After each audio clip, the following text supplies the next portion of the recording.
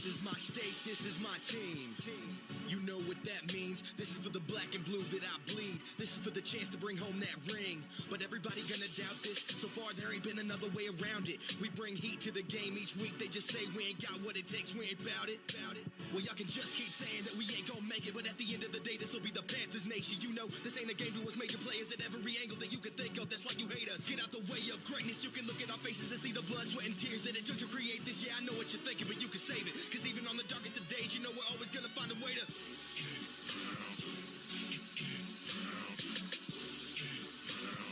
tell them what we gonna do, we gotta.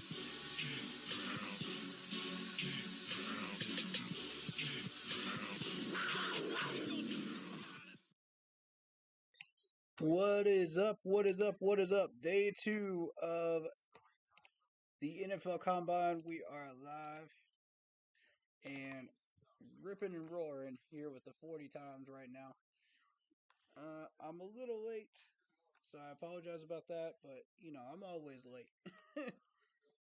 It always happens, man.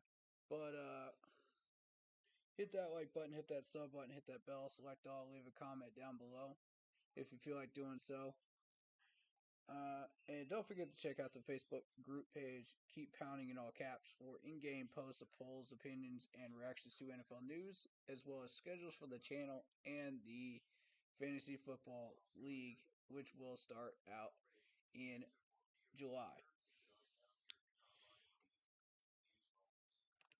Also, rip to the great Jerry Richardson, the legend that gave us this franchise. Rest in peace to the legend, man. They gave us a home. They gave us a family. They gave us so much more than we could have ever bargained for. All the new friendships, all the new family members, you know. Jerry, man, thank you. Thank you doesn't even begin to cover it. Y'all saw my comment on the Facebook post. If you didn't, go check it out. I'll be reposting it on the page. So, after the stream, I'll be doing that. So, alright, so we just had Brian Branch run the 40 here, 4.58. So we're officially getting this thing underway. I don't know how much I actually missed in the last 20 minutes here, but we're kicking it off. I think they're just running 40s in the first 30 minutes. But it's defensive backs and special teams. Now, right now, we don't have a need in special teams, but we do in defensive backs. We do need a corner. So, I'm going to be heavily looking at the drills for the defensive backs, and we're going to see what happens with these guys. We're going to be actively tracking it.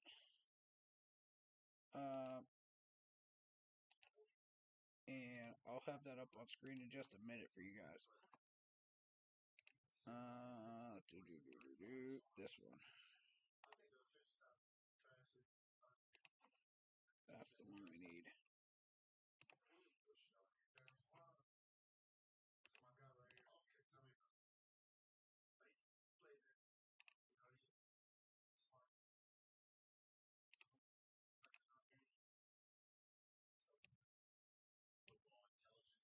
There we go.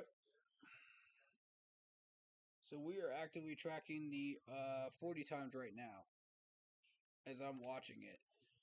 For those of you that don't have NFL Network, you can track the 40 times on NFL.com/NFL Combine. Yeah, NFL.com/Combine. And you can track, there should be a way to track it live. So as you can see, that's a 4.4 for Austin. There's Mr. Clark from Louisville. 5'10.5". He's small for a corner. 181. Good grief. He's small. Let's see how fast he is, though. That's probably what put him on the map. I'm expecting a really good 40 dash time with those stats. Oh yeah, he's fast. 442.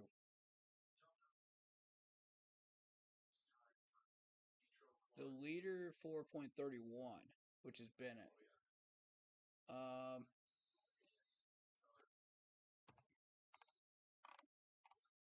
you gotta constantly refresh the page, I think, in order for all the new times to come up on there.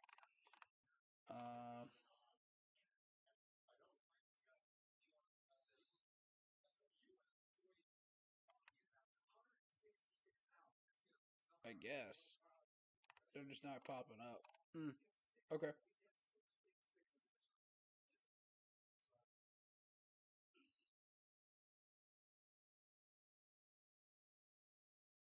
$435. Manuel Forbes.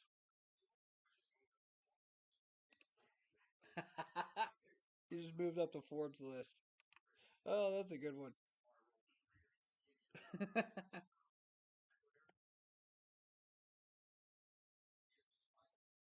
Oh gosh.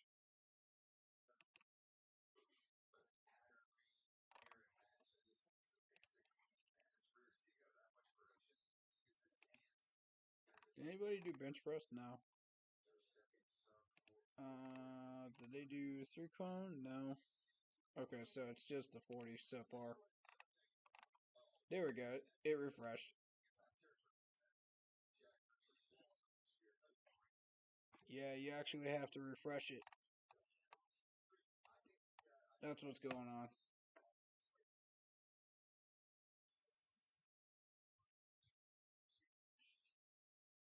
Mikey Garner, LSU. Let's see. 455.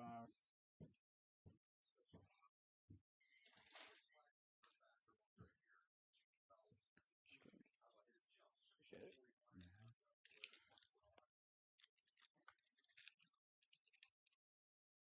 All right.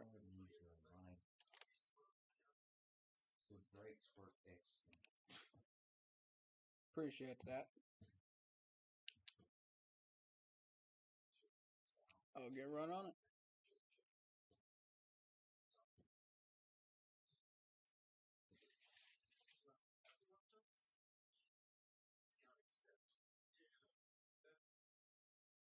Christian Gonzalez from Oregon.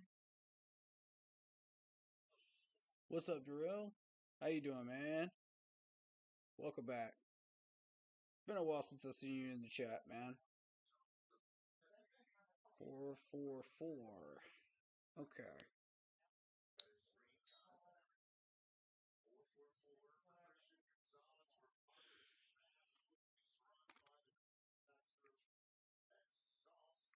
They got Sauce Gardner in the booth right now.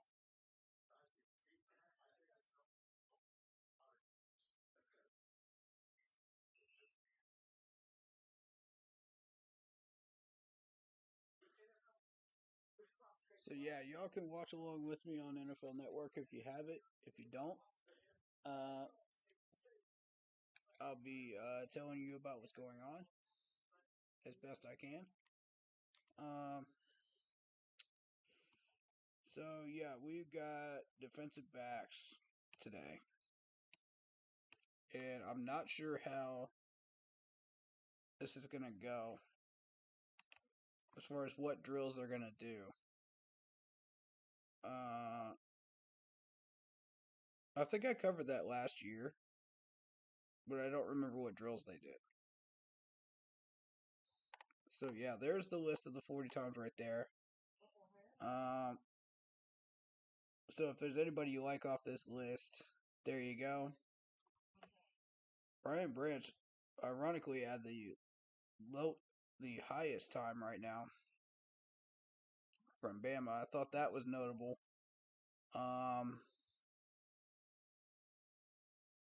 I don't recognize any of the names offhand. I think most of the corners that I was tracking last year actually did get drafted, so none of them actually came back. So we won't see any repeat names today.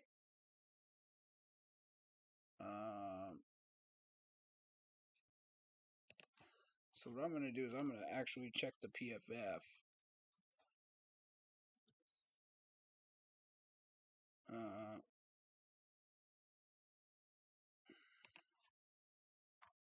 Let's just see where everybody is, as we go along here. I was looking at PFN yesterday, but now I'm looking at PFF.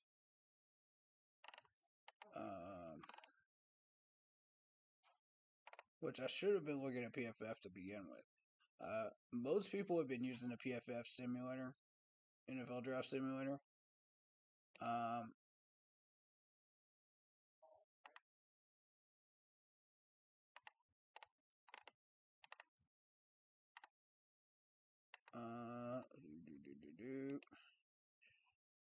At every position.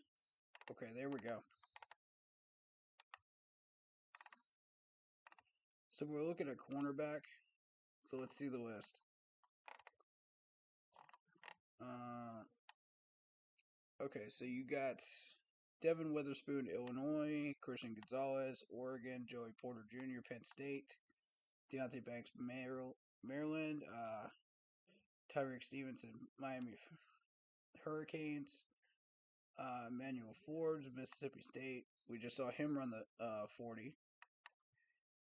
Garrett Williams, Syracuse, Tavarius Hodges, Tomlinson, TCU, Eli Ricks, Alabama, and Cam Smith from the Gamecocks. So, those are the ones that we're going to be looking for. That's your top 10 list. And that's Anthony Johnson from Virginia. So, he's not in that top 10. But we're going to be looking at a bunch of these guys just to see how they do.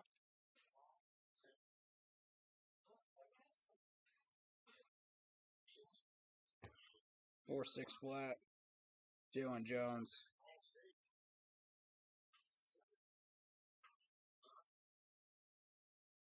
Ball State occasionally gets a good defensive back into the combine every once in a while.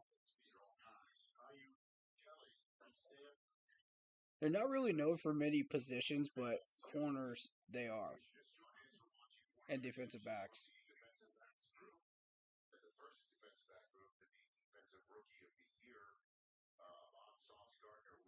Here's Daryl Luter Jr. from the Gamecocks. 5'11", 3/4, 189. So, if anybody's familiar with the Gamecocks, there you go.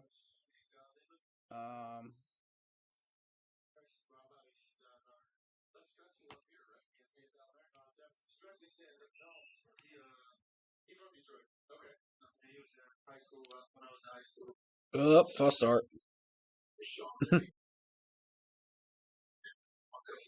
Sean Payton, the Broncos head coach now, in the building.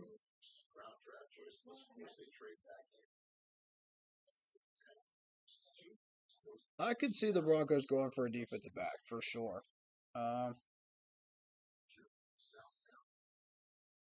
When Sean Payton was with the Saints, I don't think he really went for Gamecocks players, did he?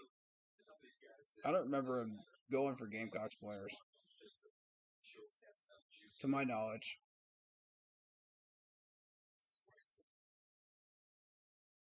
But I'm sure they've got scouts. Ooh, excuse me. I'm sure they've got scouts looking at the defensive backs for sure. Because Denver definitely needs it.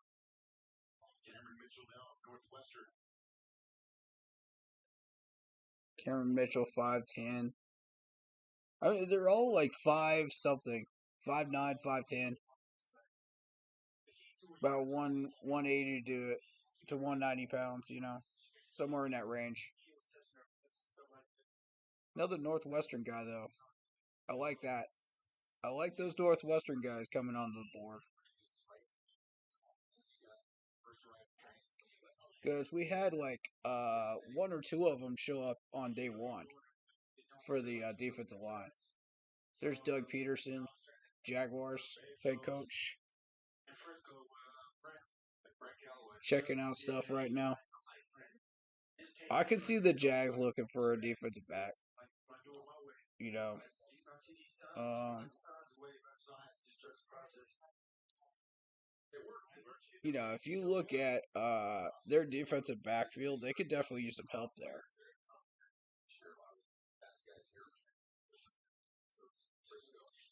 I don't know that they're going to be looking at Cameron Mitchell though. It's probably going to be like somebody else from a major school though.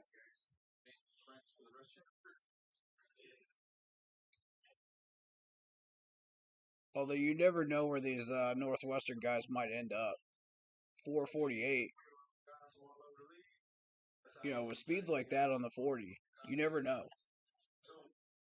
So you got Riley Moss coming up. We got Clark Phillips, Joey Porter, Keely Ringo, Darius Rush, Cam Smith coming up. So let's see what we got here. 448. Okay.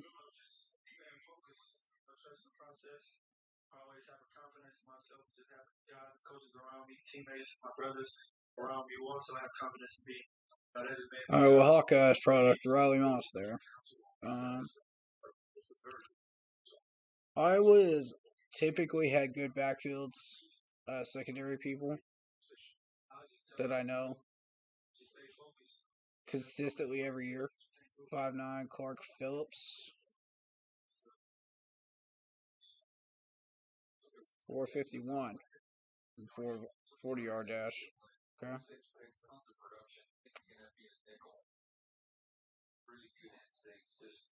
They think Clark might end up as a nickel.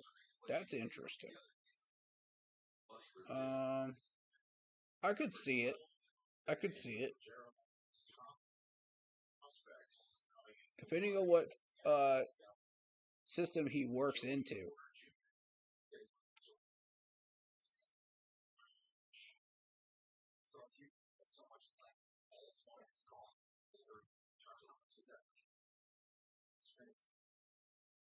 .62, that might hinder him. 447. I was wrong. Joey Porter Jr. Wow. The 6 foot tall guys, you know, the corners. That actually helps you, as a matter of fact. Because you got that extra height on you that these other corners don't have. You go up and get some of these pass deflections that some of these other guys can't get. But how good at mechanics is he? You know.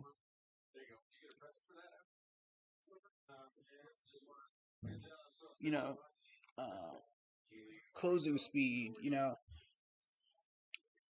acceleration. So for the corners, the 40-yard dash is everything. 436 for Keely Ringo. Okay. Georgia. All the Georgia people are doing well so far. I've seen a lot of success there from these guys. And I think that's the last of that Georgia group that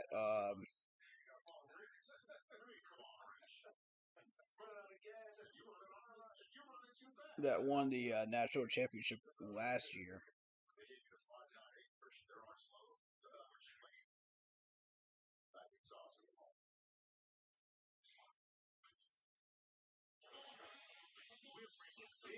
I think you might have one more class of Georgia players coming up through the system this coming year and next year that are championship winners.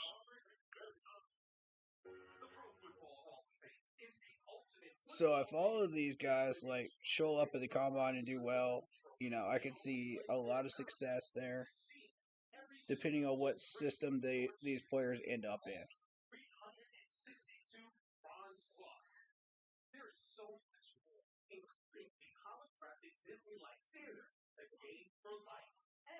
Oh, that's cool, man. That's actually pretty cool. One day I'm gonna make it a life mission to check out the NFL Hall of Fame though. I really am. That's on my bucket list for sure.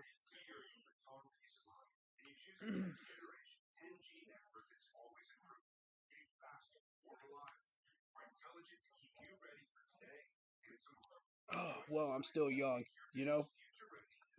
Definitely on my life list.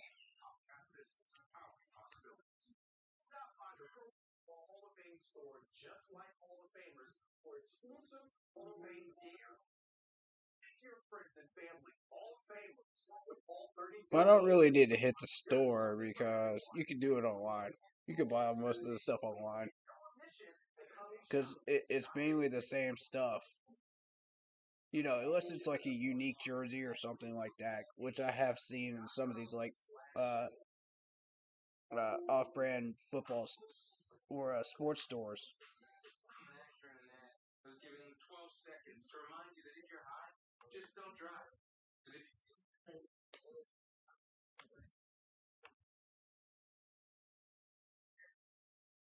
You know, so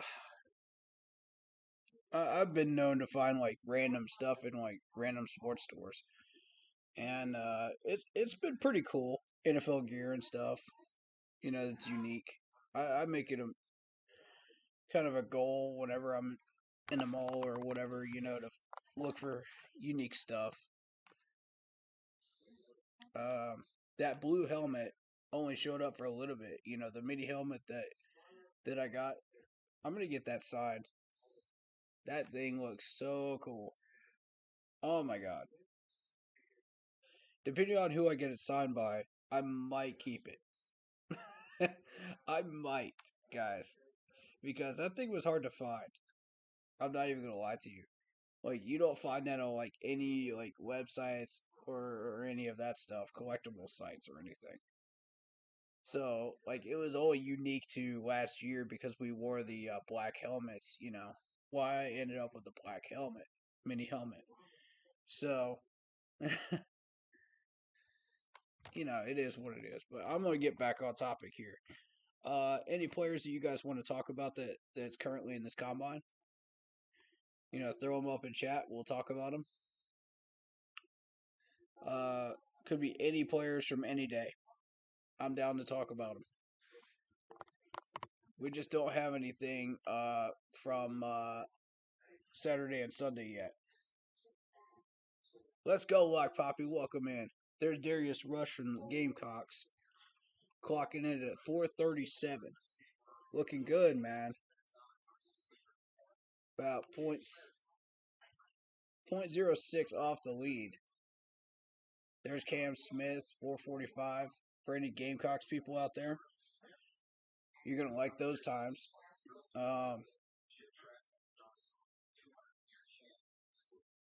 Terrell Smith, 442, respectable. Panthers had discussions with Hyatt. Interesting. Okay. Tariq Stevenson from the Hurricanes, 446.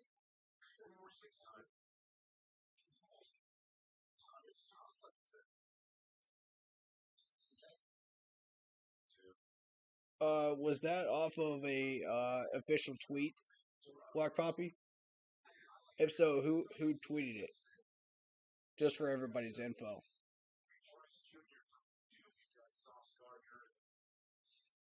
If you don't have it, you don't have it. Don't worry about it. You know, but I was just curious. There's Corey Trice Jr. Purdue. 4.51. This is where you're gonna start seeing the 4.5s, the 4.5 flats and beyond.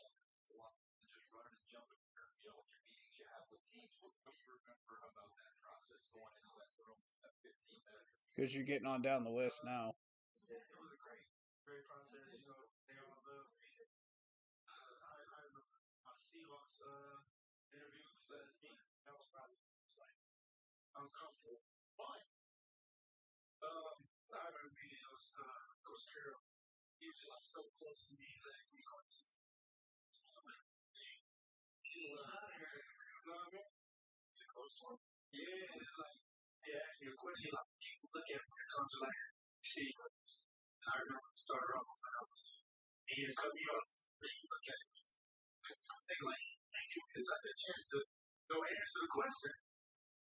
Pete Carroll.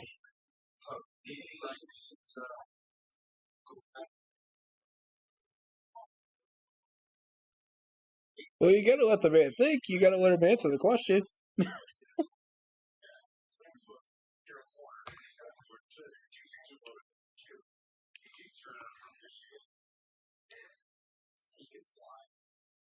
DJ Turner. Okay, some good hype about him speed wise. Let's see. Let's see.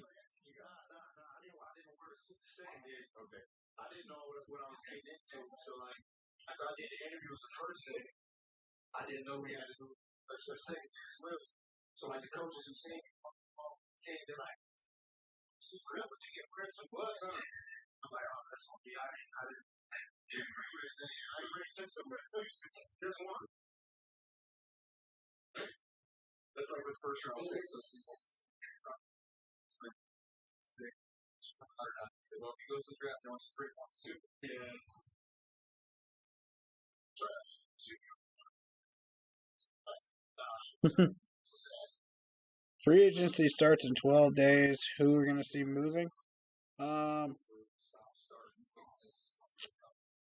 That's a good question, Lark Poppy. I don't know. 427. Okay, DJ Turner.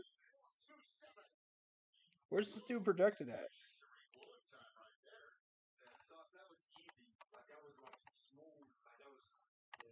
He's down in the top 10.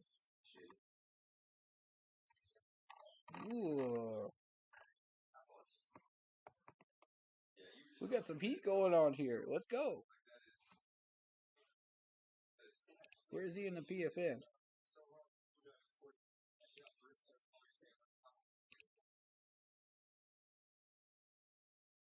$457 for Jay Ward, LSU. Okay.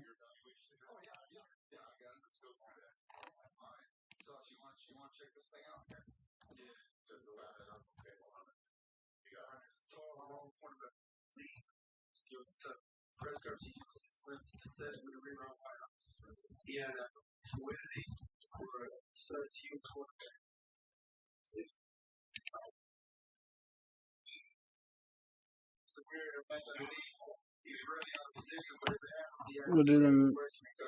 We'll do this. That's the mock draft simulator. What I want to do is that, and we're gonna find out where he's ranked at. Hold up. We're not gonna actually do the mock, but we're gonna find out where he's ranked.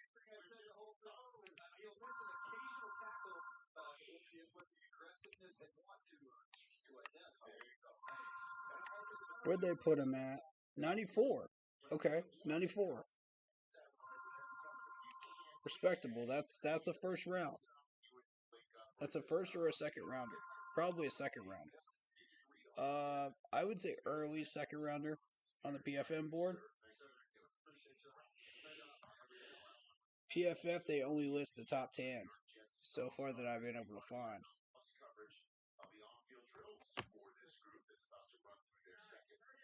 But this dude's got my attention though. That was pretty fast. Refresh this list. They're updating it as they go.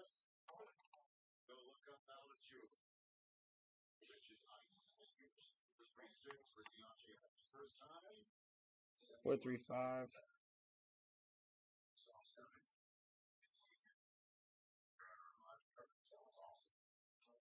Okay, they haven't put Turner up yet. They got everybody else though.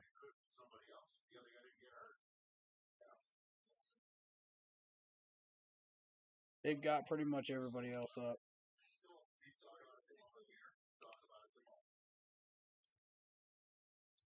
I'll get into the free agents during the break.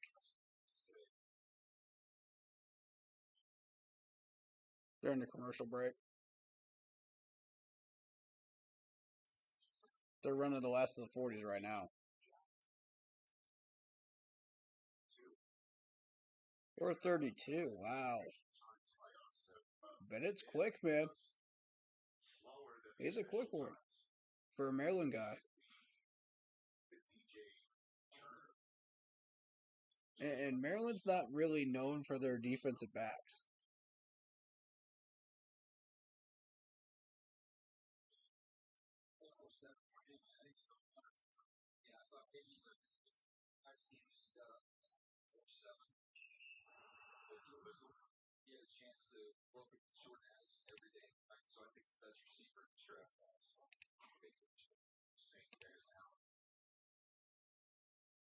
Dennis Allen, Saints head coach, in the building.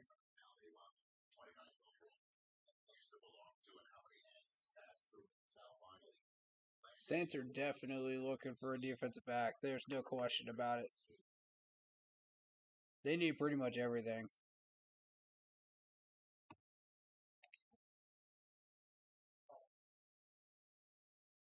They might be looking at Blackman here.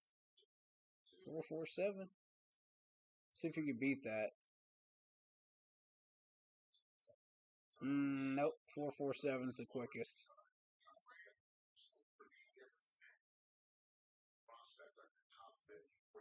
You get a Southern Cal guy? Absolutely. Southern Cal's got a good reputation for defensive backs.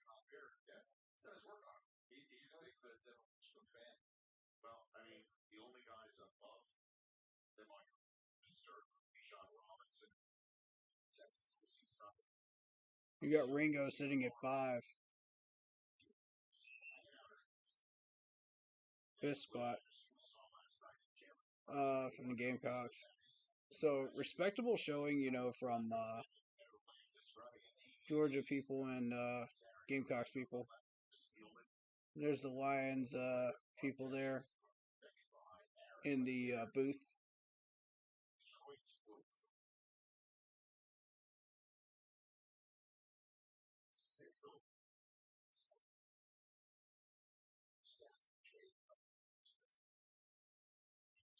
Okay, Brian Branch, Alabama guy, ran a 4.58 the first time. See if you can improve on that. Oof, 4.61.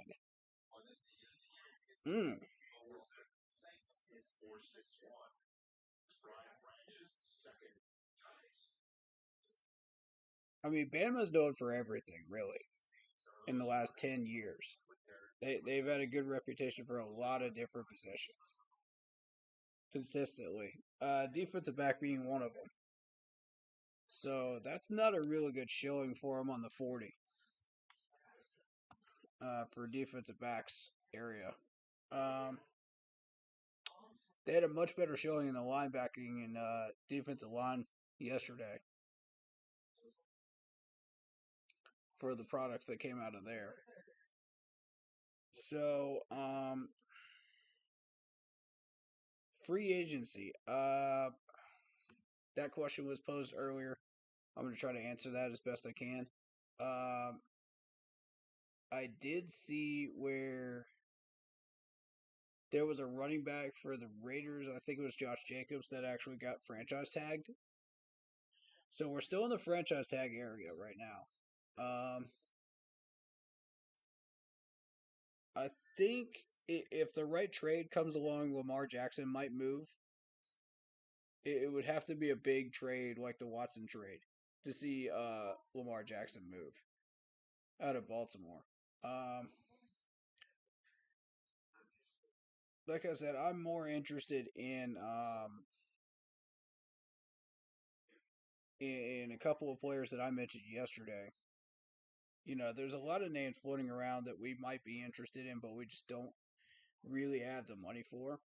But I see 3 of them that could be doable, that could turn into a multi-year contract once we get the first year signed for 1 year. I think Juju is one of them, playing alongside DJ.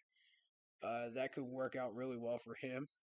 Because I did hear some complaints about, oh, well, once the main wide receiver was gone, Juju was terrible. Well, we got DJ Moore, so you put him alongside DJ Moore for 1 year, and that's basically a 3.5 year $1 million contract for 3 years. I don't know how much that would be for 1 year, and then extend him after that, but we could definitely make that work, with our budget being the way it is. And that's basically about the same amount as 2 wide receiver draft picks, in 23 and 24 on rookie contracts. or one rookie contract, would be about half of that amount, and it would still look good, on our books. We could still handle it. We'd be able to handle it a lot better in 24 than we can this year because we'll be getting a lot of money out of the 24 cap situation that we don't have this year. I'm also looking at, as they mentioned in management, they're looking at making a contract with Sam Darnold again. Um, so that will determine your quarterback situation. As far as upgrading tight end, there's a lot of great tight ends floating around right now in free agency. Three of the top five out there actually are floating around on my board as far as what I view as the top tight ends. Um, we just don't have the money to upgrade it right now. Give it one more year, we'll be able to. So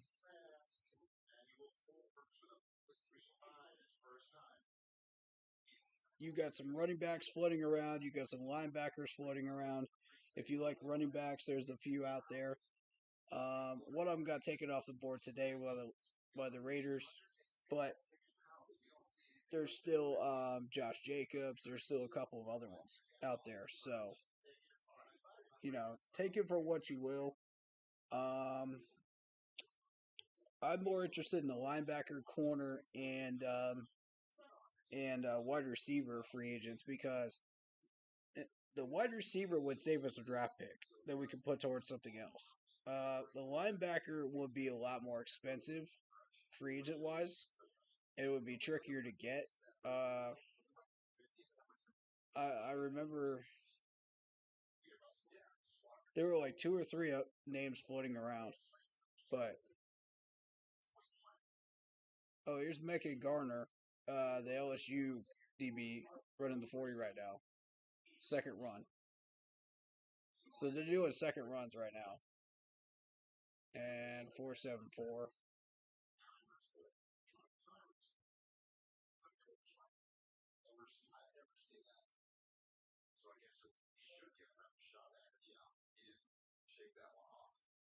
Huh.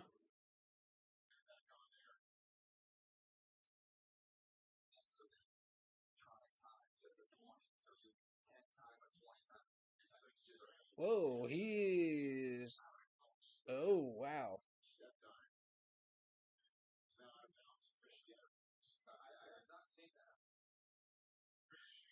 Dude was out of bounds on the 40-yard dash. Interesting. That's weird. Huh.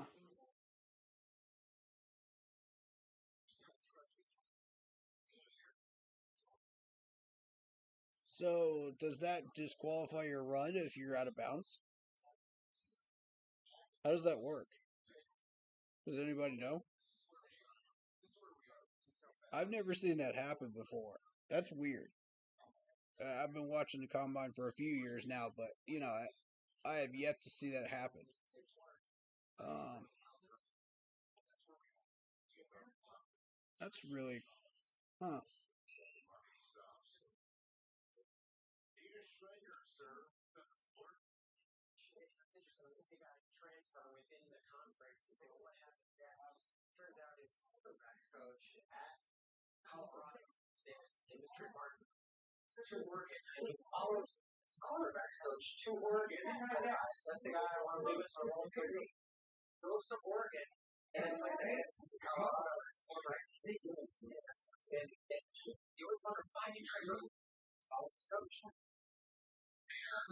I have seen players follow their coach before in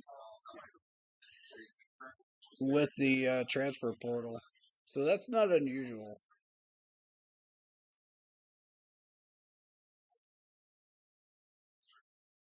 It's the same thing with the NFL. Players go and follow their coaches that got fired to another team.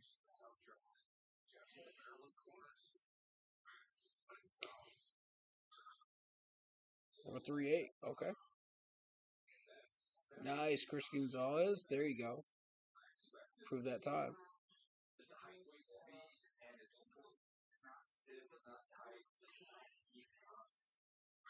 Very smooth run. I like it. For Fleetfoot.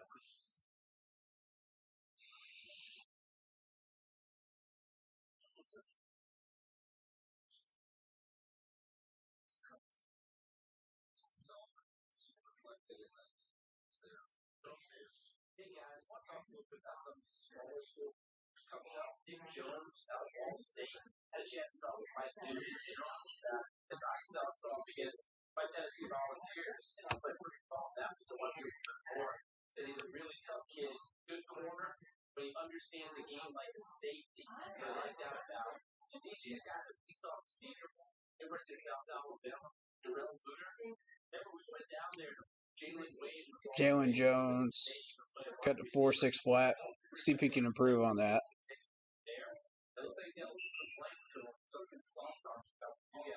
It's another false start. It's two.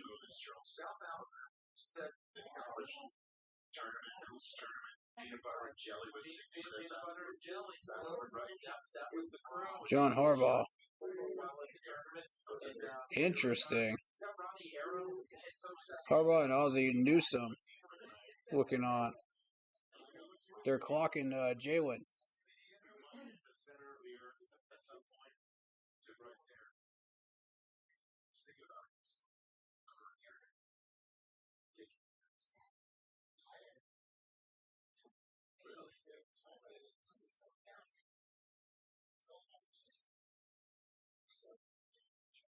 More 5.7, okay. A little bit better.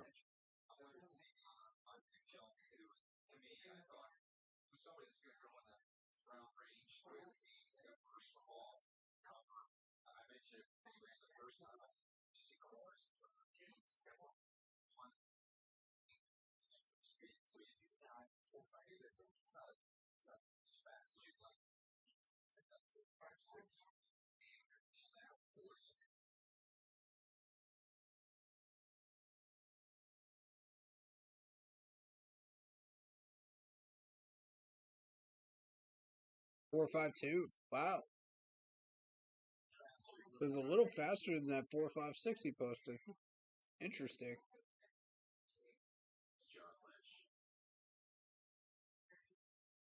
Caught John Lynch's attention.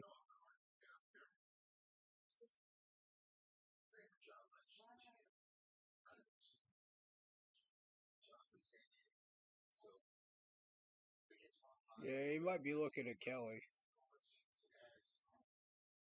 That's what I'm thinking. He might be looking at Kelly from Stanford.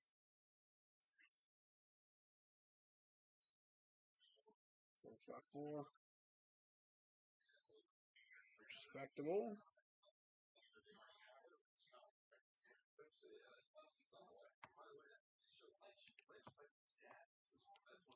I'm gonna refresh the list here.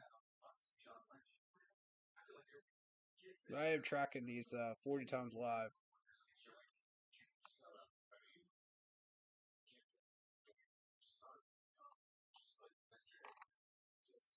There's DJ Turner at the top there from Michigan. Darrell Luther Jr. What college is that? 4.46? Okay.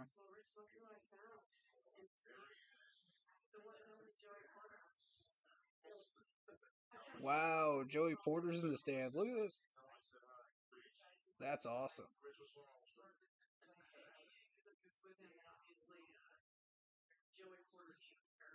I'm curious to see like how many of these all-pro like NFL players actually show up for the combines and stuff. You know, to check these guys out.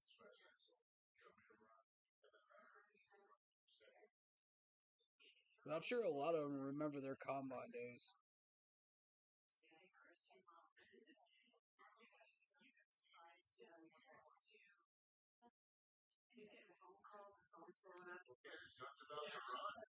So you guys advised him to stay for a senior year at Penn State. Why choose that? He played some good years of football from his redshirt year, then from his sophomore to junior. So I thought he was doing up a year.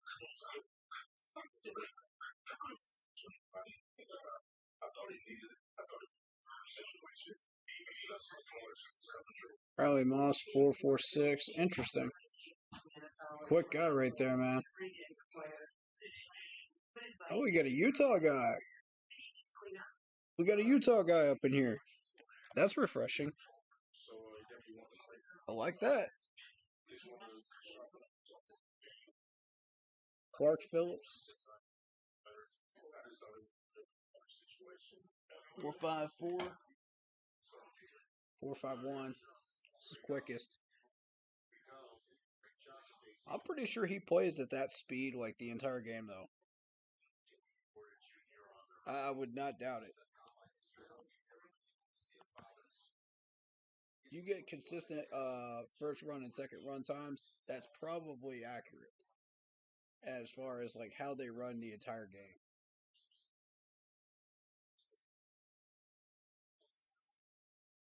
Well, some of these guys are just like trying to improve on those times, though.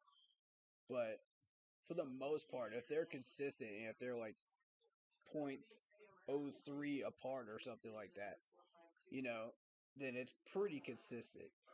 It's going to be the most accurate time you're going to come up with.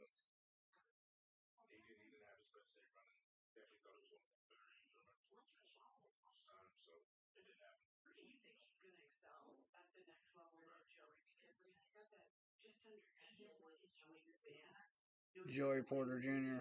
from Penn State. Oh, here's Ringo. Let's see Ringo. He ran that 4.36 earlier. I'm curious about this one. I like these Georgia guys right now at defensive back. They're quick, aggressive backs. And they've been coached up well by the head coach at Georgia and the defensive backs coach.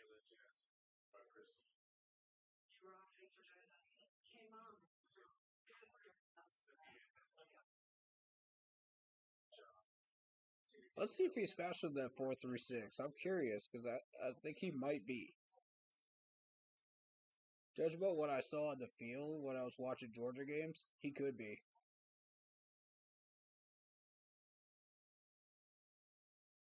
4.45, yeah. The 4.36 is probably more accurate. It depends on what coverage he's in and who he's trying to cover. So,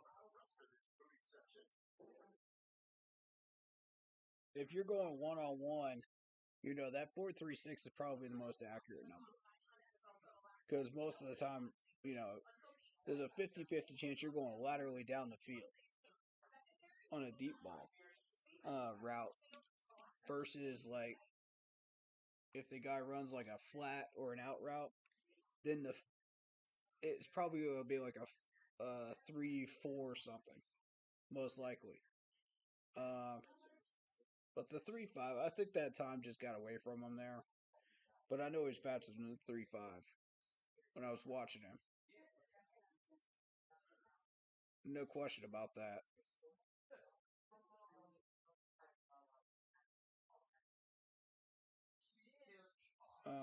So let's see.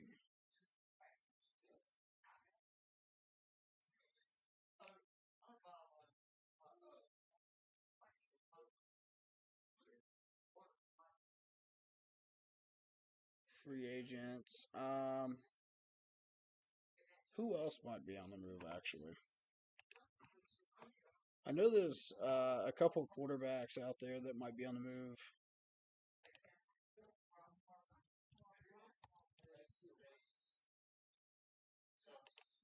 Free agents 2023.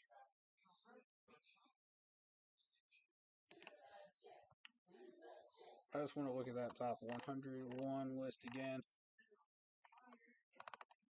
Yeah, there's Geno Smith on the board.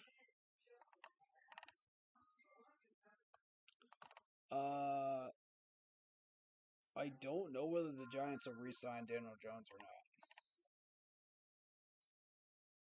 not. We're supposed to meet with Derek Carr a second time after quarterback evaluations.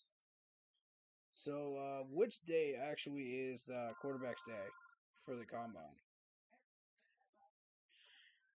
Isn't it supposed to be like day 4? I think it's day 4. I think it's Sunday. No, Sunday is offensive line, isn't it? Okay, so it's probably tomorrow.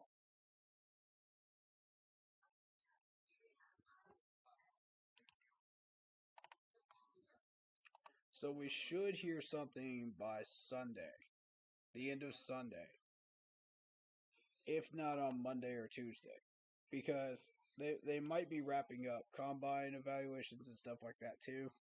So it's not just like quarterback discussions, and evaluations.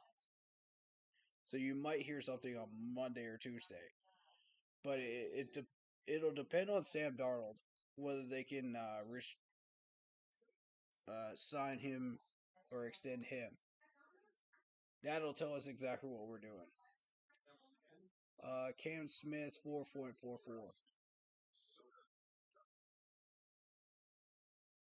Ooh, Terrell Smith 4.42 on both times. Okay.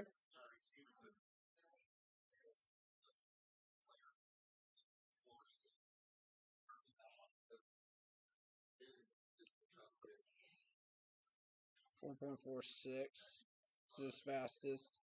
Okay.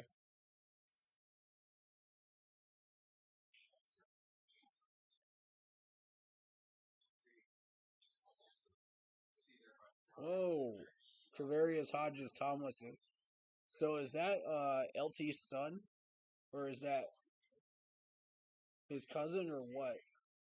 Is they're related in some way. I don't remember what.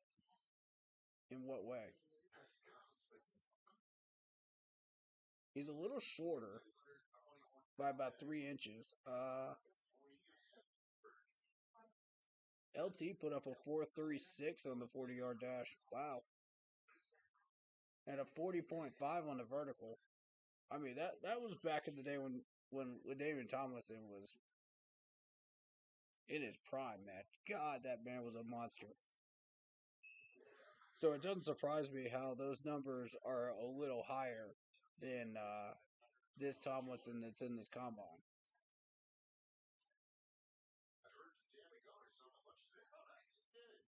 Dan Marino. Dan Marino is in the house, the legend himself.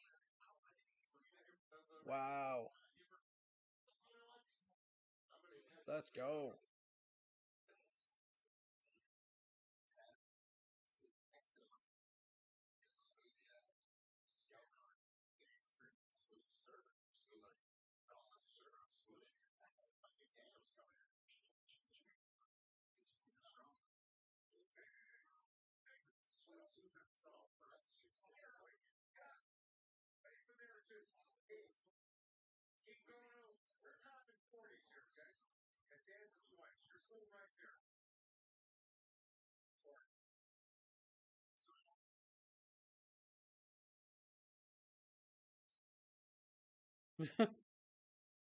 What in the world was that about?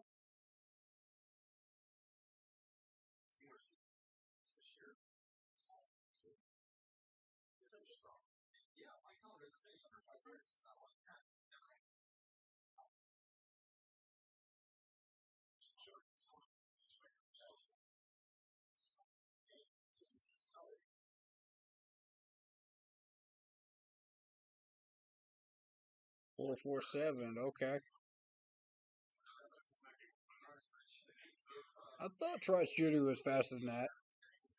That 4.51. I thought so.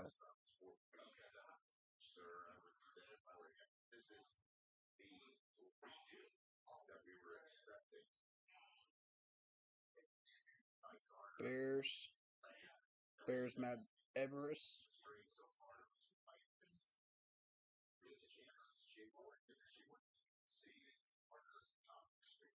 GM's in the building. So the Bears, I would think the Bears GM would be in for like all 4 days because really you need everything. I don't expect a lot of these guys to stick around through the special teams, but you know, because not a lot of them really need special teams help unless you're looking for a new kicker or a new punter that might be coming up through the draft. But those should go pretty quickly. Um, those drills should go quick. I don't expect those to last too long today.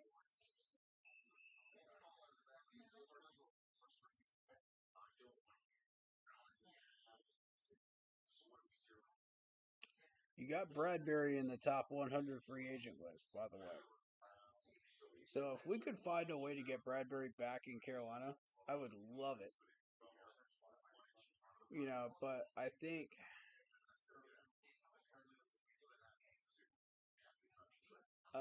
did they officially franchise tag Josh Jacobs? I think they did. I'll have to check on the bottom line because they mentioned him. Ooh, Davenport's out there. Okay. Tremaine Edmonds.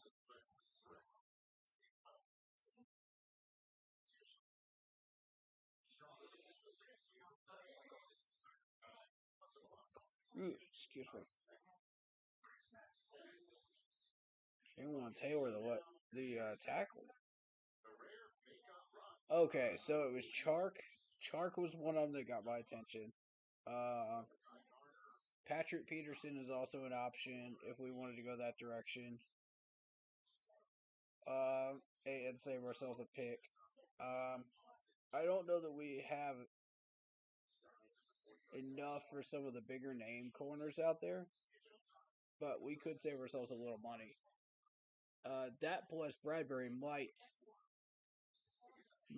take a pay cut, to come back to Carolina because if he sees what we're building here and he likes it, I say give him a call and see if he likes it, and if he shows interest, let's see what those contract talks might be like, you know.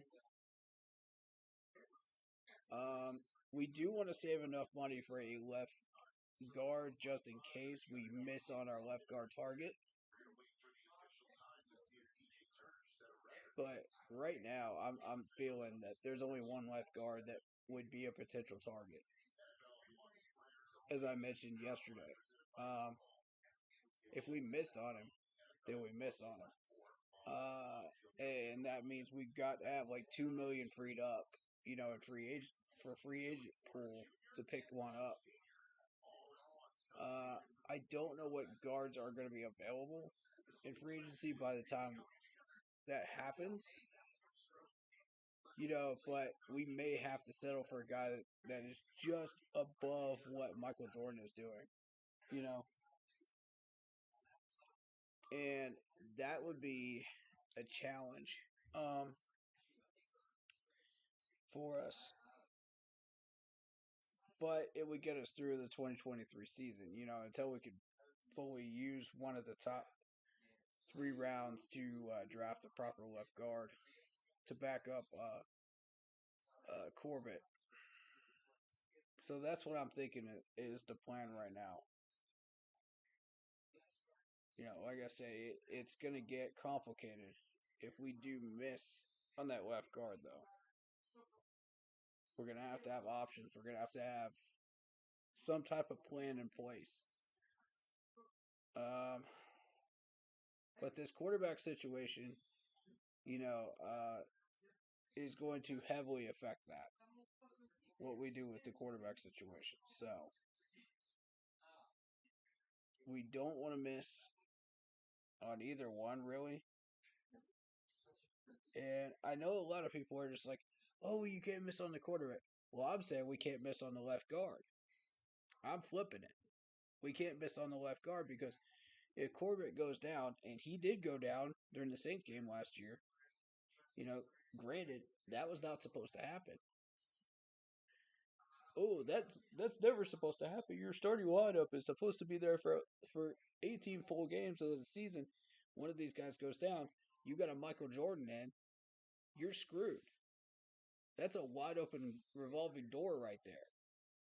So you got to replace that. These people don't understand this, and all I'm hearing from the Facebook groups pretty much every day is, "Oh, you need this quarterback, you need this quarterback, you need this quarterback." They never talk about the depth chart on the offensive line. Never, never once.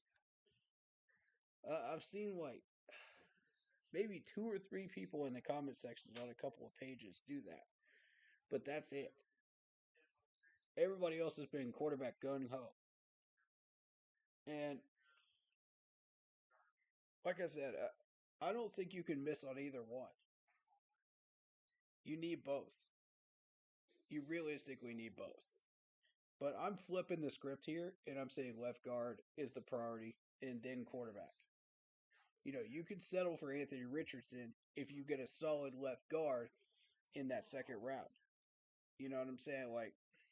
But the tricky part is getting that one left guard in this draft and not missing on him. So it gets complicated, guys. It gets real complicated. It's not as simple as just draft a quarterback right now. And I wish it was. I really, really wish it was. That would make things so much easier, as far as planning for what positions to draft and when. Um, what rounds to start looking for these guys at. But like I said, if you miss on one of these guys, it's trouble. And I think we can go through 23 with Sam Darnold, PJ Walker, and Matt Corral again, running back. But if we absolutely have to. But you like to see that upgraded, of course. So here's Doug Peterson, Jaguars head coach.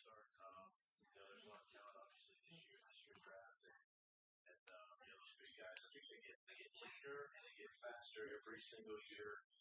It's amazing to me. Look at some of those linebackers, those edge rushers.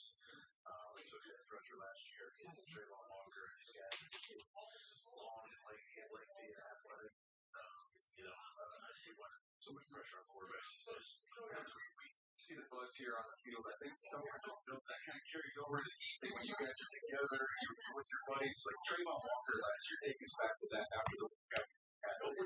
What's the conversation like? Yeah, obviously there were several guys in last year's draft that could have been that spot for us, and the more we dove into Trayvon after he worked out here, Excuse me for just a second, guys. Had some guys down there, just get poured into the process, just came away with.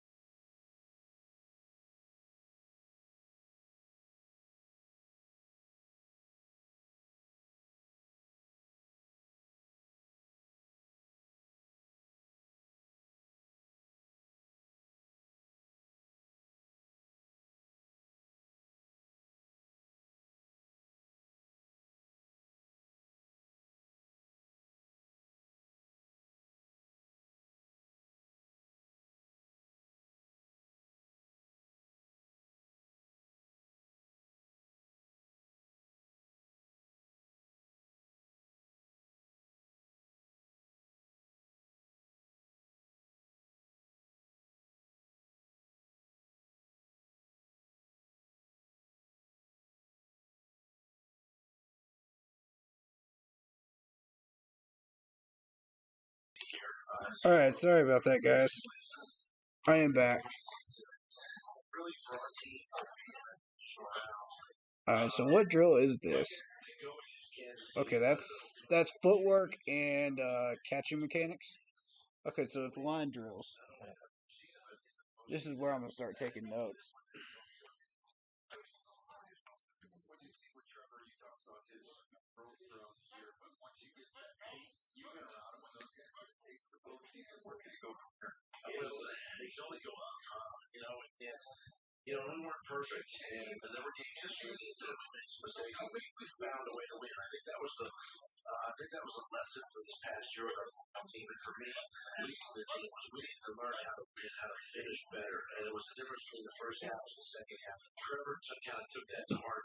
There was a game in the middle of our So you're looking at smoothness, you're looking at the footwork, you're looking at when he came away with that, saying, I need to play better. He owned up to it, and made a conscious effort to do that. So we're just excited now. Year 2 for us, but year 3 for him to really see his potential even get higher. And we're excited about that. And then just in your time at the you mentioned year 2, Kansas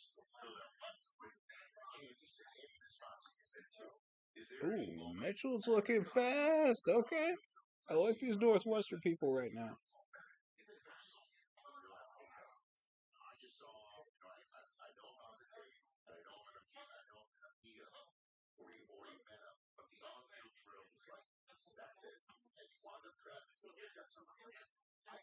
Okay. Looking at Ringo. Arizona, there was a quarterback there. He came back into the building and he said, Not really flashing the feet there.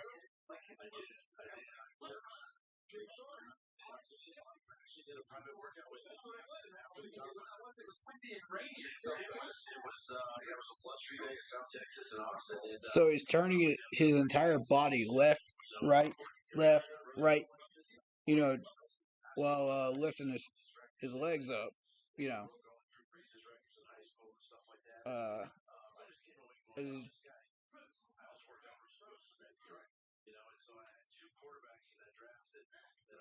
and then they catch the ball while they're running back the other direction.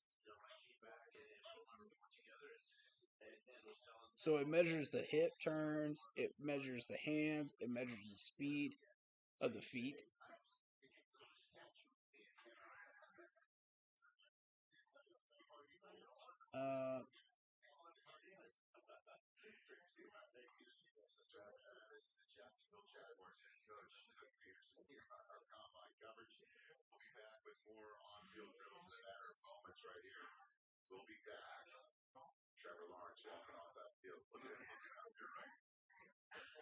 Dude, Trevor Lawrence knows, man. He knows.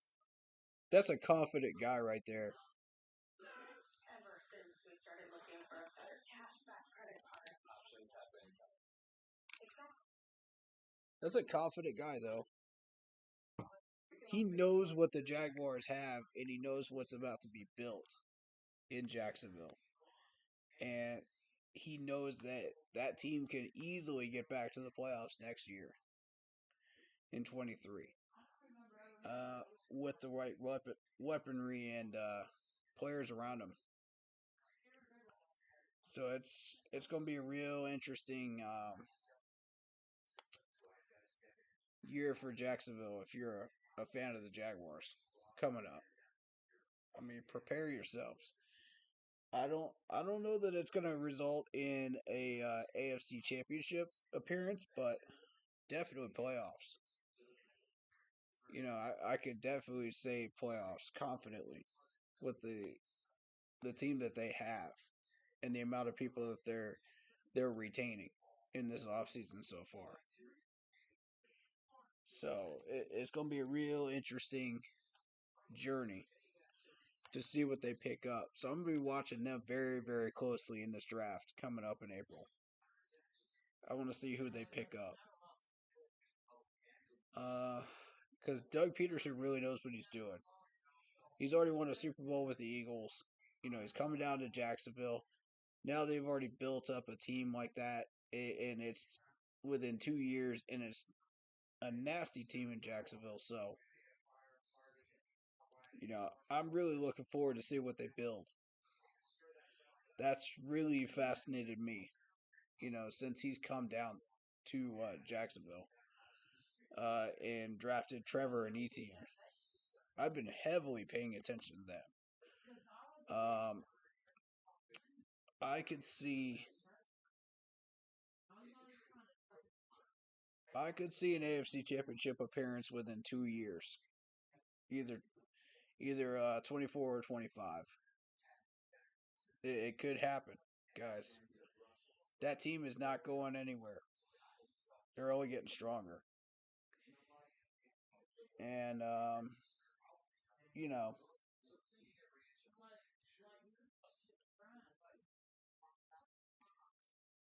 the thing is when you start building a team like that, it's got to last. And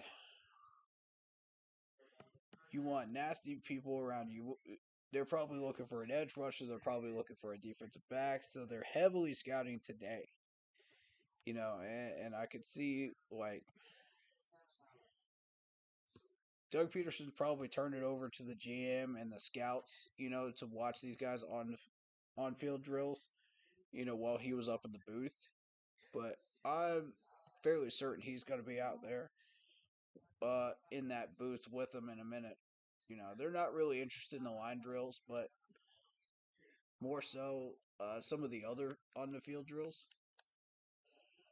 And this is your second group, led by Tyreek Stevenson.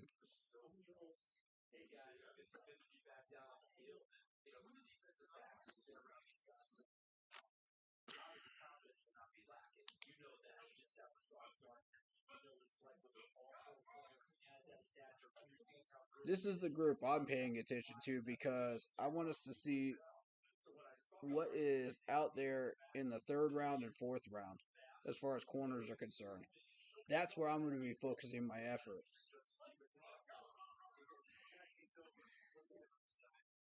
Because if we jump too early in a corner, we miss out on something else that we desperately need, and we have to downgrade on that. That's not efficient for what we're trying to do draft-wise.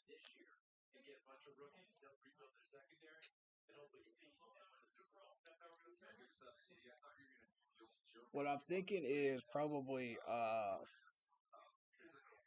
late round third or early round fourth.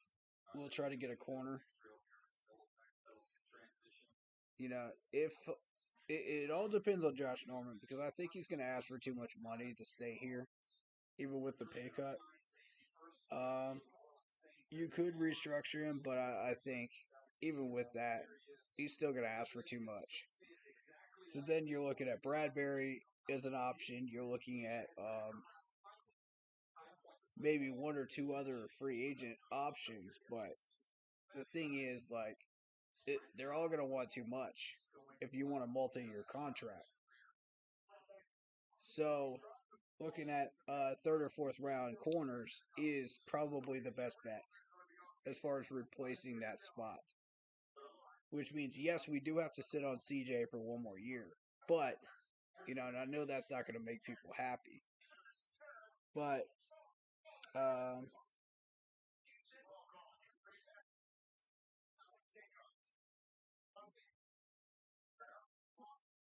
hold on for just 1 second here. Trying to get the drill name written down. Okay. Yeah. As I was saying, I know that's probably not going to make a lot of people happy, but that's rookie contract, and it's going to be a lot cheaper. Plus, we'll have a solid guy. If you draft well, which Scott Fitterer knows how to draft these guys. Transition. Okay. So backpedal and transition is the drill.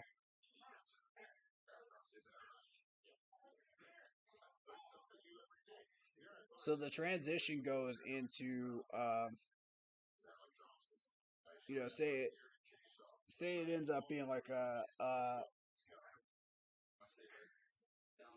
deep pass, and then they curve out to the right side, on a deep out route.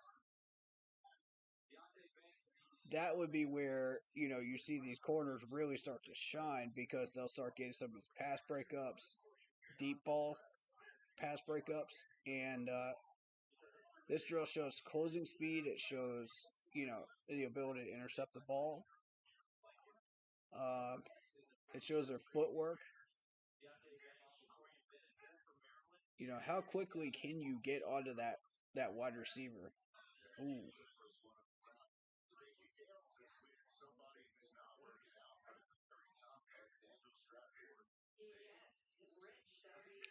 I'm looking for somebody that stands out in this drill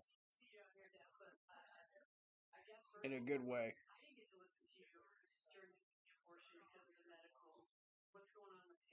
All right, Brian Branch. I'm looking at Brian Branch. Let's go. Brian Branch has not had a good day so far. And it continues. He was way behind that ball.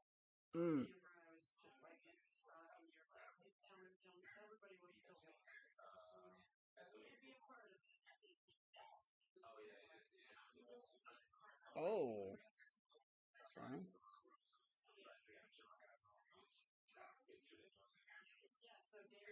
Cincinnati guy here.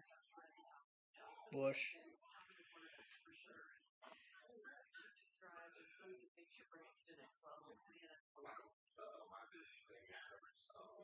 Tarug. Clark. Louisville. Oh, nice. Nice recovery. Okay.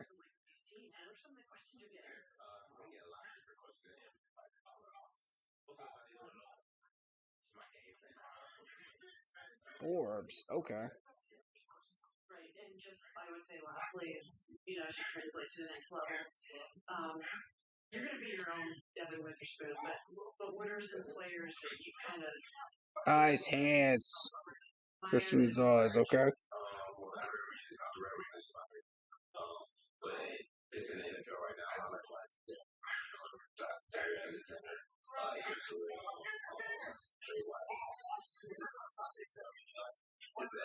Oh. I'm supposed to wrap up, but any targets for anything specifically for your pro day that we can look forward to? Jalen Jones. Appreciate you joining us. Thanks, man. Rich, back to you. Thanks very much. I'm sorry, Stacey, I have to talk to my love it. He's the best, man. He's going to be really, really good. Nice hands, Nick Jones. For a Ball State guy, that's really impressive. I'm not used to seeing Ball State people have hands like that.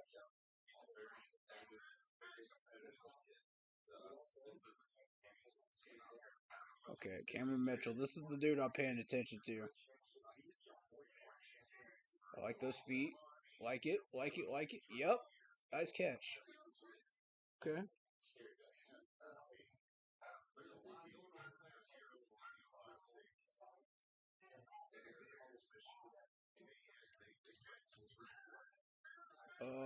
Riley caught that behind him.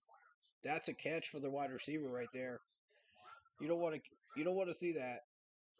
You want to see him catch it in front of the. There you go.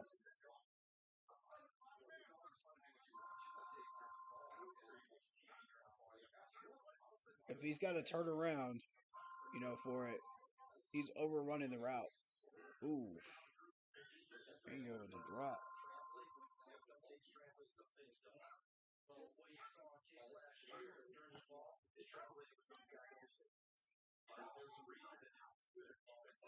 Oh. Darius Rush. That ball went right over his hands.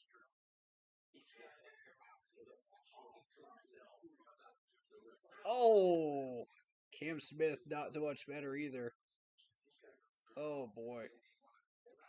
That's a catch for wide receivers right there, both of those.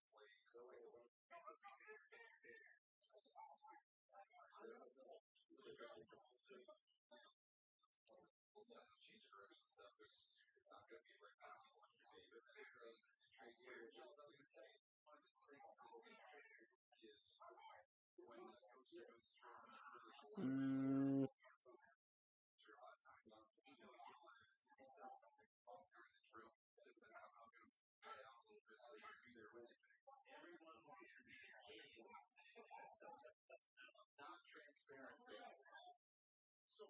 okay. Does anybody know how Tomlinson is related to Damian Tomlinson, the uh, the combine player that we've got here? Is he related to LT in some way? That's what I want to know.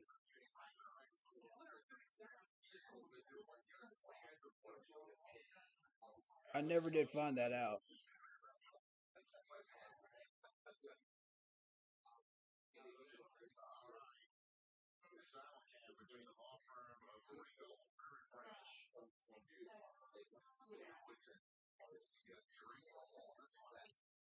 Ringo is faster than Brian Branch and Joey Porter.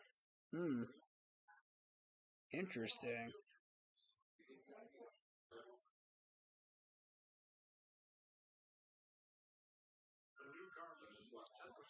See, that's exactly the point I was trying to make. Yesterday is you could have a great 40 time, but if you can't show your mechanics on the field, during the field drills, your your draft stock is going to go down. Point period. Point blank period. Because these guys are are not just looking at one specific thing, such as the 40-yard dash. They're looking at both. So if you don't have those skills showing up, they're gonna look at you like, well, he's not the complete package. See, that's gonna cost you a couple of spots in the draft, maybe a round in the draft. You're gonna go down to the next section. Um, that's why these combine drills are so important because it separates the strong from the average guys.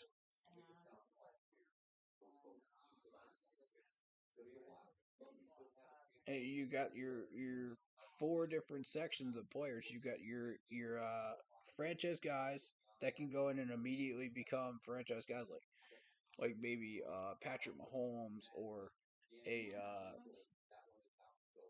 or a Luke Kuechly type, that can immediately come in and start doing stuff for you. Then you got your starters, that can come in and be a starter, trial by fire and do just fine. Then you've got your guys that need to sit and learn for about a year, before they can come in, and really make a huge impact for you, which are your day two guys for the most part, day two and day three guys, and then you got your guys that just stay on the roster, 53-man roster or practice squad guys. So um, depending on how these guys show up in uh, these combine drills and the OTAs, you know, how are you looking, as far as interviews are concerned with the coaches and GMs? All of that factors in, all of it. So, if you know, some of these guys may show a really large productivity on the field, but fail the interview, and don't show as much knowledge about the game. And I mean, that was common back in the day when they were doing coaching interviews. Because a lot of those coaches had like very specific ways of doing things. Like say Pete Carroll did, uh, his system was very specific. So was John Fox's defense. So you had very very specific systems that you were running and ways of doing things. And some of these guys, if you don't show the knowledge, but you got productivity on the field, that's going to cost you a pick or a round, where you're going to end up dropping from a day 2 guy to a day 3 guy.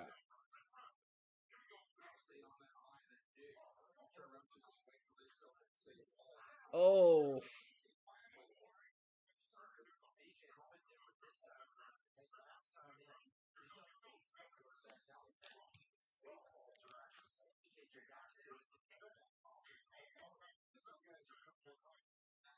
I'm not interested in Daryl.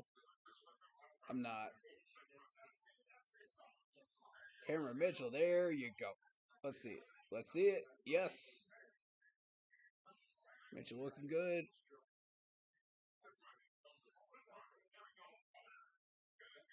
So they're basically switching sides now. So if you weren't as good on going out to the left side, now they're going out to the right side.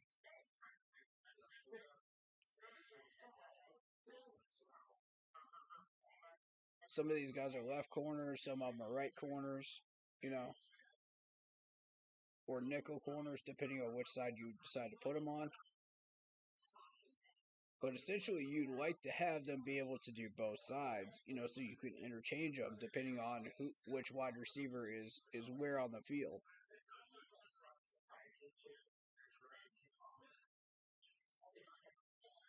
Oh, better rush. There you go. I need a strong shoulder from South Carolina guys. Come on now. There you go. Much better, Cam Smith.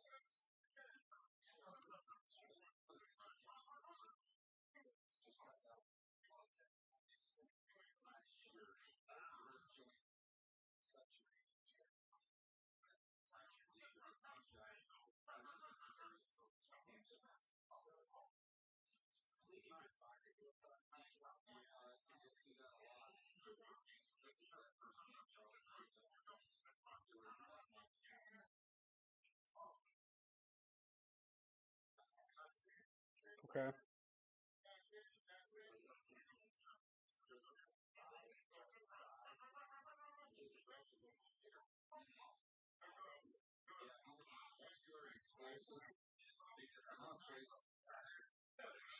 All right, so here's Jay Ward. It's an LSU product. It's the one I'm looking at. Oh, that's a catcher or a wide receiver. Come on, Jay. Can't be tipping that. Can't be tipping that hot ball.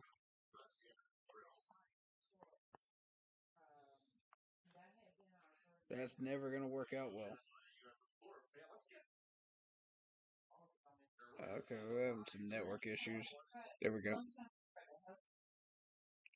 So that was a underthrown ball to him. And you're not going to get a perfectly thrown ball. It's going to be random.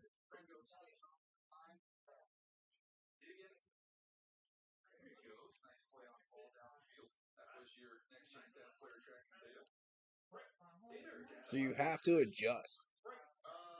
You'd rather that ball be underthrown than overthrown.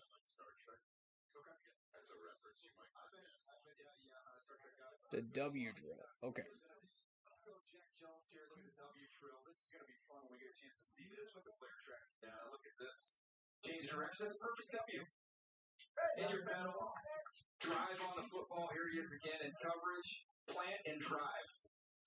No wasted steps in your transition. Coming forward. Stay low. Drive out. Look at that play off the football. He was a ball hawk at Arizona State. And made a ton of plays on the ball early in his career. So now they're showing you the W drill, where it's no wasted steps. You get back to it and you get on it.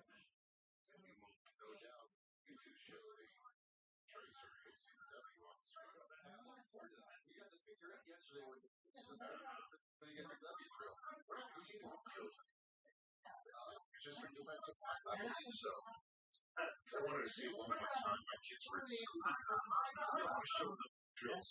Just drill them. My son seen how picking towels off the ground. He graded on it. So I wanted to show them. You got one more year. Next year. Constantly saying picking towel off. See, Brian Branch, I wasn't totally shocked by the top end. Faster, but that's not who he is. He's quicker than fast. His eyes and his instincts are what his game's all about. That's what I figured. I figured he was faster than that. We start looking at times that are really good and just fine for people, kind of thinking that they're slow. Because other people are running so fast, Brian Branch right where he needs to be. DJ, very quickly, sir, I'm coaching points on this W. We went through this, Rich, you remember with Dion? I don't know, the T-step, okay? Are we T-stepping? Who's caught my eye in day 2? I don't think I've seen a single T-step. The first one was a T-step, Charles. Yeah. So Cameron Mitchell from Northwestern so far.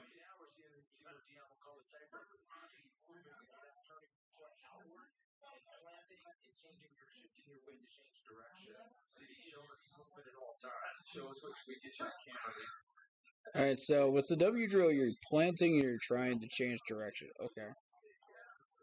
So.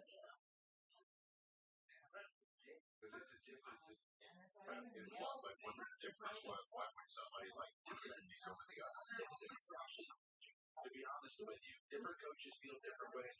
Some think you want to get that to the foot Oh. and turn it outwards to change your weight and have a solid base in order to do so you don't skid out. See right there? That's why some coaches don't like it. Like the typewriter, like the kids skid out instead of being able to plant solidly to change direction. But I want to see if they have any. Sounds like kind of not a scientific. Do you have any pop your plant drive? Okay. Yeah. Corners. We're doing defensive backs today. Oh, Nick Jones. That's another drop ball in these drills, man. Come on, Nick. Oof. I'm not interested in Daryl Luter Jr. I say pass on him because of the competition that team faced. It's just, you're going to see those numbers inflated because of the conference he was in.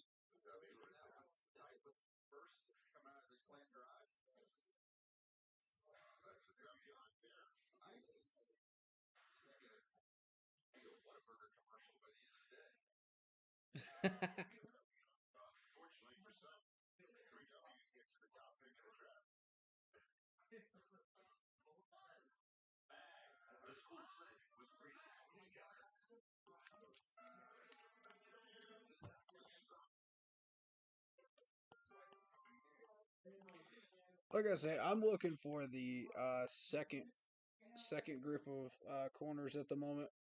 We're choosing from the second group because that's third or fourth round. That's your day 2 people, and that's exactly what we are hunting for. We're looking for a number 3 corner to fill that spot that Josh Norman might leave or CJ Henderson might leave. If we have to trade him, we got to fill that spot. So it's a spot that you can kind of wait on because you have J.C. Horn and you have his opposite on the other side of the field, Dante. But you've got to make sure you get somebody solid. That way, if one of those 2 guys goes down again, we had JC go down with injuries. Dante went down with injuries years ago too. So before we got him back.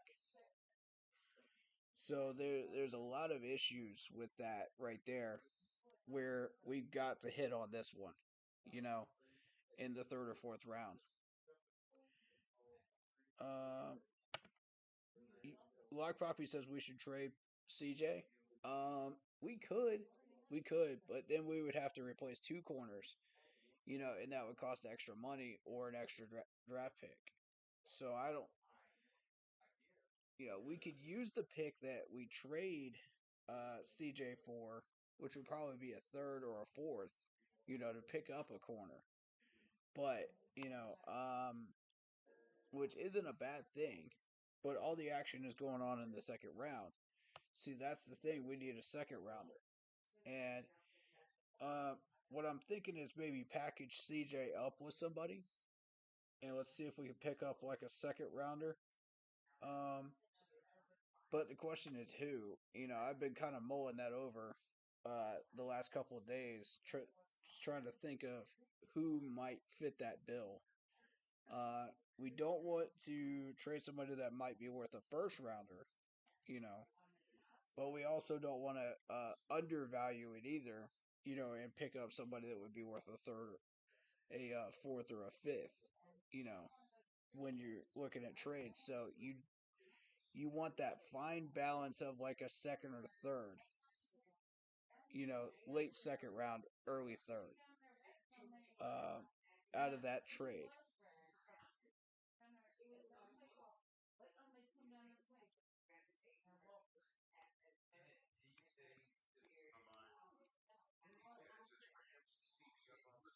And there's Jalen Ramsey. They're showing him 12 on the vertical jump. It was like a 11 something maybe. But Jalen Ramsey's name popped up as a potential trade that we could go for.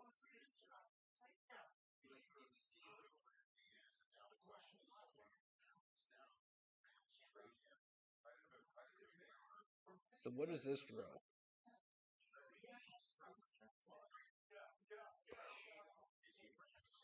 That looks like an out route for a wide receiver. So you would you're guarding against an out route essentially. Knocking down passes, maybe picking one off, forced incompletions.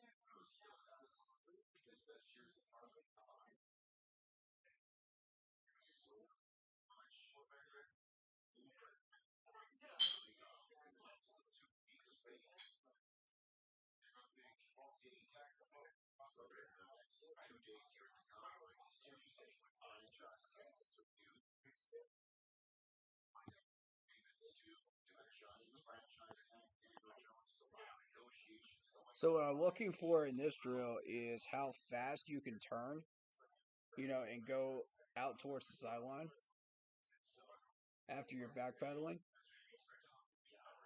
That's what I'm looking for.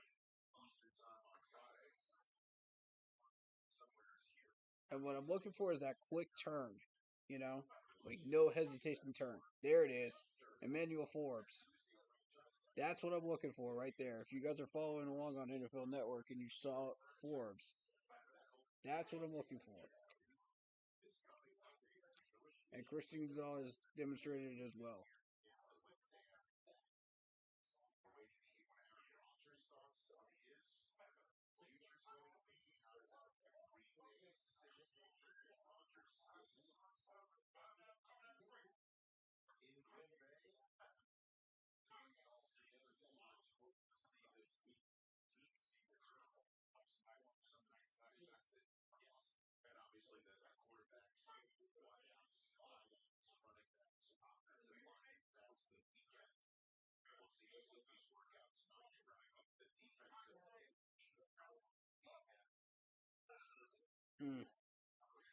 Daryl Luter Jr. is just not having a good day.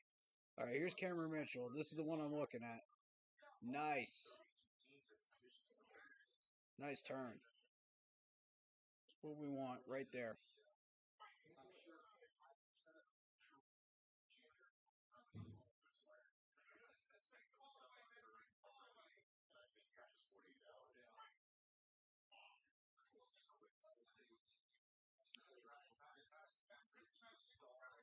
Shark look good. Ringo look good.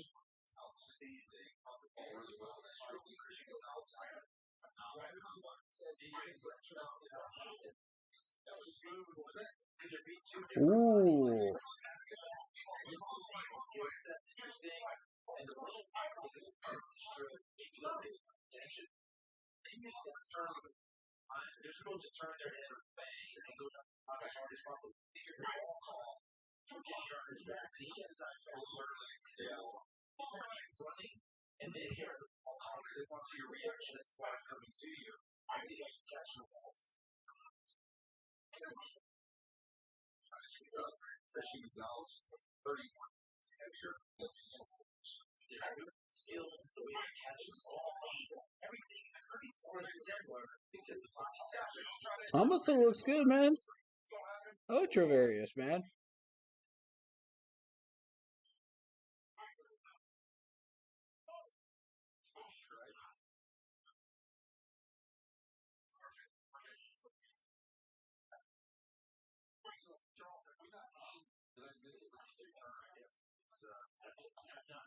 Totally shut down after the 4-2-6 that he posted. As of the official time, that's Wolverine, man. All right, let's get ready for a couple different Drill Austin drills here. He's got 2 drills at the combine. That's showing you're a good football coach. It's like, look at what that looks like. Drill Austin drill. Here's the second one. Austin. Chance to test that change of direction. Sauce Gardner is going to be our first example of this drill. For a big corner, staying low and be able to explode out of that right here. Charles talks about to where get your eyes football located, staying on that line. Here's some of that change of direction right here. Sauce Gardner, a lot of times you'll see this when you have to cover quick routes. You have to be able to open up and change your butt to the sideline there. Drive on football. Yeah, see, these Travell Austin drills are very, very important because that can make a difference between a wide receiver having at least 2 steps on you and easily catching a ball, or you as a corner, could get in front of some of these balls and pick it off or break it up along the sideline, for a corner drill. So.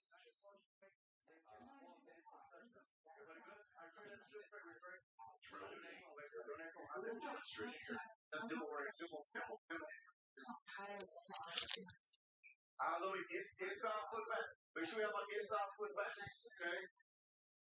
Breathe. Pedal. Flip. Run. Drop. Coming back down. Ball. Make sure we finish. Okay? Don't cut me short. If you cut me short, I'll bring you back. I want to see you run and then drop the weight full speed. Everybody good? Okay? First get up. Pick the roll. Derek Ainsley and the Chargers. Good. Back up. Here we go.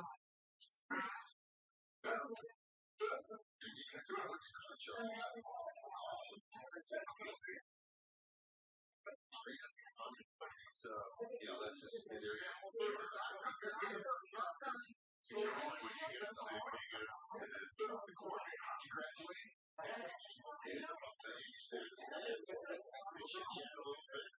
He's working there on the phone. He tries to look busy. The guy got to get working. You got to get his defense clean on their line. Open and run. I need more run now. I get enough run. More run. Here we go. I feel the same way, man. I'm not seeing enough run out of that break, man.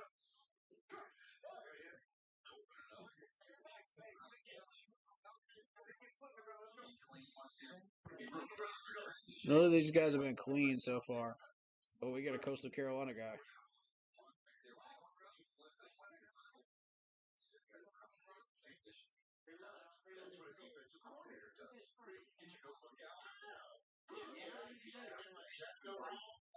That's it, bro. That's normal. He's doing it work, but you sit way off. I think this is your point. That way, by example, get down there. And get small now. And show my new position to go. Let's go. Yes, sir. You asked about your DJ Turner, Michigan. Yes, sir. Just had a chance to talk to him, and great job. This is a great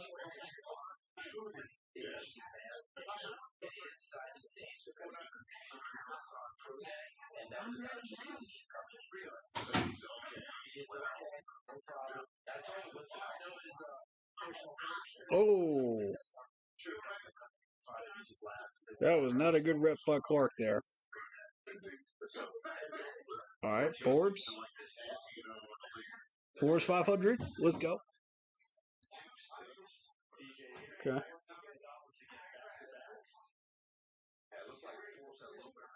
I want somebody that's gonna catch my attention here, man. Come on. Oh, that's okay.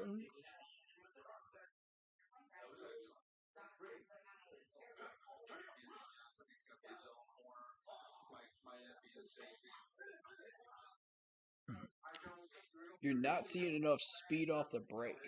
See that? That's the thing. Back pedal, turn, back,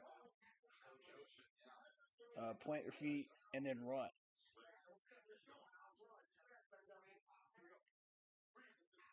And I'm not seeing it enough of a.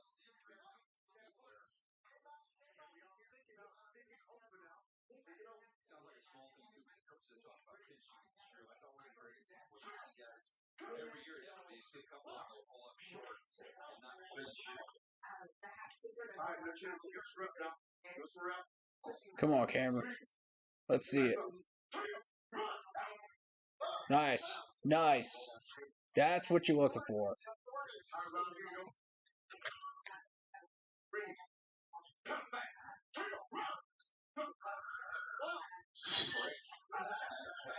Okay.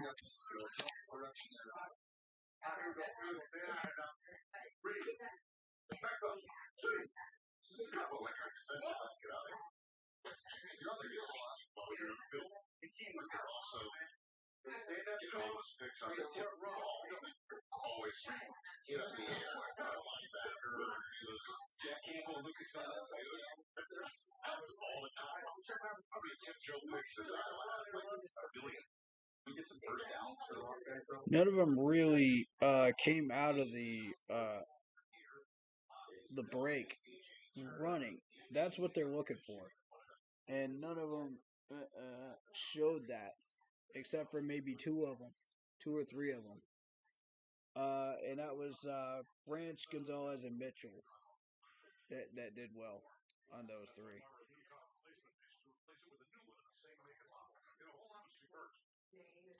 And again, Mitchell from Northwestern. I'm really starting to like this dude. He's starting to excel at some of these drills here. That'll up his draft stock.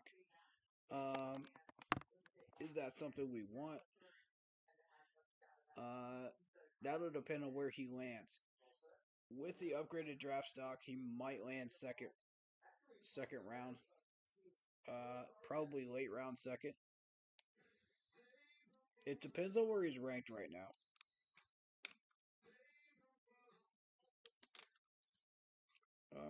So that was drill 1. Yeah, that was drill 1. I don't know what the other drill was that we were looking at a minute ago. I missed the name of that one.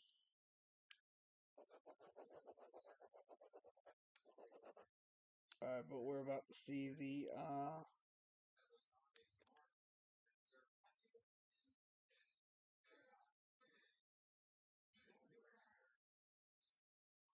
so if anybody got the name of that drill, please let me know. And I'll write it down.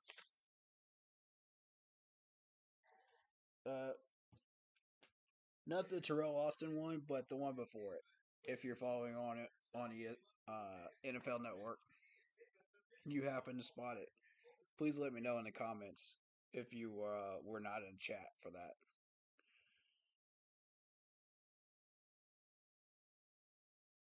Because I do need to know the name of that one.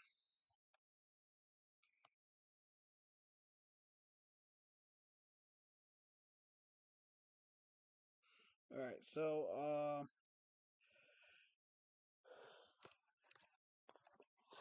we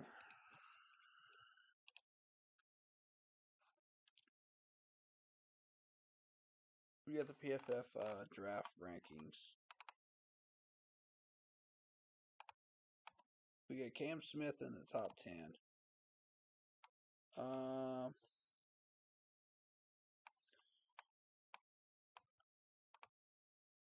The guy from Maryland, Dante Banks, is in the top 10 as well. Honestly, I want to see the big board. That's what I want to see. I want to see the big board.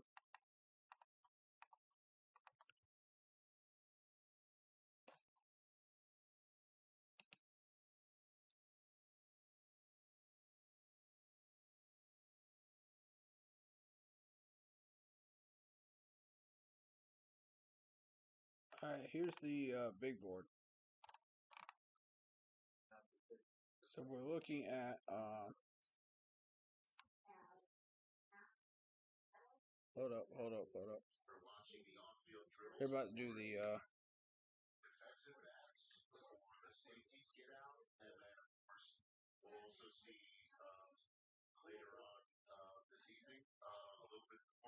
oh, there's Mike McDaniel, the Dolphins head coach. Okay.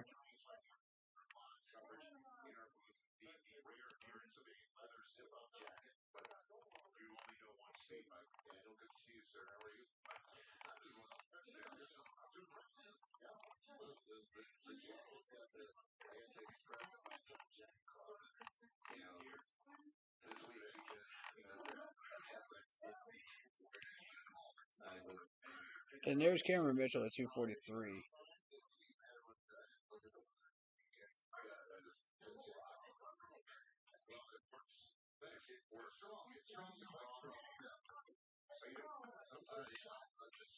Okay, so this is the Terrell Mitchell, Terrell Austin number 2 drill. Sorry. Terrell Austin number 2 drill.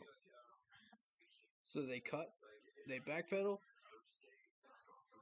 go left, and then cut back right to catch the ball. So if you're not watching on NFL Network, I'm trying to describe the drills to you. They'll either cut left or they'll cut right.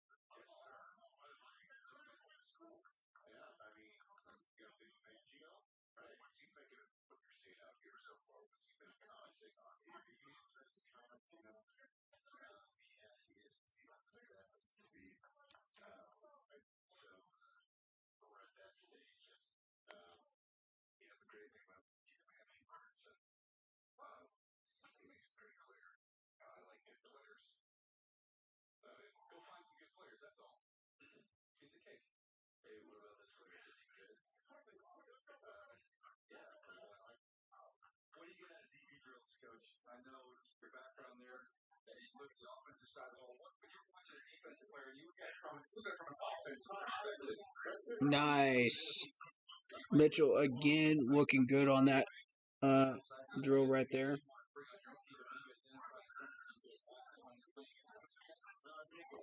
He could end up in the top 15 in corners. He could by the end of this. If he keeps having a good day, I could see it. Here's Ringo. Okay, so we're looking at the hip turn. We're looking at the speed. Ringo looked good. Like Ringo.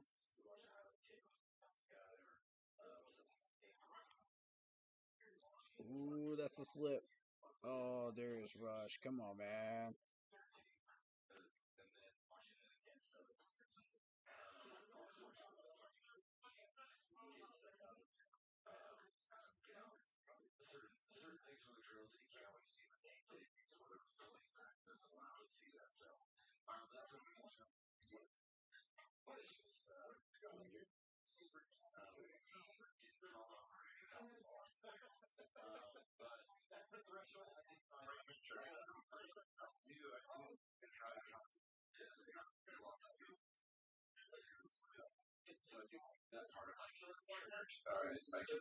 Hey, coach. I'm triggered. Okay. I feel like every time I ask about you, you really can't do it. Do you know, does the team know how he's going to, like his faculties and his ability to actually play a football game will be it's off. There it is. Corey Trice Jr. just showed everybody how that drill was supposed to be done. Very nice. Nice cutback. Good, smooth cutback. That's what you want.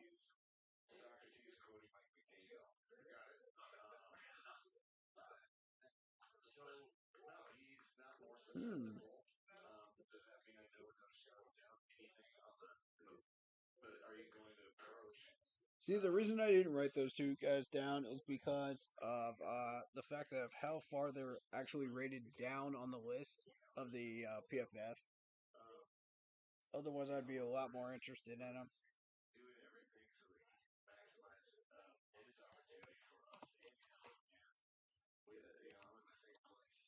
So again, what you're looking at is the PFF board here, and it's Cameron Mitchell. If you look up on your screen,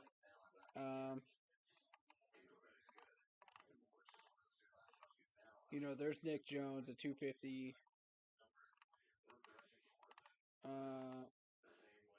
And Corey Trice is really trying to have a good day so we can upgrade his ranking. But for the most part, these guys have sat way on down here past 250. 240 actually. And that's a fourth rounder, really. So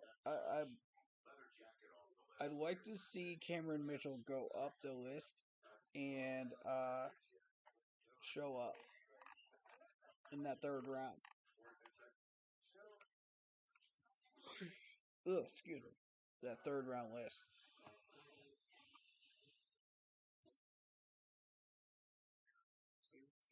Which, I mean, so far, so good. He's been having a good day.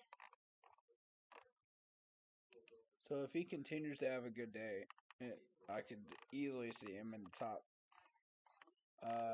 15 of these guys. Some of these guys did not participate in some of these drills. We still have yet to see Blue Kelly.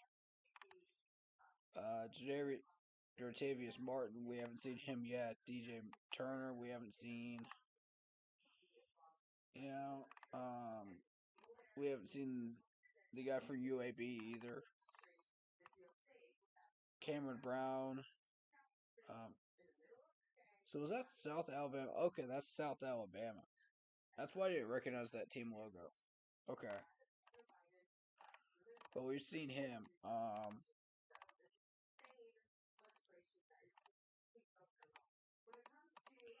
We've seen Darius Rush quite a bit. 6'2", 200 pounds. Flat. He's got a 77.9 season grade off of 576 snaps. I mean, whereas a lot of these guys have had about the same. It varies really depending on where the player is used in each individual system. Like say for Georgia, you're gonna see them more heavily used because they're not blitzing as much as coverage in South Carolina, But with South Carolina, you see them more out in coverage, so you'll see them get more snaps because they'll get more coverage snaps. So it's an extra 300, 400 snaps out there, plus injuries play a factor too. And changing people out in the depth chart if you get a big lead, so. But you could see Hodges Tomlinson has been out there for 1,000 snaps. I mean, that's kind of absurd as far as like how many snaps you get. But it's interesting to see an Illinois guy be at the top of the list here. for corners. You don't see that very often. You know, you expect to see Oregon, you expect to see Penn State. Uh, Maryland occasionally has one up there. Miami, you know, Mississippi State, Syracuse, all these, and TCU and Bama. All these guys have very, very prominent backs that they'll have in the top 10, you know, of the corners in the rankings. And they produced a lot of defensive backs in the last 10 to 15 years. So you kind of expect to see that.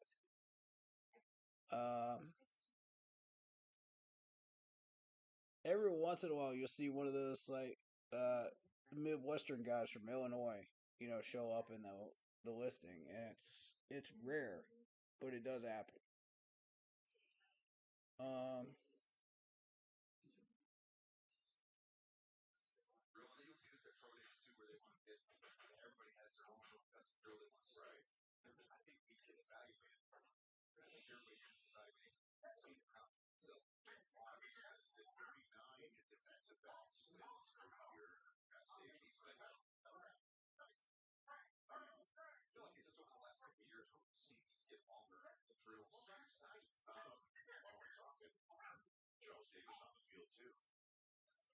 all right, more cone drills.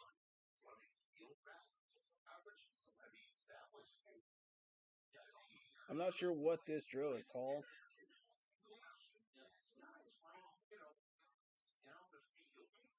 You got two cones. You got to backpedal. You got to come forward. You got to backpedal again. You got to come forward and catch the ball off the second cone.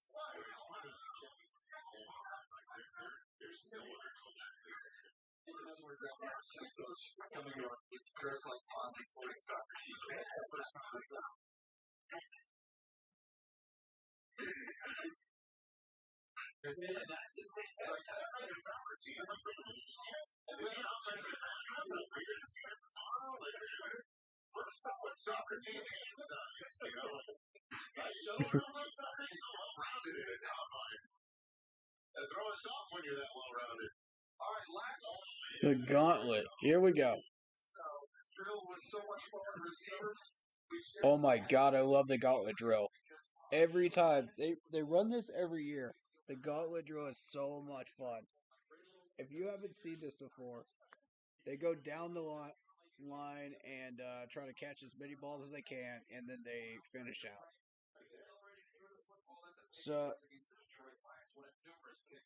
and they're just showing like what that looks like in the actual games in the NFL, how that works. You know why that's important because that could turn into a interception when it's like a lateral pass. You know, you could pick off a slant play. You could pick off a curl route. Doing that, you know, it's an important drill. It really is. So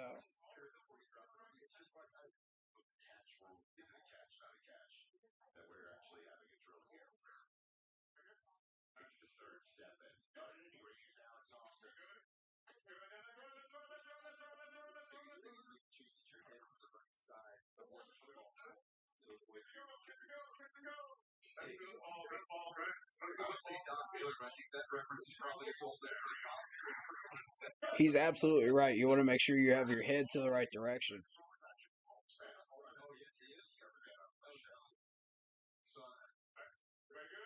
So it measures how quickly they turn their body, you know?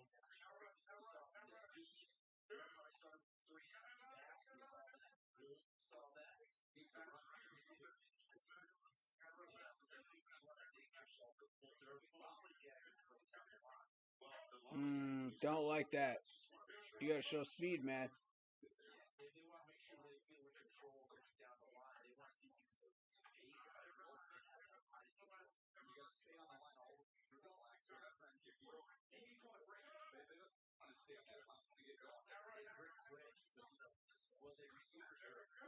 Nice. Nice. That's what you look for. Black.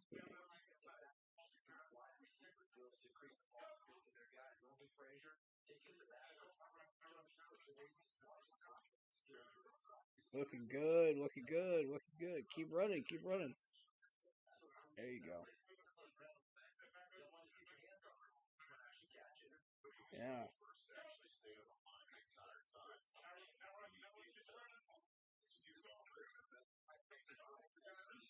Nice. Brian Branch looked good on that drill.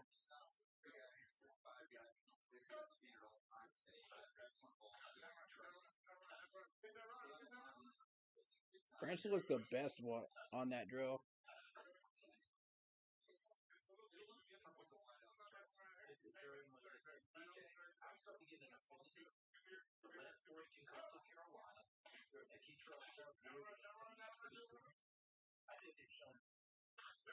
Nice.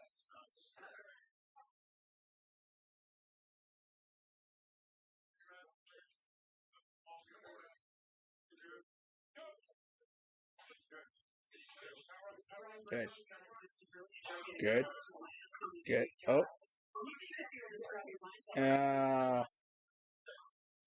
Clark has just not been having a good day. That's another drill that he's just botched. Oh boy. Ooh.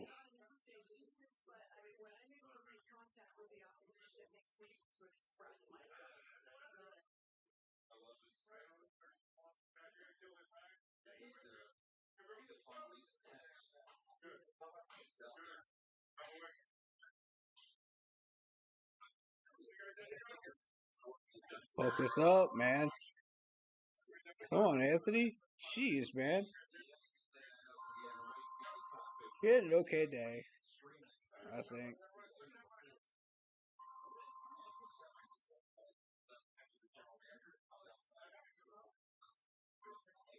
Jones.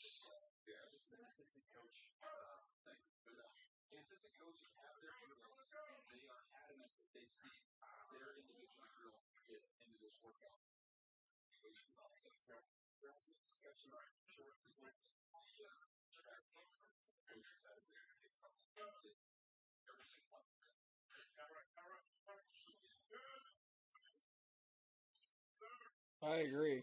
I think this should definitely stay in. It is a critical drill, that determines what you're looking at as far as feet, hands, coordination, speed, everything. Every skill out there. Mitchell again conquering this drill as well. Very impressive.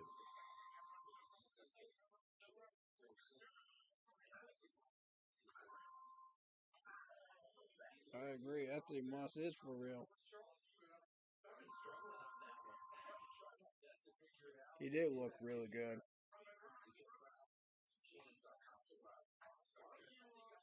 Yeah, show up, show up.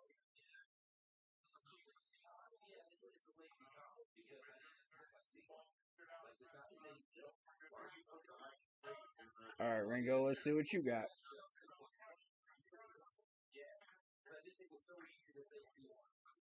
Nice, Ringo. Very nice.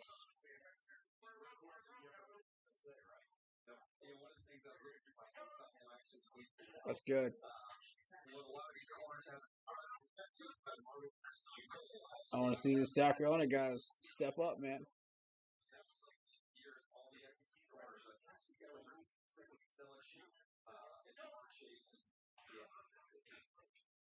Okay. Okay. Okay. Come on, Cam Smith. There you go.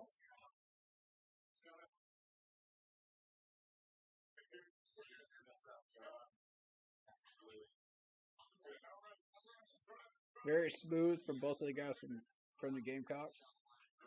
We've had a lot of success from the guys in the Gamecocks there in the past, so I like it.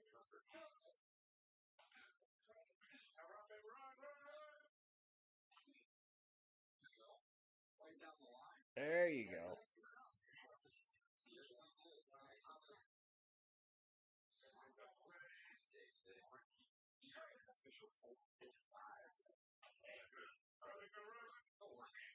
Mm. Hold the line, Tomlinson. Come on, man. Oof. I want to see that dude succeed, man. Because I loved LT, man.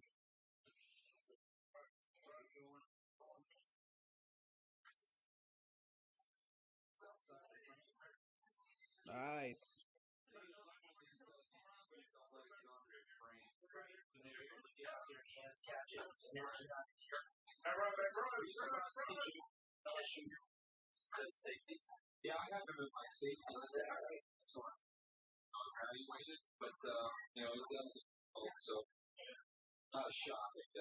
Well, hopefully the assistant coaches are all satisfied. That's a tough drill, man.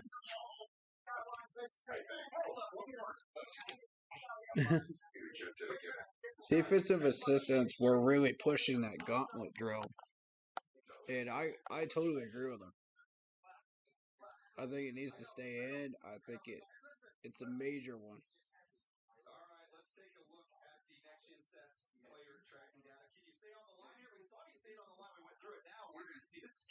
He's basically tracing the 30-yard line.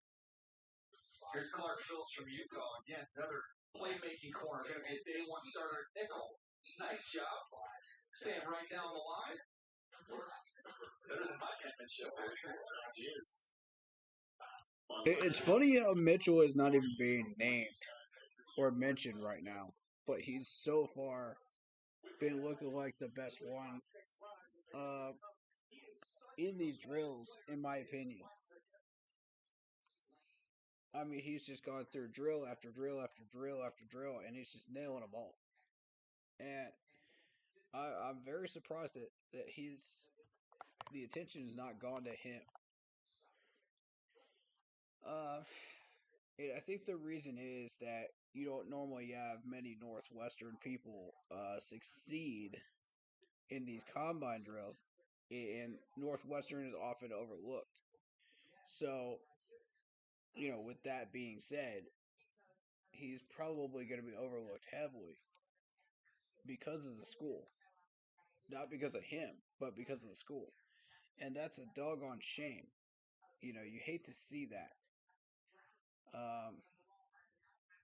Because honestly, guys like that deserve a lot more attention and a lot more respect. But what I'm looking for is where's the Georgia guy? There's Ringo, 75th. Okay, he might be a day 2 guy, early day 2 guy, right here. It all depends on like who picks up corners early in the start of day 2. Yeah, if the corners start going off the board, Ringo's going to go off the board probably before mid 3rd round. That's what I predicted right now. With him being ranked 75th, I can see that. Rush will probably go around that same area.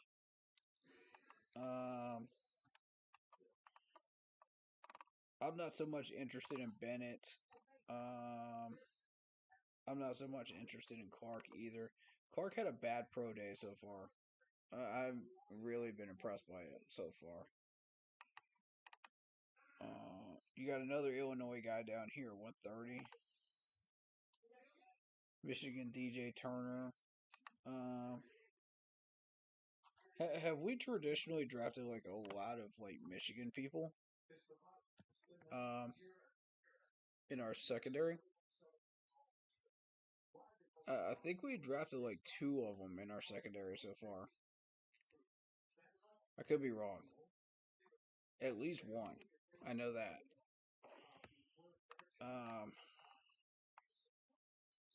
There's Garner, 182.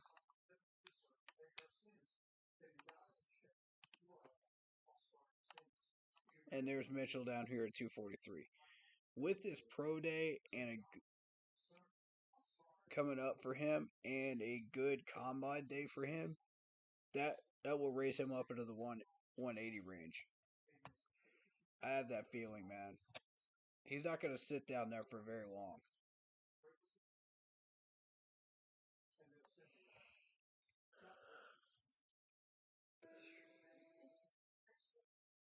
You had all the press conferences there, Do we continue to find opportunities for great people?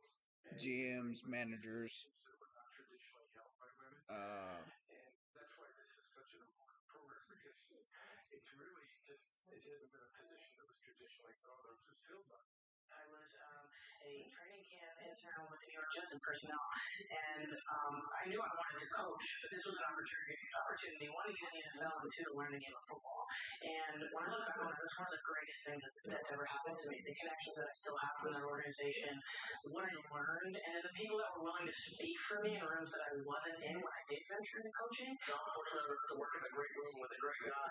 Randy Jordan is my running backs coach, and he gives me responsibilities that if I'm not there, I know he probably doesn't want to hand it to his plate after because the best job I can do each and every week. I didn't hire because I had daughters. I didn't hire them because I had strong people in my life that are everything else. I hired them because they were good.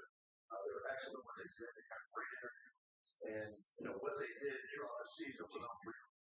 NFL obviously continuing its great work, and as we continue on here at the 2020. but see, I respect that right there. Presented by No Over. These ladies get hired because they're actually good at what they do. That's what we want in the NFL.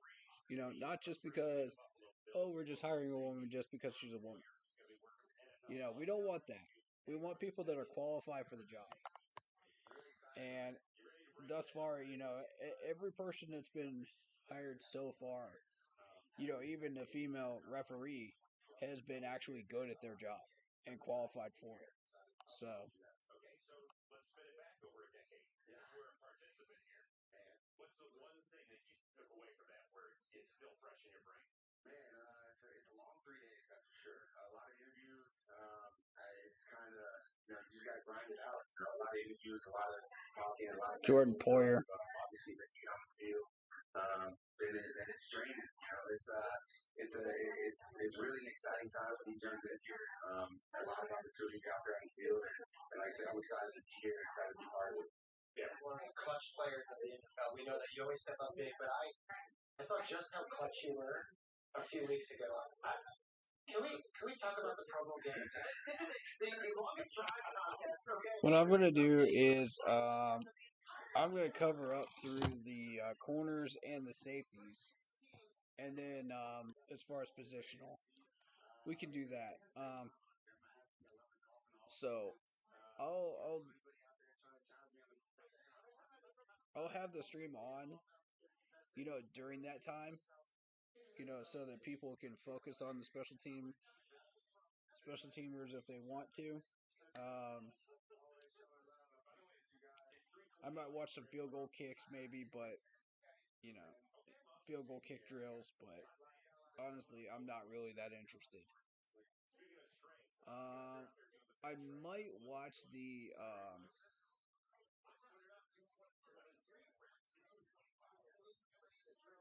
might watch the punters, actually. I want to see the punters. Because the punters and the kickers have very much interested me as far as like how far they're kicking these punts and kicks now. Because of the fact that you have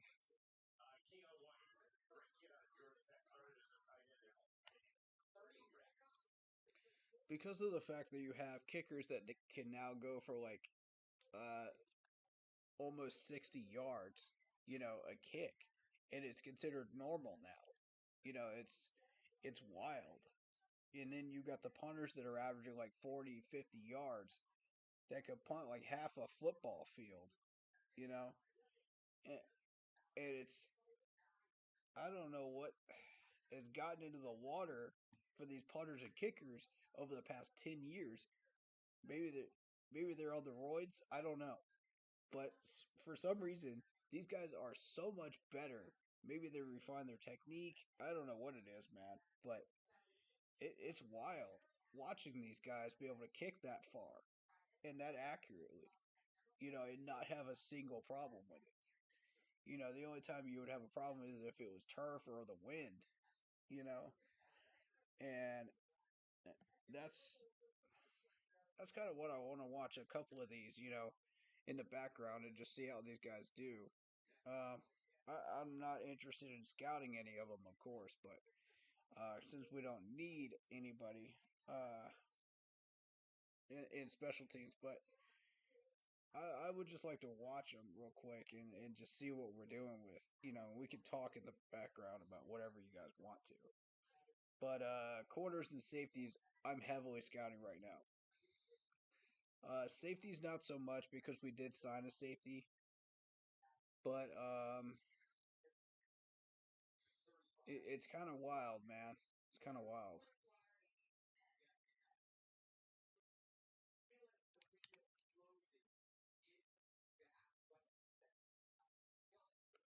Are we looking for?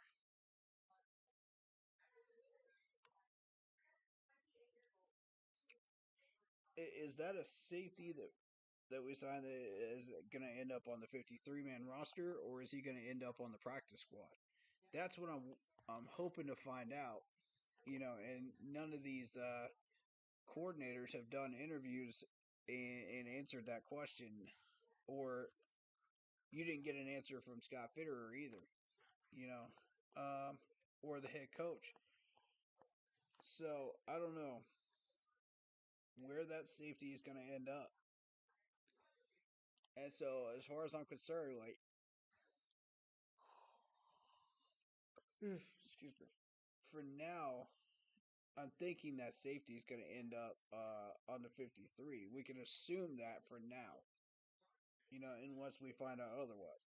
If we find out otherwise before the draft, then we need to draft a safety. So that's why I am like paying attention to the safeties today, but I'm like halfway paying attention. You know what I mean? Like I will look at a few of them and just see, you know, if we run into a situation where that safety does not land on the 53, then yeah, that's where these combine evaluations will come into play, as well as the film study. We won't focus on safeties just as much going into film study, and what I plan on doing is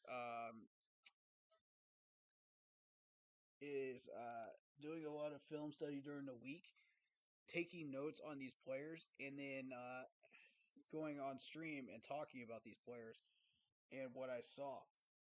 Uh, that way, I can kind of give you guys a brief synopsis of it, and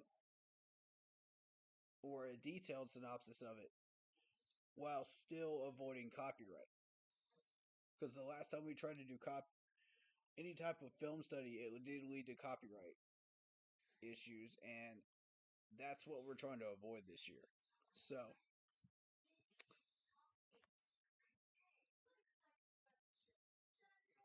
that's the plan coming up. Um,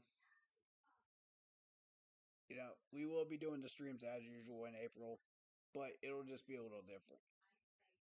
I don't want to get copyright again, so no actual film study, but we will be doing synopsis, and I'm definitely 100% sure that's gonna pass by without a problem. We won't have any issues.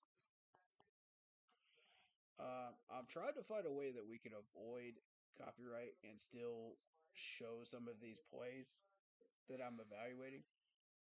Maybe every once in a while during the stream, like I'll have a situation where, like, I can break up the video synopsis within like a 5 minute period. Talk about a bunch of other stuff, and then come back to it, play another 10-second clip or something like that, and then explain that play to you. Maybe we could do that and avoid copyright that way. I'll give it a shot, but I'm gonna try everything I can to get the film study in, but I can't guarantee it, guys. But I can give you the info from the film study. regardless, you're going to get that info. That's a guarantee. You're going to get my opinions on these players. That's a guarantee. No matter what the situation. So, they're not really doing anything right now, just bench press. So, if you want to check the bench press numbers, you can obviously go to NFL.com/draft. And they'll have the listings here. Like say you got the 40 yards, 40 dash, the split, the vertical, the broad jump, 3-cone, which they still have yet to do the 3-cone in the shuttle yet. But the bench numbers should be coming in pretty soon. So that's what I'm waiting on is the bench numbers to pop up.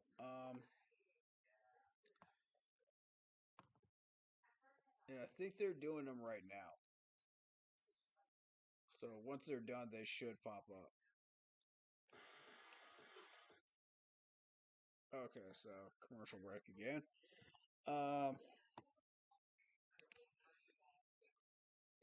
Like I said, nothing really too spectacular right at the moment going on.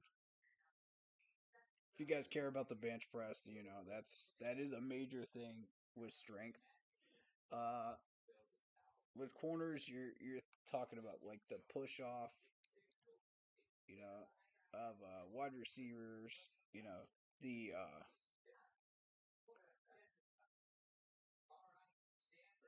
The strength as far as like tackling will come into a factor there. But beyond that, like I have no idea, like what other ways that would be impactful. Unless you guys have some suggestion on what you think that might be. Let's check out top performers. Obviously you're gonna have the 40-yard dash. I'm interested in the vertical. The vertical, you're looking at Chris Conley, the wide receiver.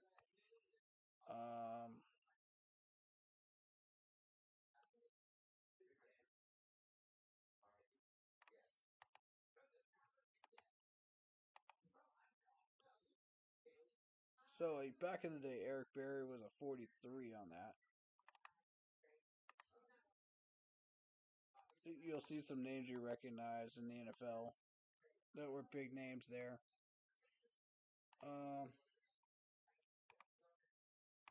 Donovan Peoples-Jones, you'll probably recognize him. Were top performers in vertical. I mean, vertical. This is where the vertical comes handy. If you are a corner like Donald Washington was, that's going to be a major factor for you because you're going to be able to get up high and knock those balls down. The high deep 50-50 balls. That's what's going to matter there. Even on some of the short passes, you're still going to be able to knock some of those down. With a wide receiver, it's going to matter as far as like trying to catch the ball when you got deep balls, and overthrown balls. Really, some of these guys can come down with them, like Donovan Peoples-Jones.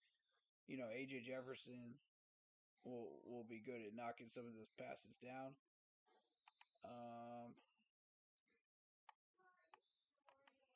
And Eric Berry was very, very good at pass breakups. That was one of his major career highlights for him. So with the 3-cone, you're talking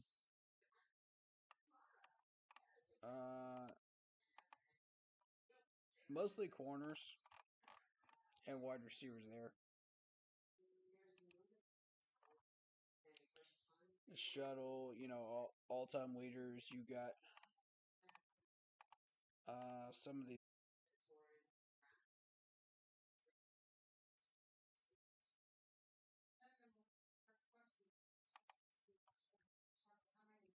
Keep in mind the Lions have the number 6 pick. That's ahead of us. Now, the last time they were ahead of us in the picking order, they actually took Sewell one pick before we did. So I want y'all to pay attention to where they are. That's why I'm entertaining the idea of like possibly moving up to 3. If there's a really really good trade offer that we can't resist, that involves moving a player, to free up cap and giving us a couple of picks in there as well, I would entertain the idea of it. There's a lot of factors that would have to come into play there, but Jalen Ramsey would be a very interesting trade offer for us. Like I said, there's mixed ideas about how valuable he is, as far as a draft pick wise, like what value you put on it. I'm hearing a second round. Some people I'm hearing a third. So I don't know, man. Uh, do we want to give up a second or a third in the 24 draft, to pick up Jalen Ramsey? Maybe we could trade CJ along with that and try to lessen the load of that trade. But yeah, the Raiders are putting the franchise tag on Josh Jacobs if no deal is reached by Tuesday. So keep an eye on that, folks.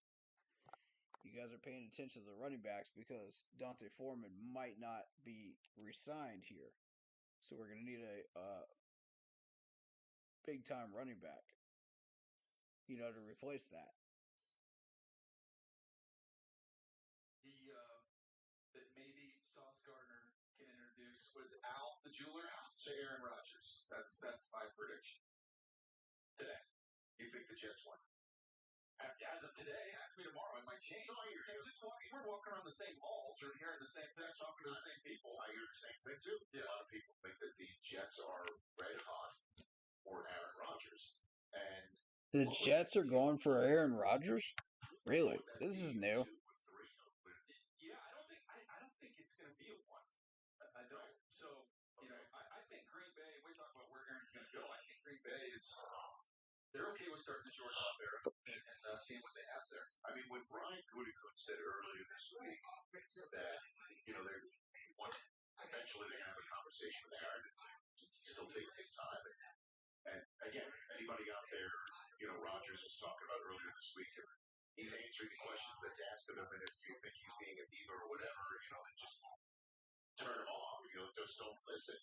But I mean, if you want to talk about just again diva behavior, or at least making the Packers wait, I think a lot of people forgot just how long Wake Farm made them wait 1 year and then came back in June to say, "Oh, by the way, I'd like to come back." So Rodgers hasn't even entered the farm zone in terms of making the Packers wait. That said, the fact that he hasn't made an announcement or a decision yet, and hearing Gutekunst saying when they have a conversation, be to see if he's a good fit or right fit, whatever his phrase was, he just basically said a fit. I don't remember the last time I heard the Packers wonder aloud if Rodgers was a fit for the team. What was the phrase? Wow. Back in the day? Conscious uncoupling? Is that what it was? Oh, okay, very good. Yeah. I think it headed towards that. That's what it conscious uncoupling. Is that what was? I think it's Gwyneth Paltrow. Yes. Wow, look at you. Going the way back machine there. So we're kind of watching that to see,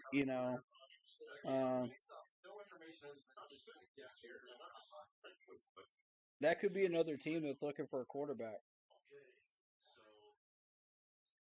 Could be keywords because we don't know what's going to happen with Rodgers.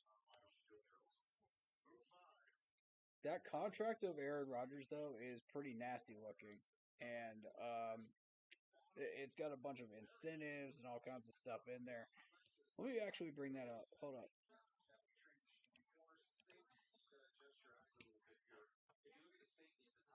So here comes the safeties right now.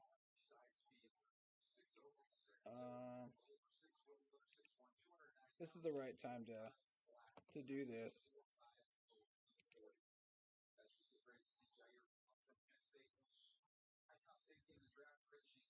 Aaron Rodgers.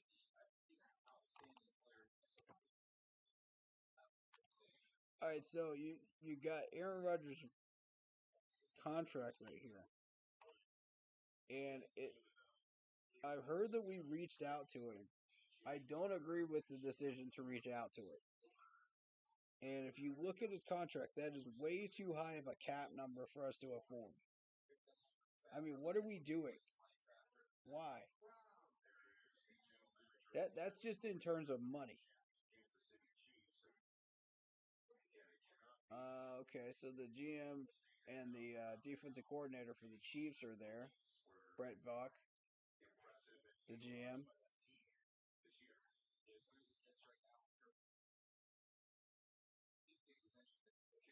I do want to see Trey Dean. I do want to scout Trey Dean because I was looking at him during the mock drafts last year with the safeties. Pete Carroll's there as well. He's still looking at safeties.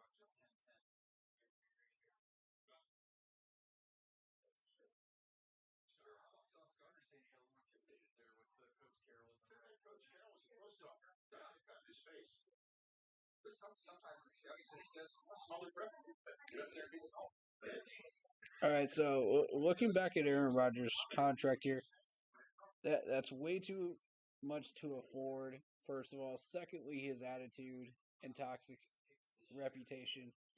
You don't want to bring that into our Panthers locker room. He's not a good fit. Third, look at all the bonuses and stuff that are on this contract. I mean, it's ridiculous. You got a prorated bonus, you got a roster bonus, you got a workout bonus, you got other bonuses. I mean, it's just, it's ridiculous. It's a dirty contract that the Packers gave him, but he's getting a ton of money out of it. If they let go of him, they're literally this is the best chance you're gonna get in 24 to actually make money off this dude.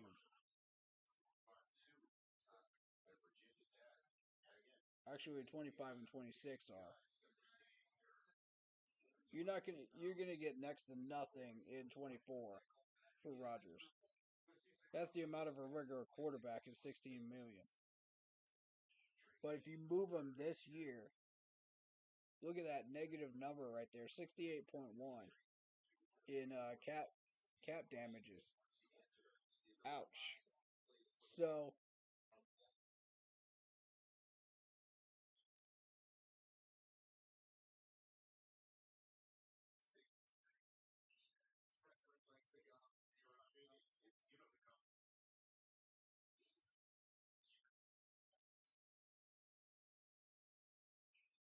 $475. Okay. 426 is the leader, and that's DJ Turner so far. I don't think that anybody's going to top that.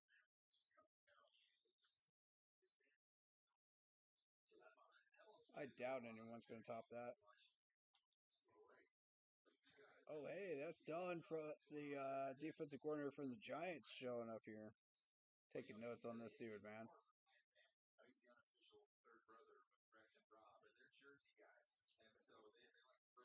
Maybe he's looking at DeMarco or Trey Dean.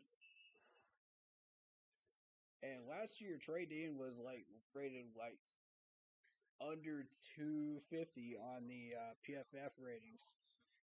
I mean, he was way low. PFN as well. I was looking at 6th round. He was still there. That's pretty much what on many, many, many different mocks last year. So he came back this year after spending another year in Florida. So,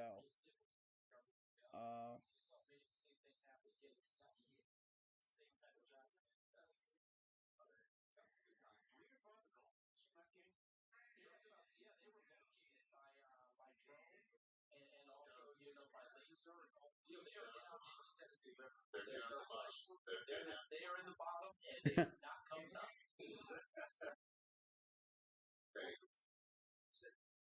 Brandon Hill now.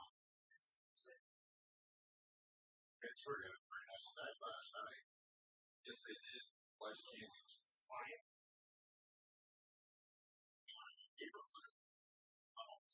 Numbers they combine. So it's the fish. Who's more than it's the same house.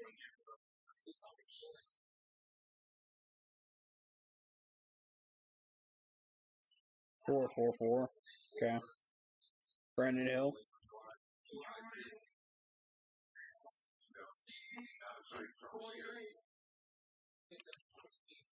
See, here's the thing. If I'm looking at safeties, let me see.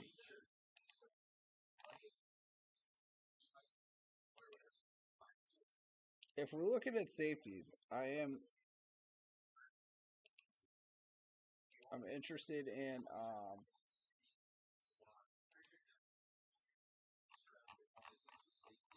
really late round safety if we're gonna get one.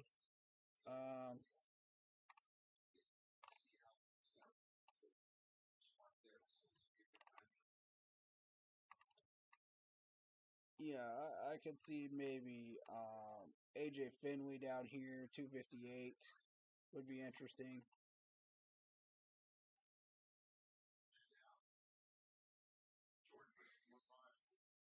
Maybe Jordan Howden that you just saw run right there. Run the 40.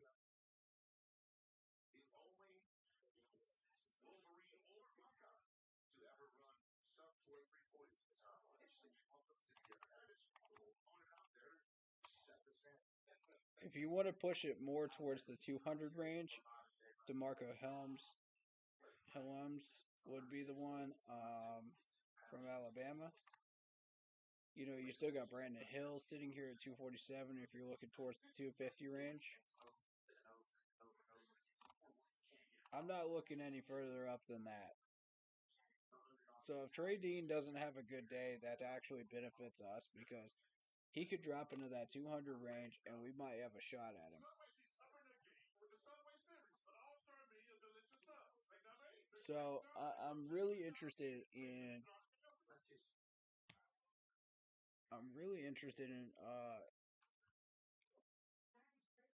In Trey Dean for that reason. Hey, yo, I'm streaming right now, bro. Oh, you're good. You're good. You're good.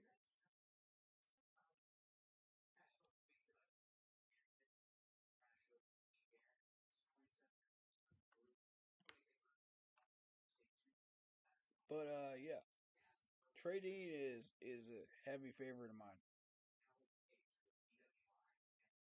If the safety we signed doesn't go to 53 man roster, then I'd like to see Trey Dean drop. I'm really hoping that happens. All right. An emergency alert going on. So I'm just gonna focus on showing you guys kind of what's on this board here. You would also have Connor as an option too, down here around 174.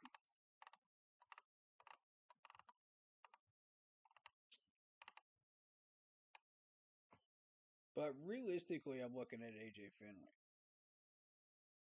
I think AJ Finley or Howden down here would be the best fit.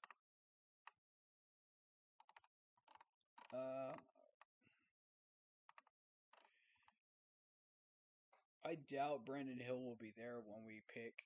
You know, we go looking for a safety. You know, late round fourth. That's the thing. Like, I doubt he'll be there.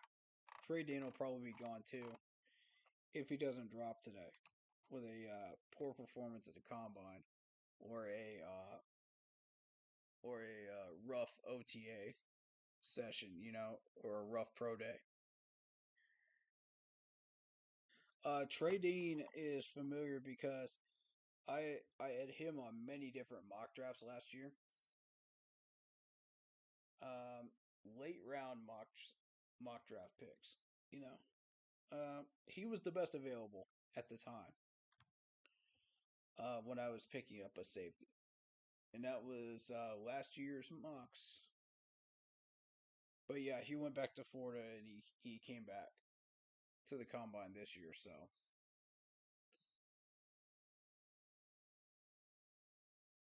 all right, so we should be getting footage back. Okay, yeah, we're good. We're good.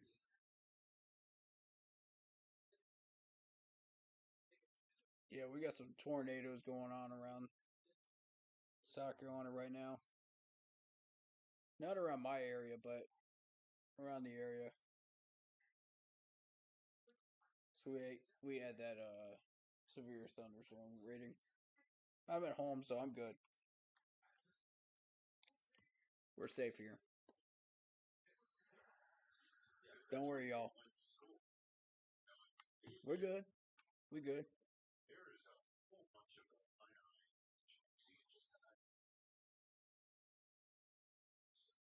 None of that's gonna affect us or the power, so we're good. Stream is still going strong, y'all.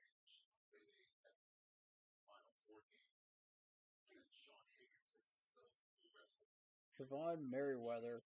I wonder if that. I wonder if he's related to Merriweather the boxer. Is he?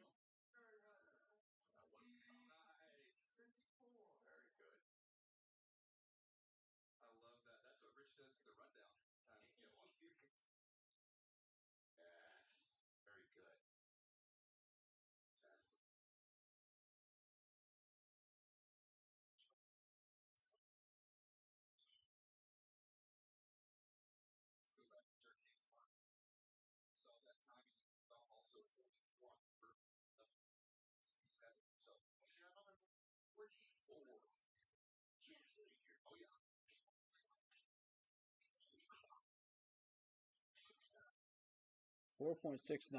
Okay.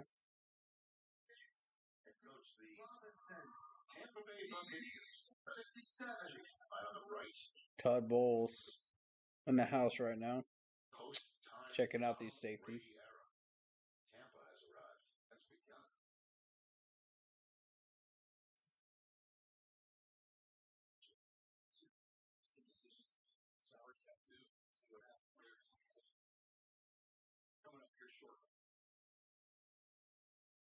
Yeah, Tampa's having some cap issues. They're exactly right. That's going to be very interesting to see what happens with them here.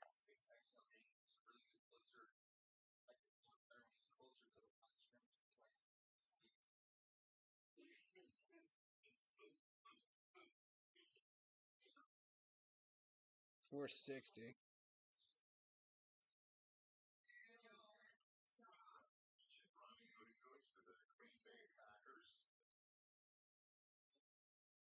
Brian for the Packers, GM, still here. Jump in on DJ and talk about Jamie Robinson, that scouting report you gave. That's how he feels about himself. And he told me the other day, one thing he really wanted to increase is being able to play something he's been striving to do a better job on over the last year or so. I think that's like the last step for him because it feels like the physicality part of the game. He's got that down. That's a great time there for Daniel Scott. I thought he might test well. CD, yes, I'll get back to you on that one. He's an interesting case because he's a good football player. He's got production. You just saw the test right there with the 4.45. He's going to be a 25. Okay, Christopher Smith, the second from Georgia. 5'10", 5 and 5/8. 192.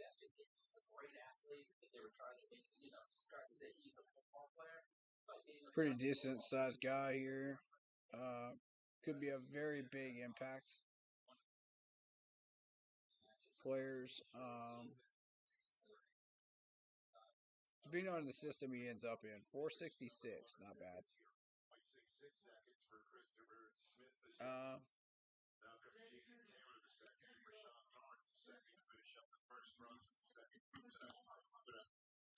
I like it. I found picking up what you put down.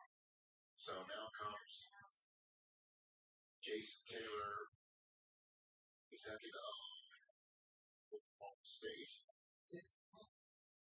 43 inches over. Jason Taylor, 5'11", 204. Used to see a lot of them. They used to jump and he's up the league. What's those days? Levitation. Did you ever try that? Yeah, I mean, a photograph of me doing it, yes. And you'd be surprised at how much air it really has. Next day. 4.5 flat. Not bad. Not bad.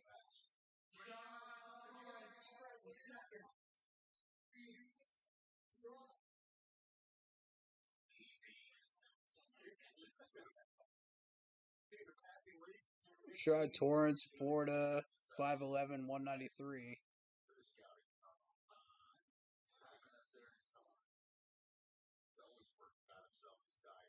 Ozzie Newsome, the Ravens guy here.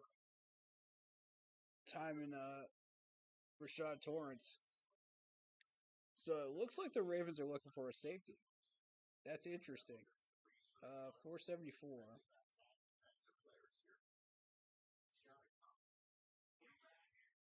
Now my question is, are they going to be looking day 2 or are they going to be looking day 3 for a safety? Because I would think day 2. Because they've got a lot of weapons right now, but they're still looking for something on the D line for the first round.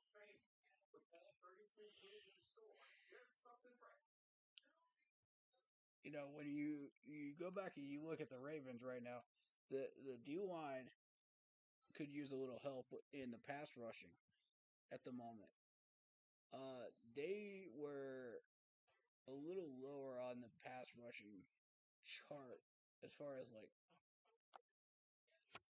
success wise last year than normal. So they're going to be looking for a pass rusher probably. They're going to take one of those 6, I think, that could go off the board in the first round. 4 to 6 defensive ends. It's possible there's a 50-50 chance of it. You know, it depends on what else they need too. So, and what else ends up on the board. If they're trading Lamar Jackson, then yes, they're going to go quarterback. Obviously. That's in the mix as well in the first round. So you don't know what's going to happen with Baltimore first round. It's kind of a guessing game there.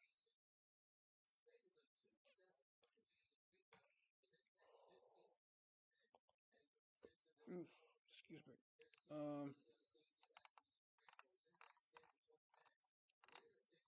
But I'm just kind of watching to see. Okay, yeah, there's Rashad Torrance. Ranked number 155 on the PFF. Trading's 160. They just showed DeMarco.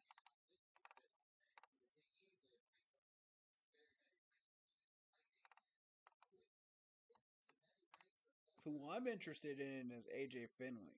If they show AJ Finley, I'm interested in looking at him. I'll take another look at Jordan Howden as well. But I mean, you look at bottom of the barrel list here, because I think most of these guys are going to be gone before we can get a safety. Depending on that safety we signed, whether he ends up on the 53-man roster or not. So there's a big question mark there. What's going to happen?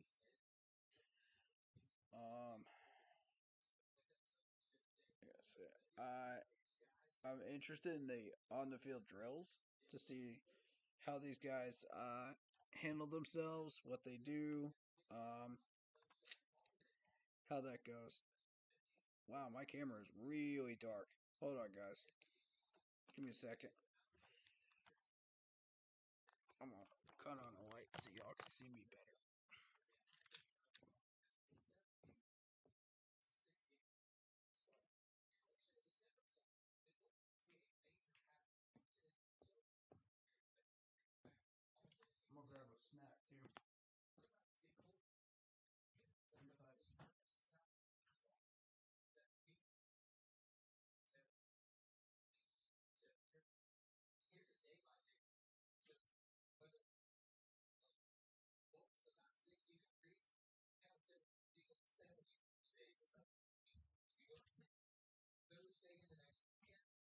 Okay, so that was Jordan Battle that just ran the 40 during the break.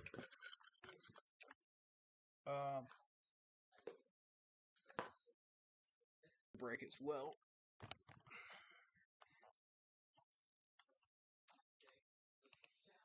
There we go. That should be better.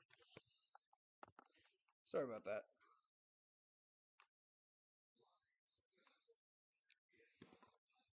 We got Trey Dean making his second run in a second here, and DeMarco as well.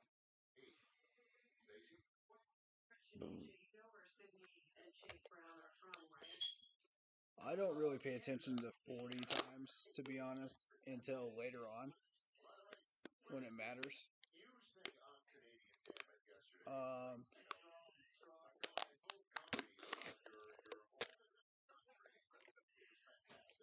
The ones I really pay attention to and write notes on are the field drills.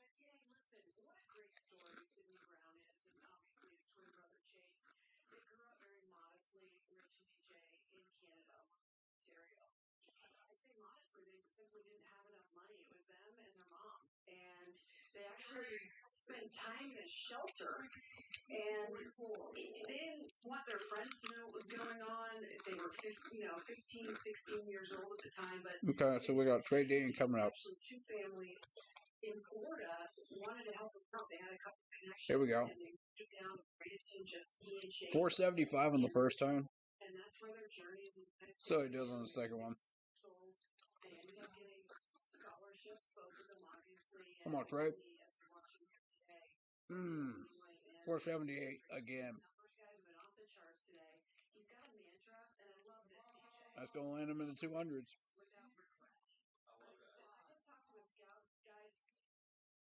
Here's the Bears GM, Ryan Poles. But there is a big buzz surrounding Sidney Brown. He's testing off the charts today, but look at him, the physique, everything about him, and he's a really great young man. Native Canadian states. This is a great opportunity to learn these GM names and maybe one of their staff members' names as well.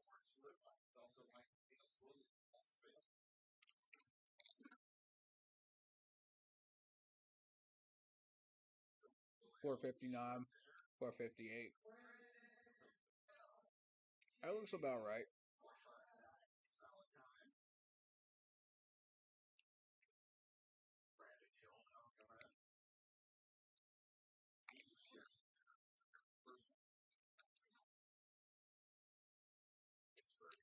And for these guys, like, everything is a competition, even the 40 time, you know?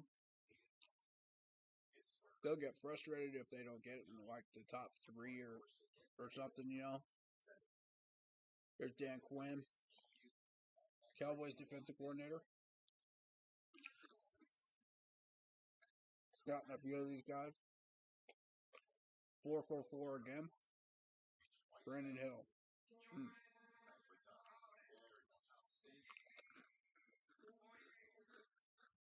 Very good.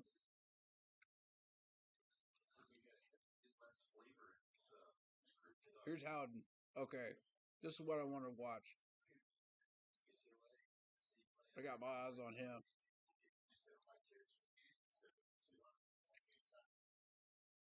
All right, Howden. Let's see if he can beat a 4.54.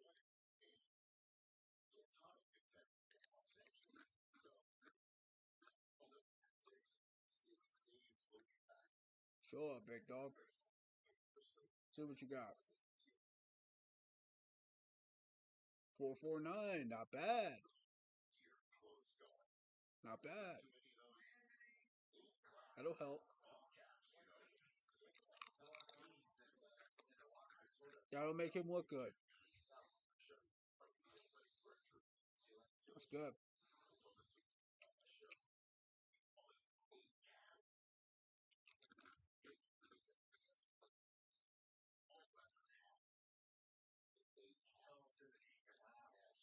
Anthony Johnson Jr. from Iowa State. Or Indiana State, I think. 4.56. I think it's Indiana State.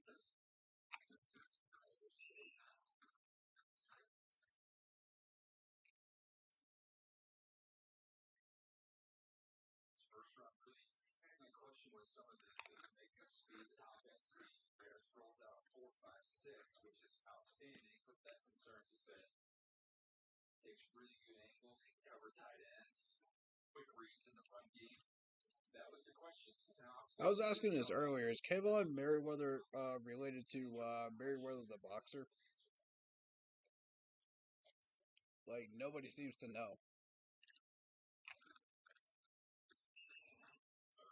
If y'all do know, just let me know in the chat or the comments. I'm heavily interested in that. That would be really cool if he was.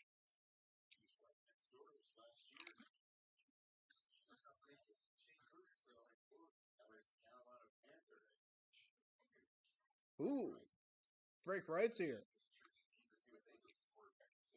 Frank Wright's watching the safeties right now.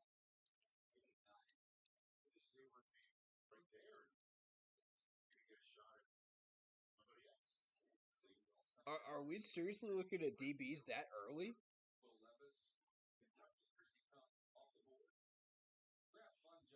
Frank? What are you doing, buddy? We don't need a corner that early.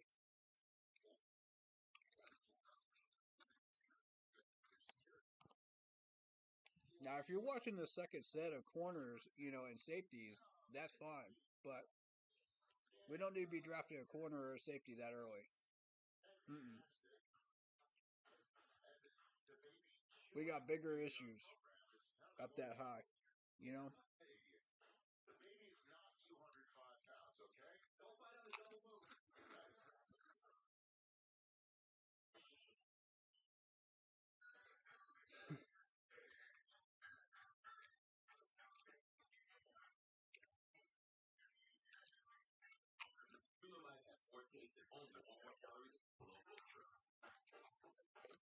Ma'am.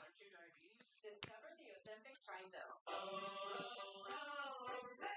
In my Ozempic Trizone, I lowered my A1.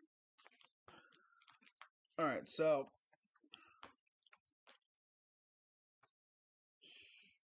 like I said, I think he's got his eye on some of these day two corners and safeties, and that's why he's sitting in for these. But eventually, you're going to see Scott in one of those boxes. Either they didn't show him yesterday, or he was probably going to show up today, maybe.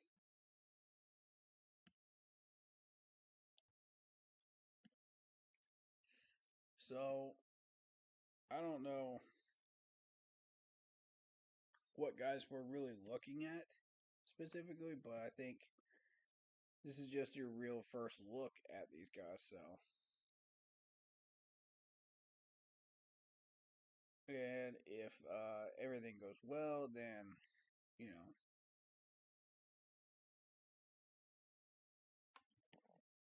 we could get ourselves a nice, decent day two corner and safety, or safety if we want one.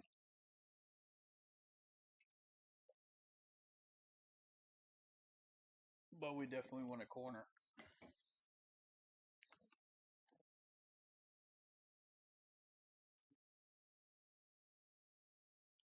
I'm not as crazy about the safety though.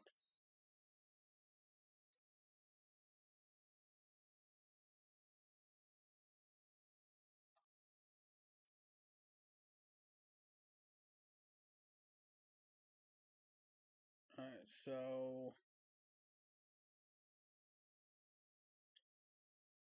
people mentioned a top graded tight end, that they liked. Who was that? Throw it in chat.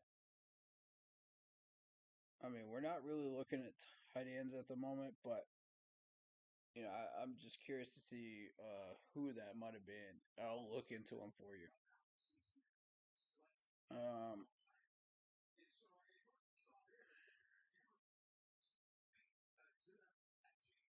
I was looking at Andrew Voorhees as a guard and center, and he's a right guard. I don't think he plays center though. I don't think he could play center though, but Voorhees did catch my attention early, but he's a right guard.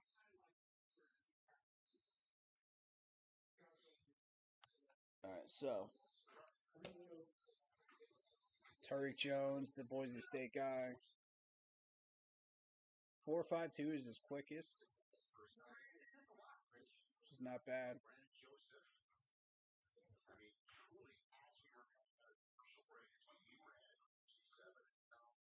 4.62. Brandon Joseph.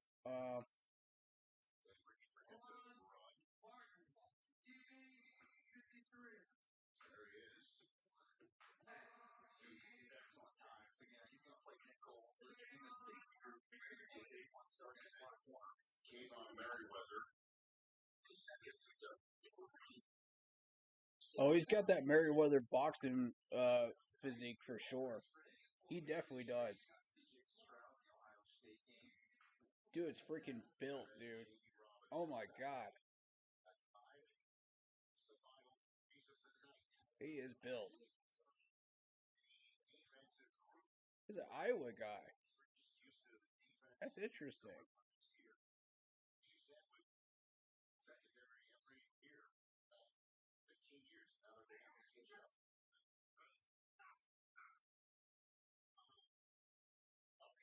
Four, 5'9". It's pretty good for a Florida State guy. Like that.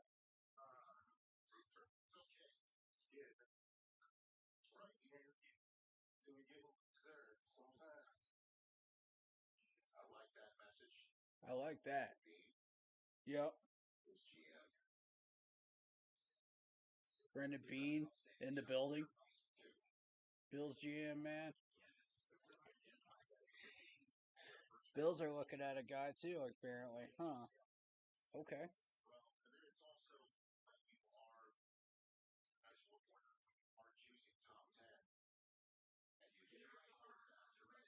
Let's be aware the Bills might try to steal one of our secondary people.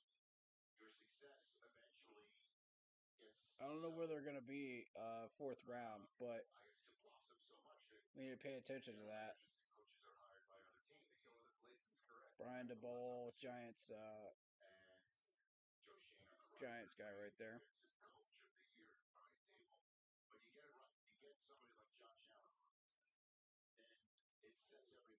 Christopher Smith.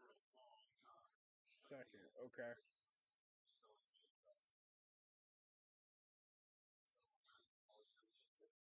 Four 6'2". Okay. Okay.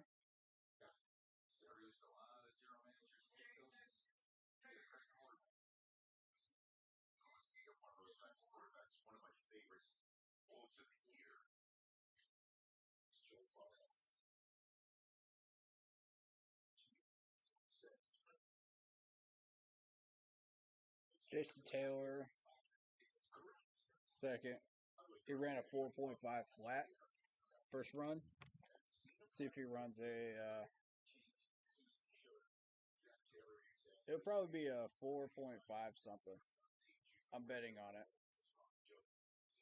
Those Oklahoma State people are real fast.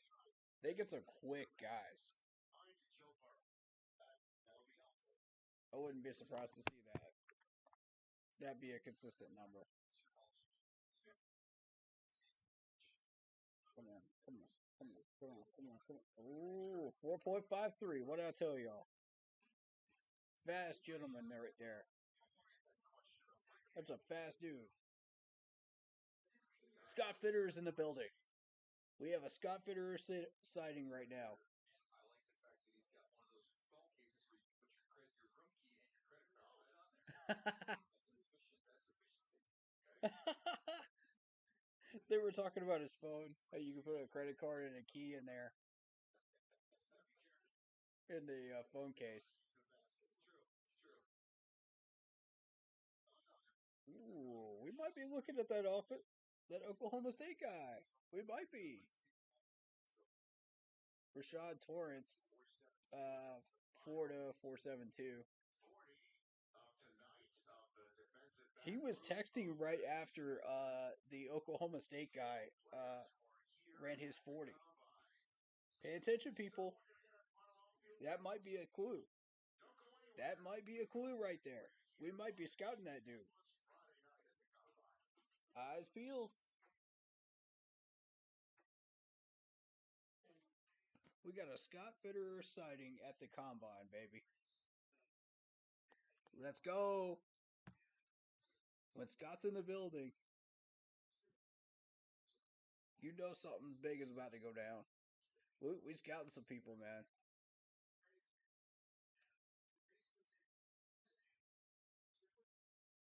We scouting some day 2 boys.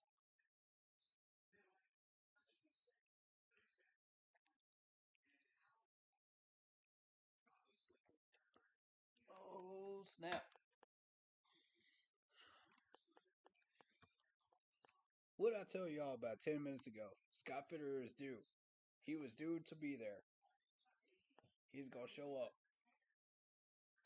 They're going to show him in some form or fashion. I knew it. I called it, boys. And ladies, I called it.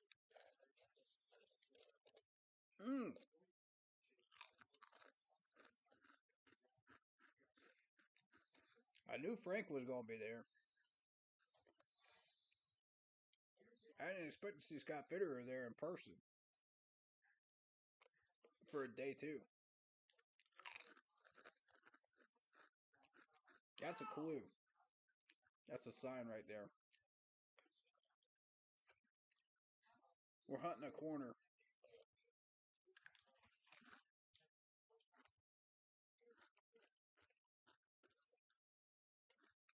Mm-hmm. We're hunting a corner for sure.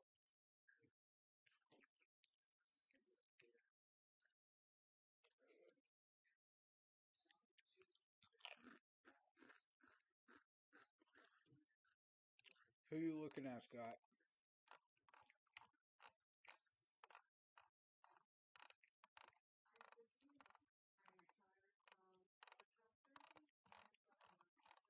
Who you got, Scott?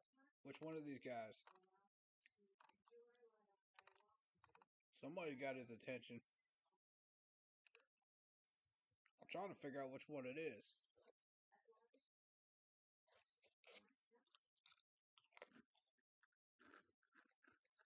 Might be 2 or 3 guys.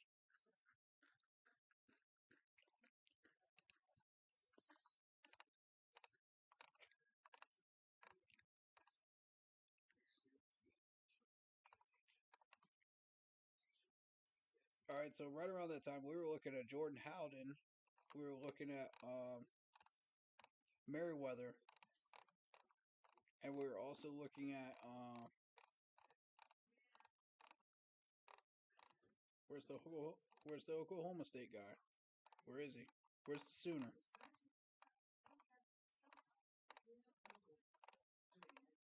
Where is he on the list? Because we got two Florida guys. Where's the Sooner? We ain't got a page 2, so I don't know.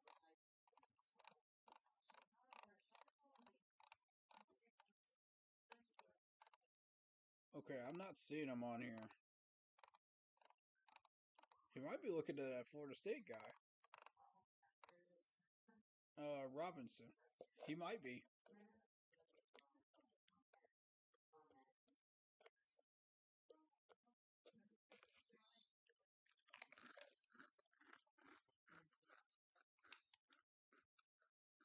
Player, 6 interceptions. He is a ball magnet. He's got outstanding range. That shows up not only in the pass, but in the run. This part of the combine just got real interesting very quickly. Strike you for tackling. All right. Very consistent in that regard. Here he is in coverage, showing his ability to match up with some man coverage. He does a lot of the Senior Bowl, and I thought was outstanding in that area. Somebody so he's a really good football player. Great Senior Bowl. We had scouts at the Senior Bowl, didn't we? I think we did. So it's time for the on-field drills. And then go catch the ball. Minnesota's chosen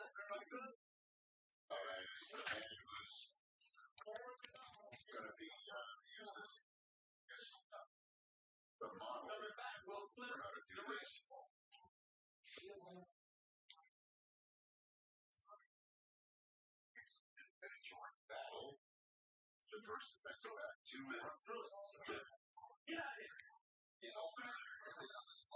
Run full speed, run through the catch.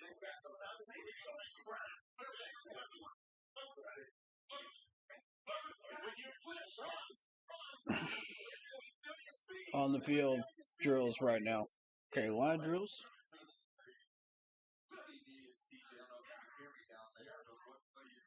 So far with the safety because the safeties for mastodons, right? Remember thinking about David Fulcher? Like that, right? Remember Tim McDonald? Remember running on the swing back to safety? Oh yeah, Trey looked good. Oh wow, gotta finish.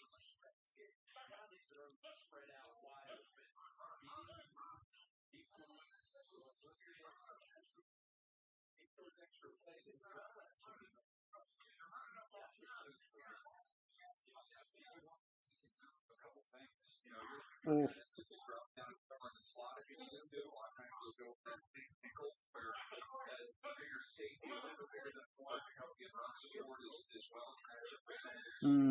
Slow turns. As well as they go to play high. Can you play high and you get over the slot? Maybe those two things right now. That's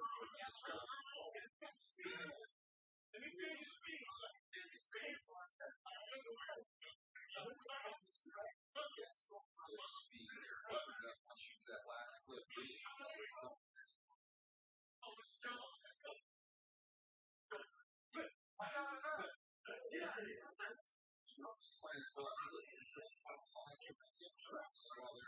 Great shape. Those tracking devices on their shoulders. So if you're wondering what that was on top of the shoulders, they also have great traps. They have great traps, but they're popped up a little bit more with the tracking devices. So they got tracking devices on their arms. Huh. Interesting.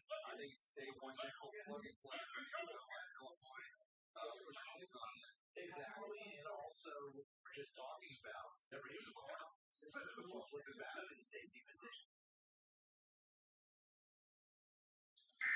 And we've got weather issues. Sorry guys. Whatever I miss, I miss. I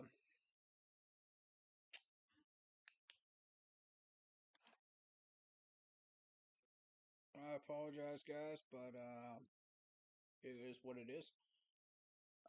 So far,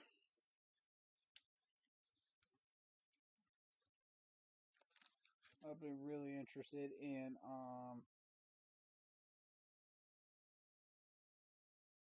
a few of these different guys. You might hear some thunder in a minute. We got some thunderstorms going on. But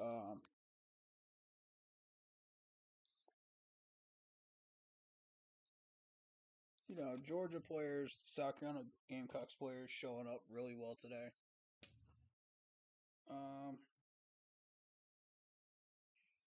Some good representation. So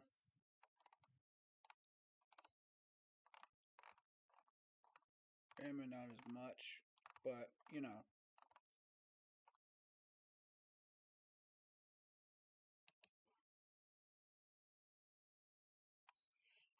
So you look at Trey Dean, and I've scouted him before last year. You're looking at about 300 defensive snaps this year. Close to 800 the last 2 years before that.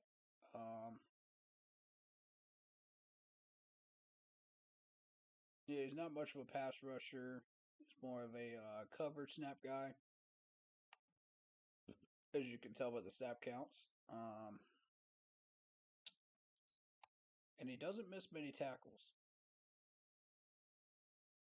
You know, it does get into the double-digit range, but he doesn't miss many tackles. All right, so we're back. So let's take a look. There's Howell.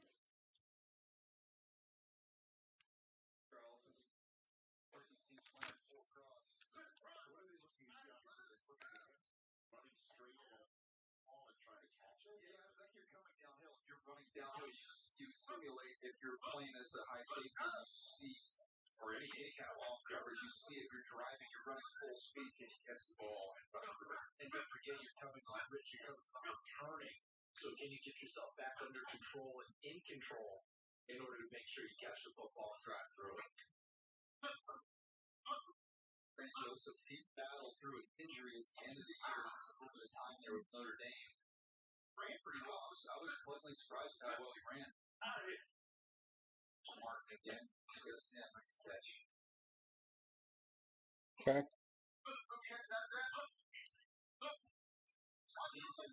Seen out here, Michael, the drills by week for pro days, Ronnie Hickman. Yeah, Ohio State had a conversation with him the other day. He was an All-American player in high school. I asked him if he was attack, midi, defense. He said he was a midi. I said, what you gain from the cross is helped you here. He said, as a midfielder, controlling the action, seeing plays developing, decision passes. He said, footwork. He said, there's so much footwork that has to be precise in the cross. It helped him in making decisions when he sees patterns now as a defensive back.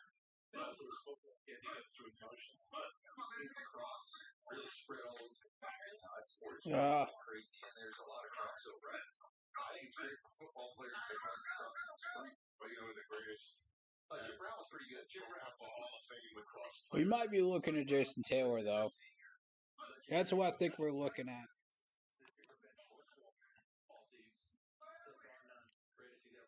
Charles, receiver with Buffalo and New England, lacrosse player, name? Either that or Richard from Florida. Those are the two I think that Scott is eyeballing right now. Again, these are both day 2 guys. You're looking at about 3rd round, 4th round for either one of these two guys. If those are the two I think he's looking at, then I believe I'm right.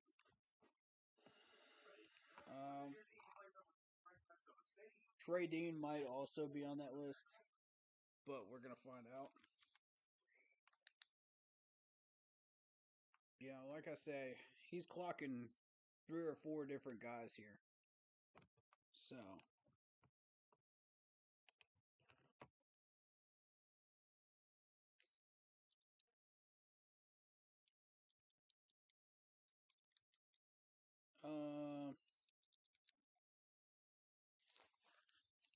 again, the guy that got my attention the most today was Mitchell from Northwestern.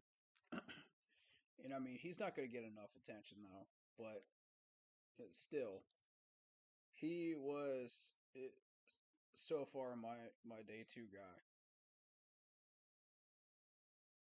As far as the safeties are concerned, it remains to be seen.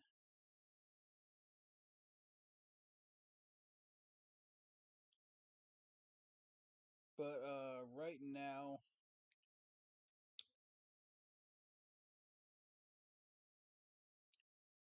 we'll see, because we've only been through like 1 drill with the safeties on the field so far. And that's just been the line drill. So I'll take a look at a few more. Because we've got a Scott Fitterer sighting, you know, that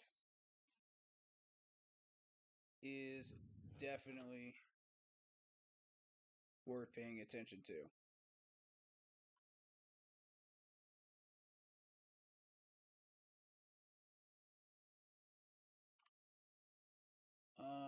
So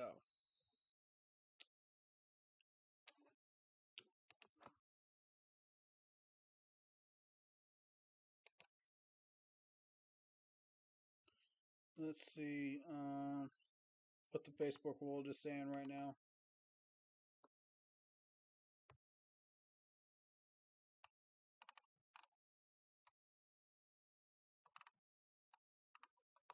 I mean, you got people saying that Anthony Richardson can't throw. He's got accuracy issues. I mean, you're going to hear things from, like, so many different directions with this. You know,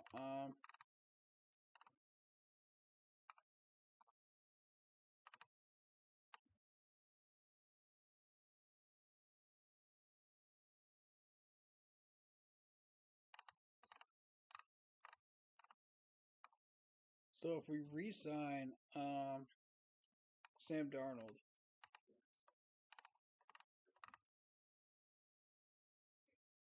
then that definitely means we're going for a defensive end first round.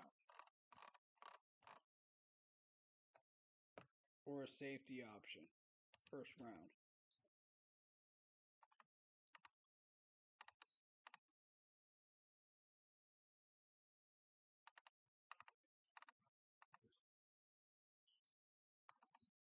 Alright, so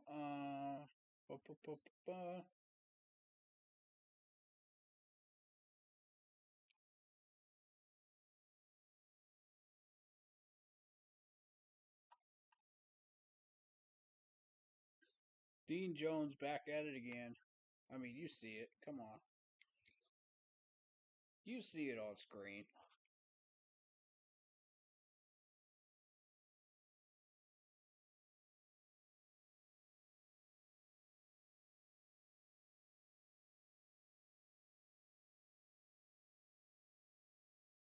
I mean, really, do I need to comment on this for real?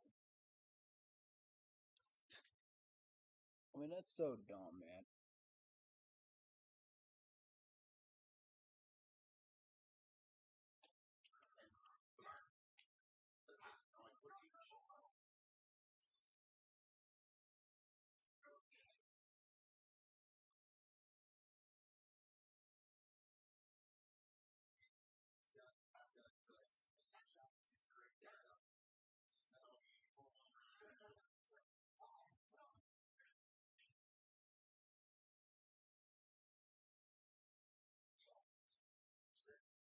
Okay, so there's the Houston guy finally getting a rep. Jamie Robinson. Oh, he tripped.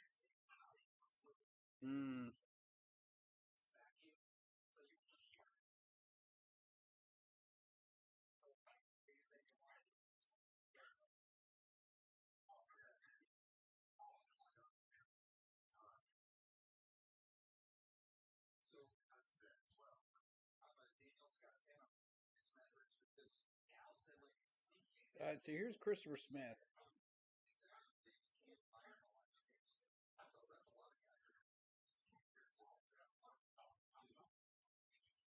Yep.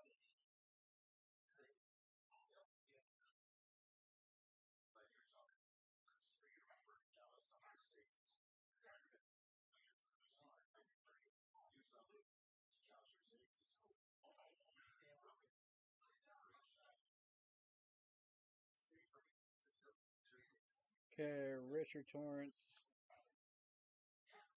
84 tackles in 2022. Led the team.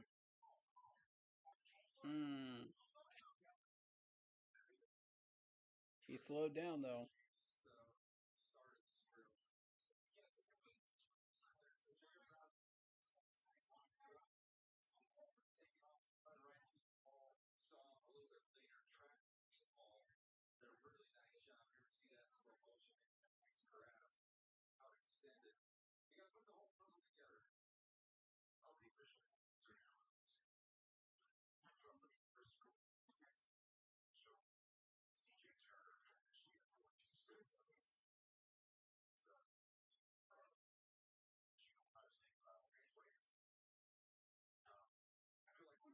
The two Maryland guys are sitting at there at second and third on the 40 time. Pay attention to that. Rush is sitting there at fifth, tie for fifth in the Gamecocks. It's just a couple of names I'm pointing out to pay attention to.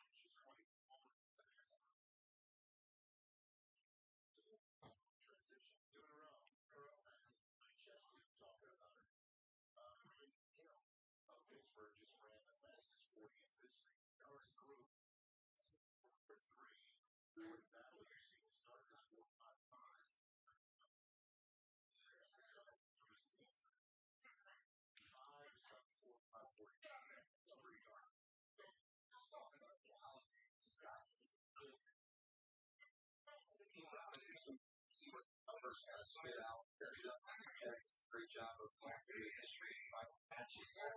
The player that came out with sitting around his numbers.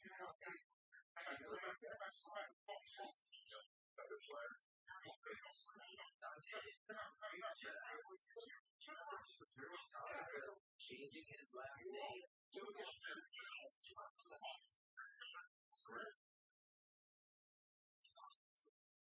and guys, if you can check out more for you players, right before this drill,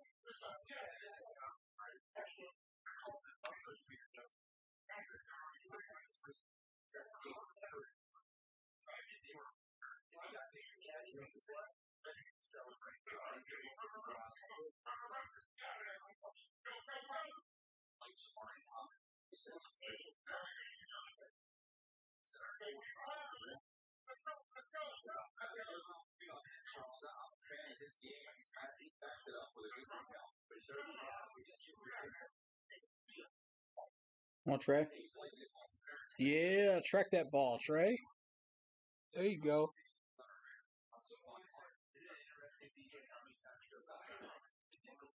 Good. Nice.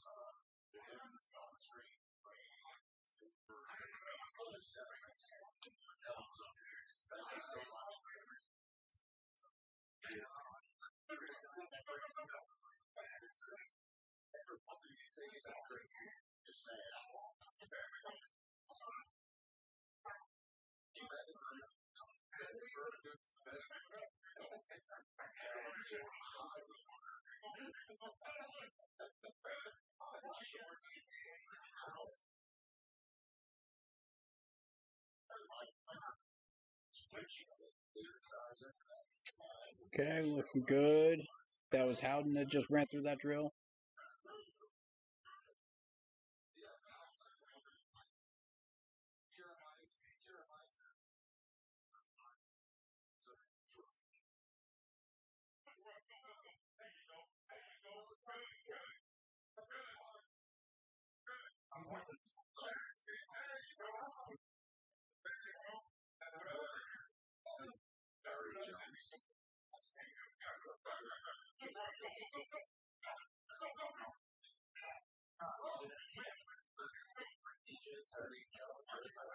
Okay.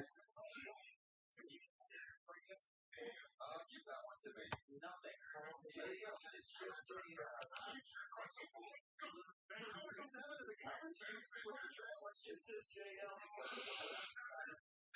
Oh. Brandon Smith with a drop.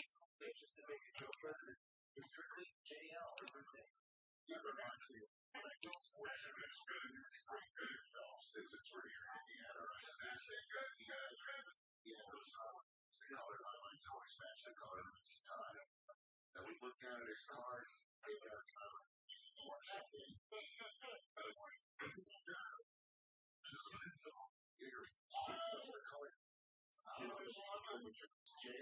That's what it is.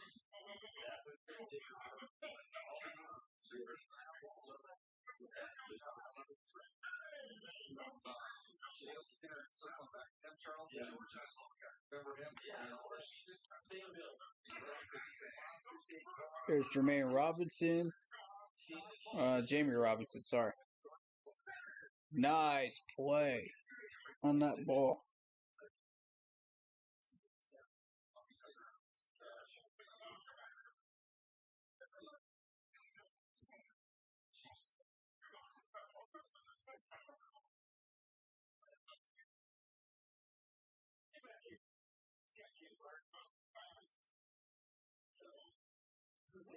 Huh?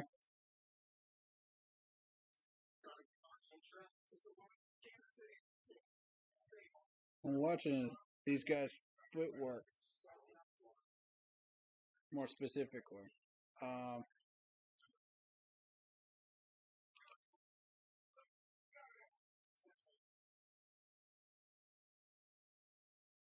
Oh.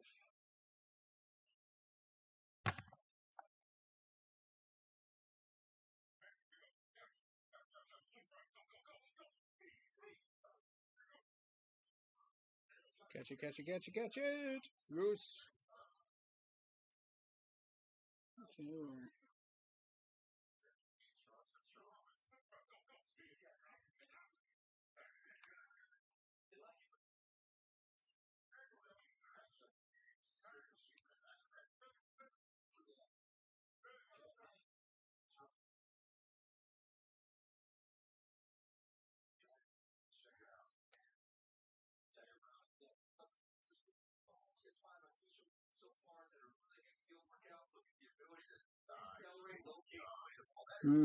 Yep.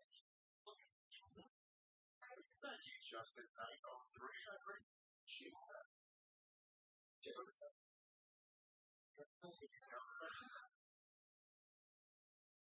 Radioactive for years to come. Well, thank goodness it's time for the good news of the week. And we need it. Well, this safe driver saves money with the Snapshot app from Progressive. How do you feel? Good. He's better than good. He got rewarded for driving safe and driving less. Sorry, Barb. Just Alright, so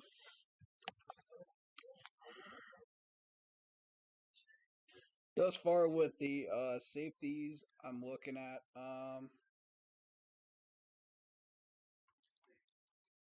again those same three.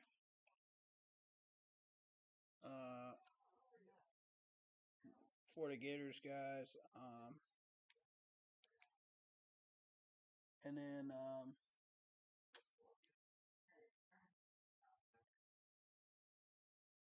the guy from Florida State as well. So I think Scott Fitterer is centered in on that Oklahoma State guy. That's what I think is going on here. I mean, there's a chance he could be looking at Cam Smith or Emmanuel Forbes, but I'm not sure. Yeah, it all depends because most of these guys, I feel like we got bigger needs than corner. To go after in the first round pick.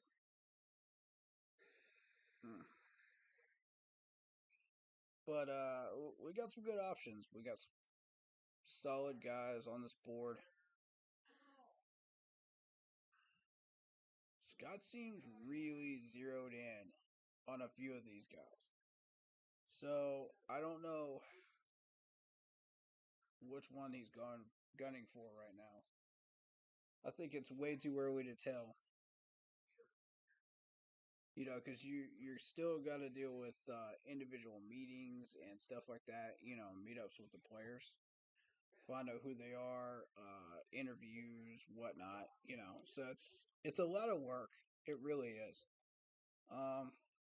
But if you come out of it with the right people, then you've done your job successfully, and you've done it right. So.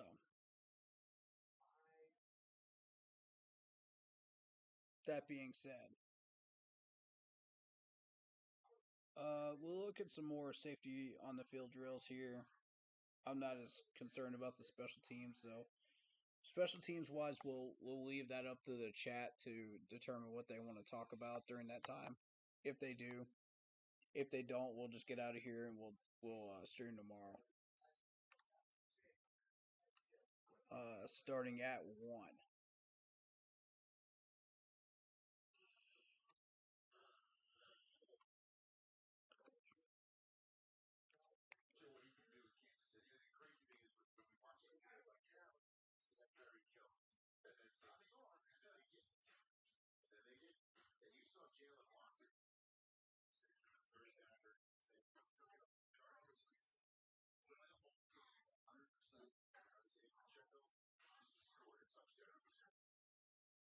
Ooh. Alright, so the W drill.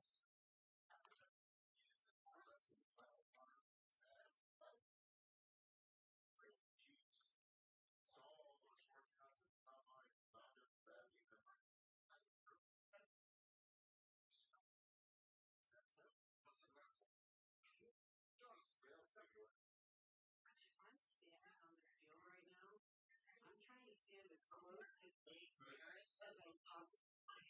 Defensive backs coach for the Kansas City Chiefs. I mean, he's been around for a long time. Chiefs DB coach When I talked to him earlier, on the field right now. about his rookie defense and specifically the secondary. John McDuffie, Jane Watson, Cook, right? Brian Cook, Josh Williams, Nazi Johnson. The way they use their rookies in a Super Bowl season, this is a Super Bowl winning coach. He's got a guy right now. I would be picking his brain, DJ, at every opportunity I could have just walked over and asked him what's the deal. Because I would take them all. So if somebody else doesn't get him in our division because he's really close to certain guys, what a coach though, and just the job he has done with the kids. Christian Taylor really went through that drill smoothly. I noticed that.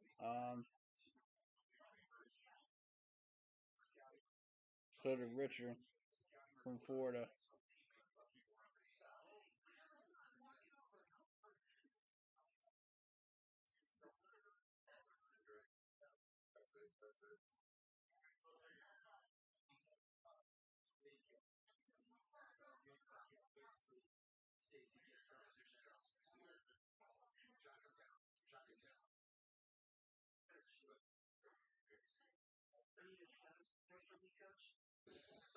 Bucky Brooks, I need it.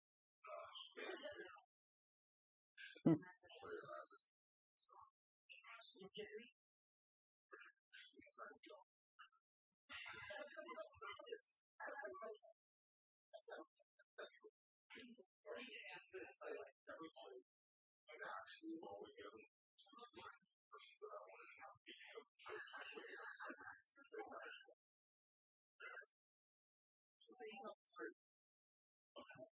What makes it so special?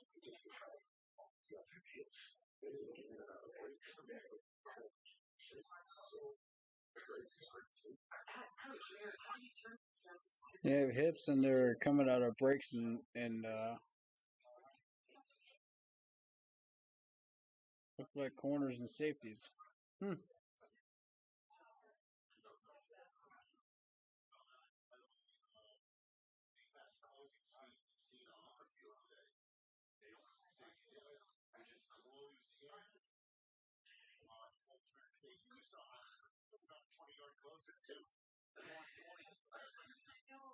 I know how to feel, Rich.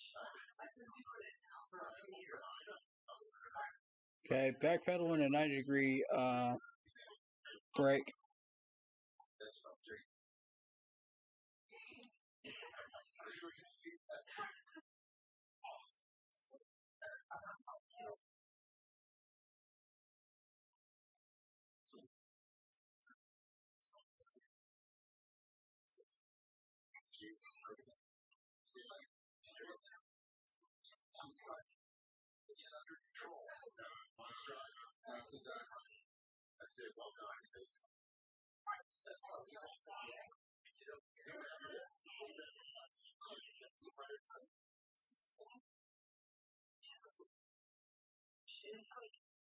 It's like magnetizing. Are you kidding me? I'm watching for their feet. I'm watching for how they turn their hips. Okay, so it's a back pedal of about 5 yards, and then they turn their hips and they move to the right. That's what they do for this drill. 5-6 yards.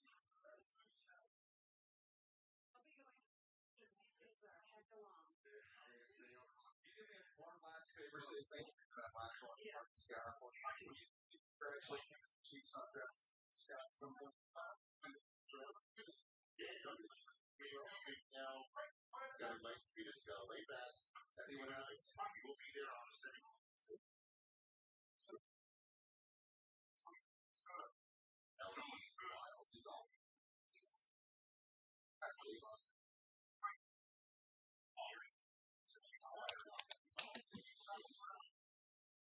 Okay.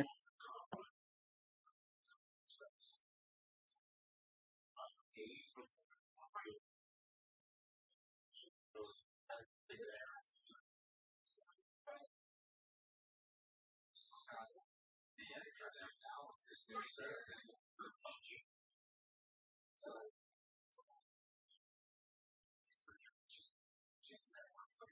34 reps.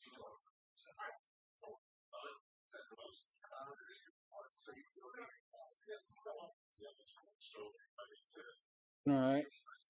Looking for people that are catching my attention.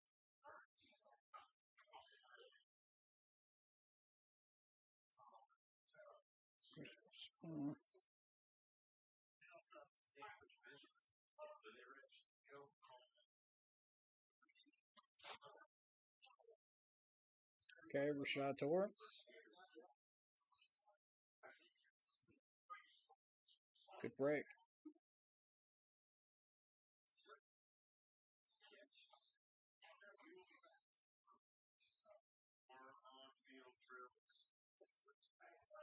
Let's get a little actual stats player track. And on the W drill, let's see it on this one. So, figure here it is with the W. That's Sidney Brown. Okay. Stroke motion. Beat the tails stroke motion on her pulls in. Nice. All right, that was cool. So while we're on commercial break, what do you guys want to talk about? Any players? Any specific people? Go ahead and throw it in chat, y'all.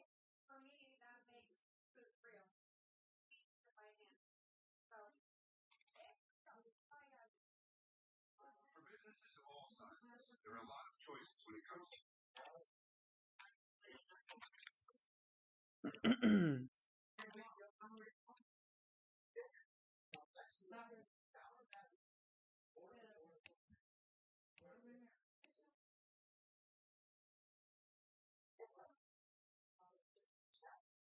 I don't know what y'all want to talk about, but throw it at me.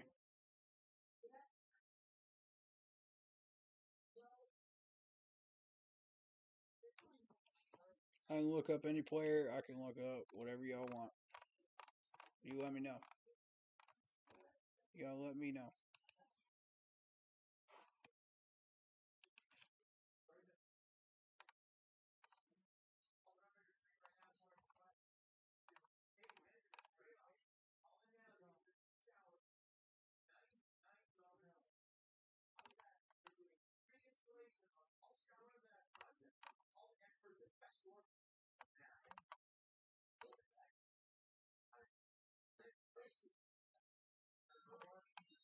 There's Cam Newton's response to Jerry Richardson's passing. You give me an opportunity to change my bloodline, and for that I cannot thank you enough. Rest in paradise, Mr. Richardson. Love you. Shine through the shade. One love. You know, that's Cam Newton, man. Appreciate that, man.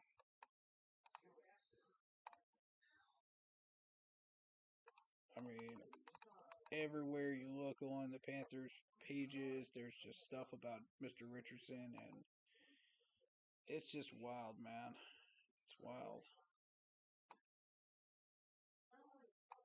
Top 5 expensive offenses. You know, we got what are the 5 bottom expensive offenses? Spending about $293 million. Wow.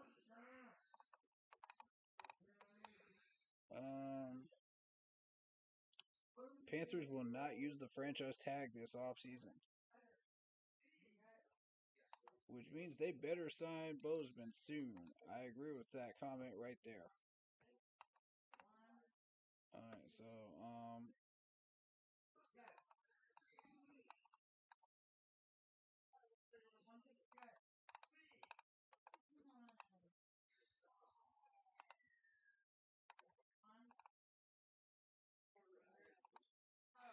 there's another comment. I just wanted to kind of show you guys what my comment was. Hold on. I'll show it to you guys later. I'll show it to you later. Got my mouse sliding everywhere.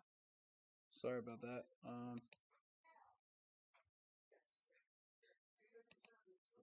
let's go to this.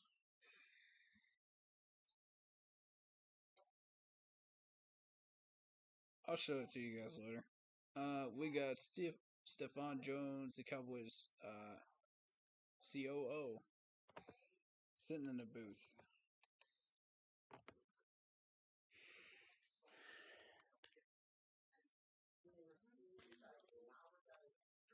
There's the Terrell Austin drill 1.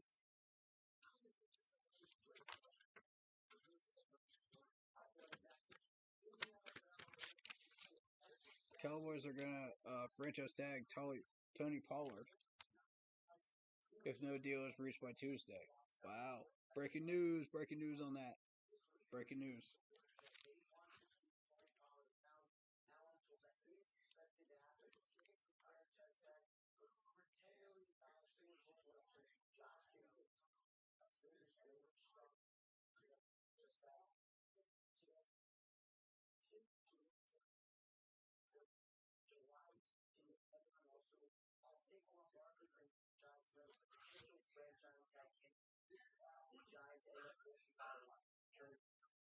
Barkley could be a franchise tag person as well.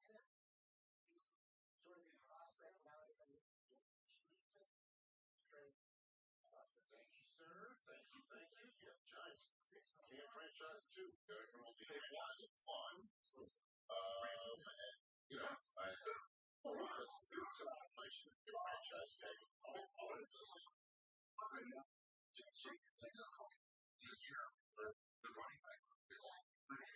Okay, here's Christopher Smith. Good speed.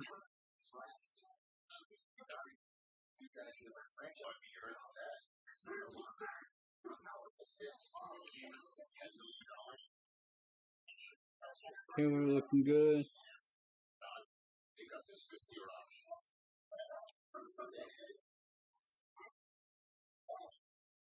There's Torrance.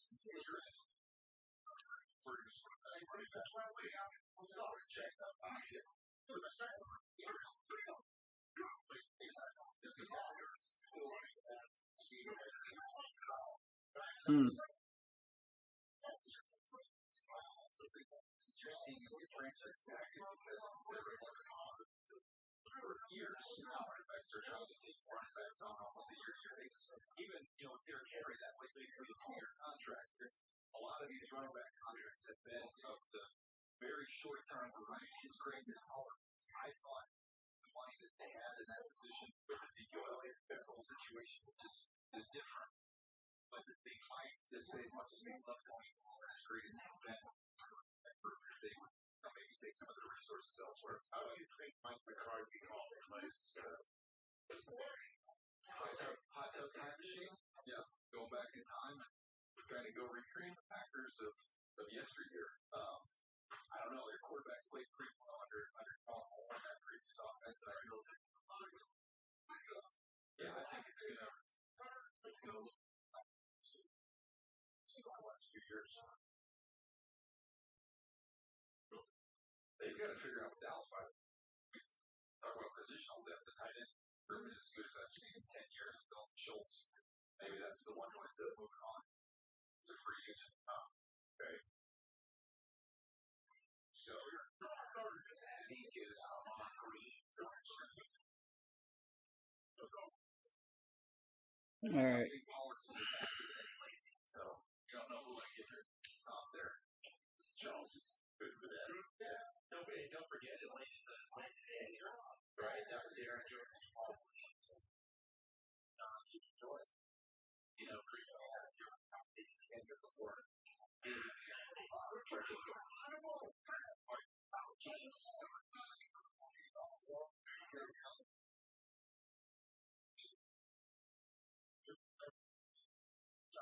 Giants go through this weekend.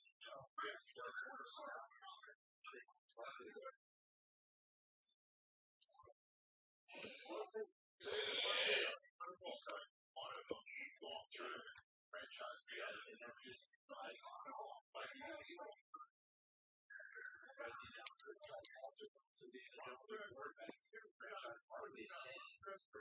don't think it's out of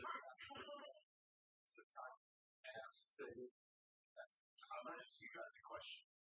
I'm going off the record. Nobody's talking to me in the truck. Okay? Watching these drills. Watching the corners.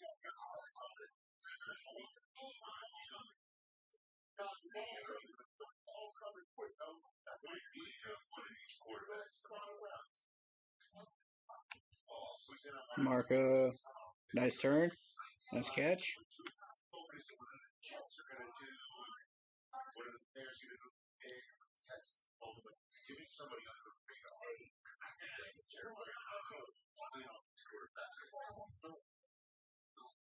Nice recover after the slip. Here's Howden.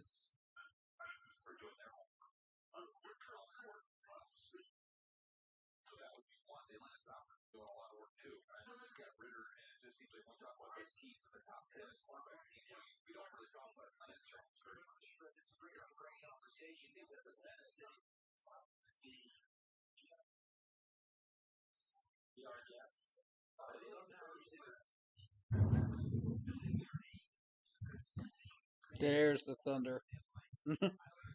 We got some thunder going on, guys. I'm sorry.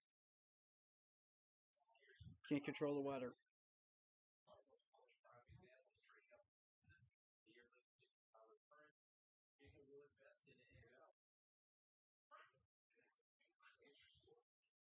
Oh!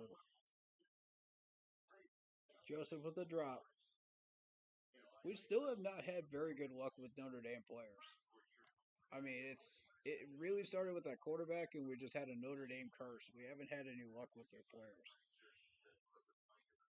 So I'm hoping that changes at some point to where we find somebody good. But I don't necessarily want to call it a curse, but I mean, let's just call it what it is. It's just bad luck.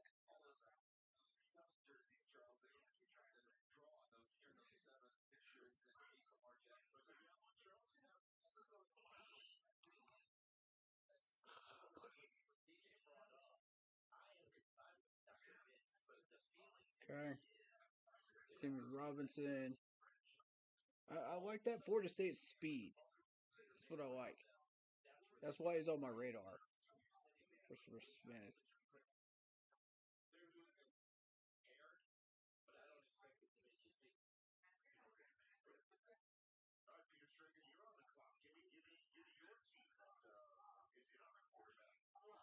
Nice rep, Jason Taylor. I like him.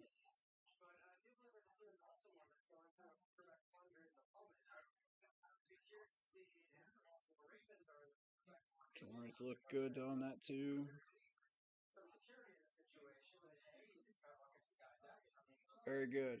All right, so that was the Terrell Austin drill 2. So they slowly backpedal. They go over to the left side. Cut back and go towards the right and catch the ball as they're running towards the right. So that's your Terrell Austin drill number 2.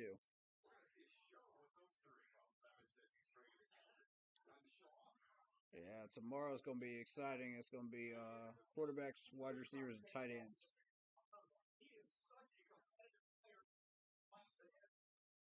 So you guys are going to want to see that one. I'm betting everybody's going to come in for that one.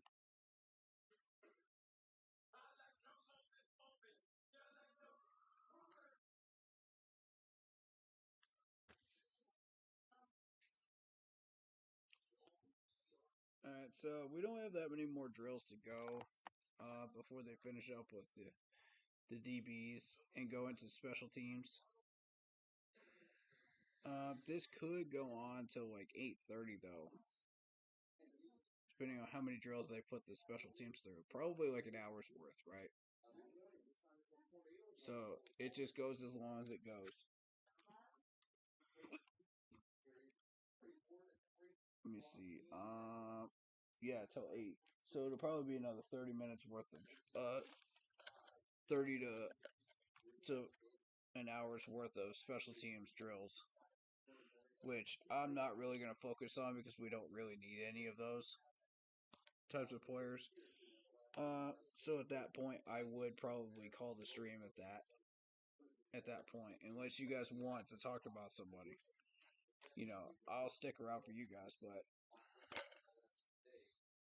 so far, I mean, we haven't really had anybody come through, and throw any names up in the last like hour or so.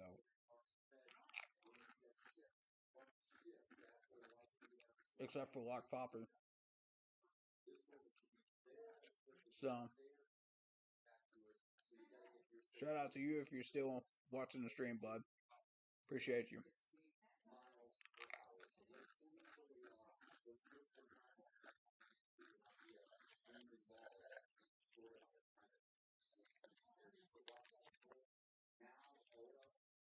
Next Tuesday is the deadline, guys.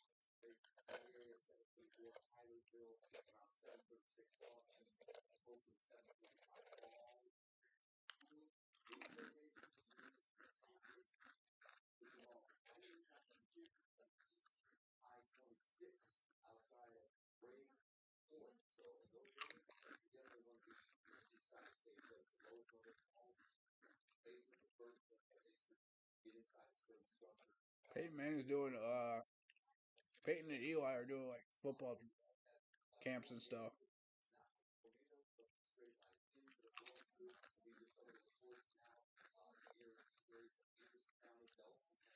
Play football campaign, I think it is. Yeah, play football campaign. That's cool though.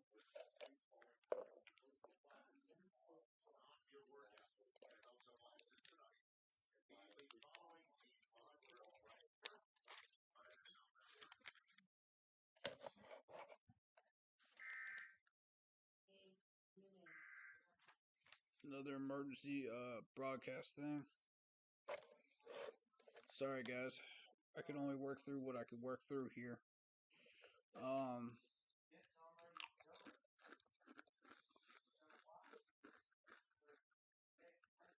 But thus far it looks like the same 3 or 4 people that we've got our eye on them. I think. And I mean, we've been through like 4 or 5 drills now. And it seems like it's the same 4 or 5 that keep showing up on my list that are acing these drills and doing well. So,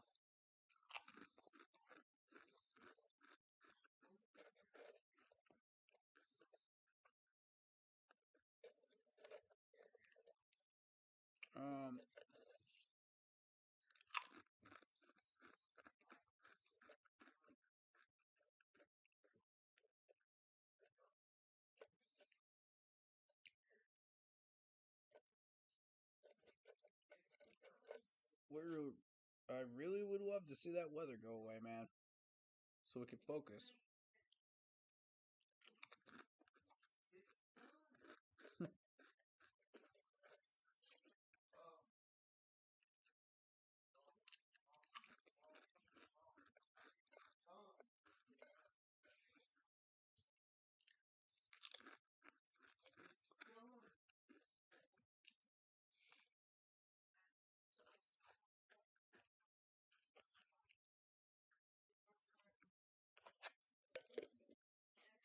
Like I said, I can only do what I can do, guys.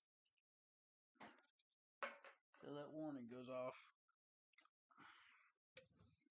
We're fine. The only thing, Corey, that might happen is the ducks come up on our property. That's where the highest property in the Oh, I know. Yeah. I know.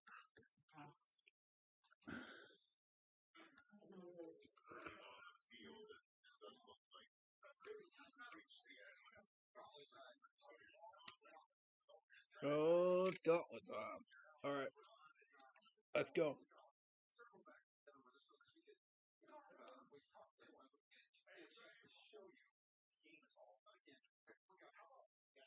Ooh!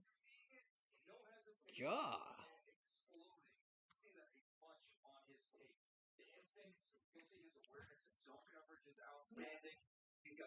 I like him.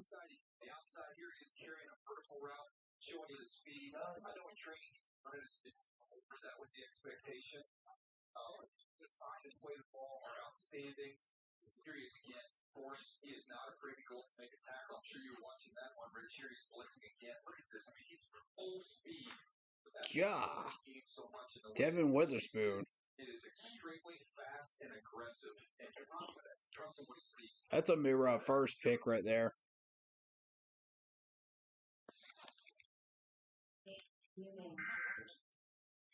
Again? Come on, man. Dude, the storm's done. This is stupid. Oh my god, right during the freaking gauntlet drills, too. Are you serious?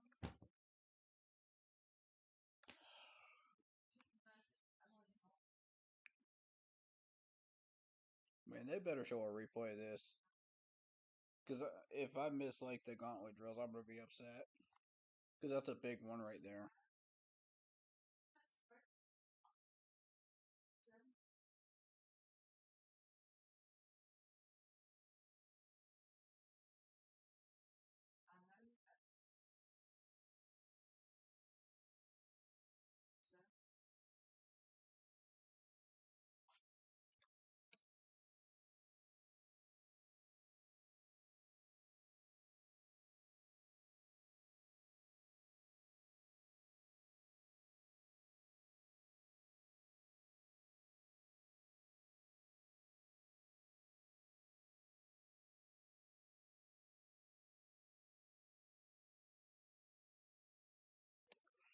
Alright, we still got a weather delay, so I don't know what's going on here.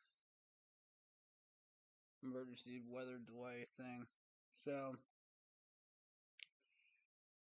fortunately, I'm not able to watch these drills at the moment.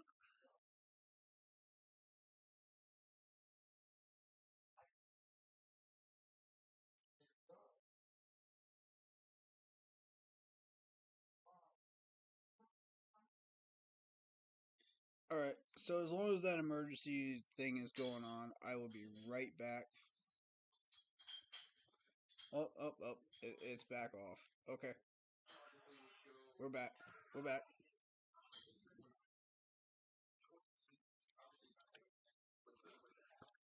We are back. Okay.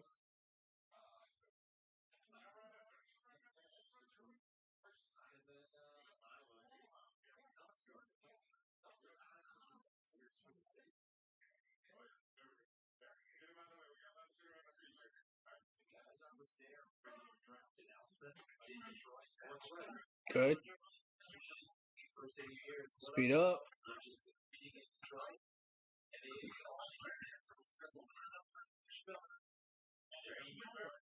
Okay.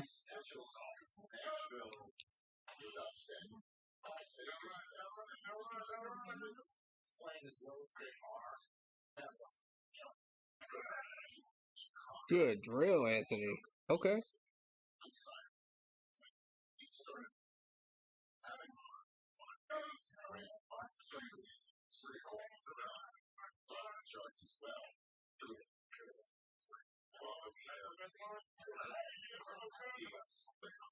Smooth.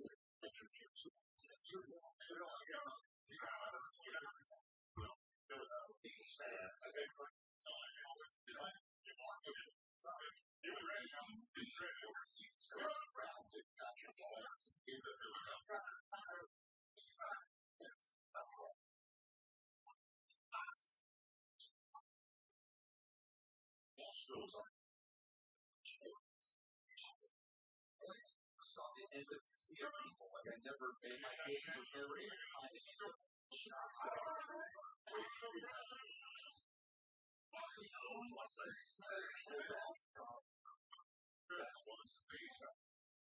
Don't forget Power G complex. Yes, strong boy. So it's like, this to me, this tells you how big the draft is. Remember Philadelphia, obviously, they visited Philadelphia that year, and I was told that run the different task forces. And the Pope's visit actually served as a test run for the Dragons.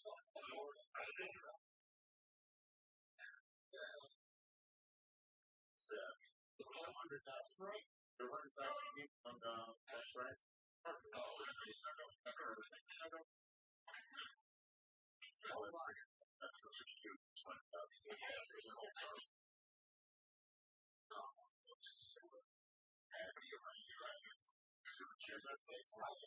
All right, there's Jamie Robinson, one of the Gauntlet. So you got to stay on the line. Go speed.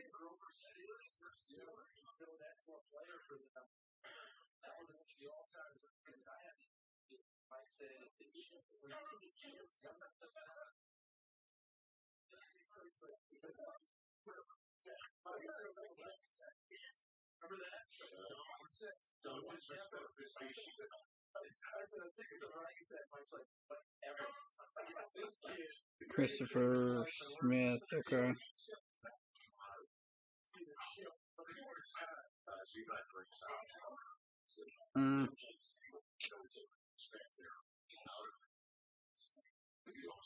Here we go. Jason Taylor. I just have that strong feeling we're going for Jason Taylor. I had that feeling.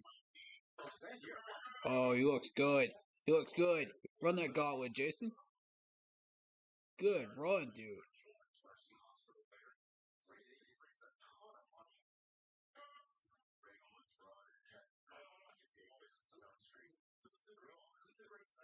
Let's see Richard.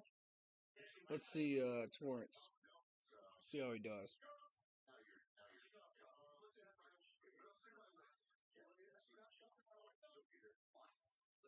Nice. Nice. Nice. Mm-hmm.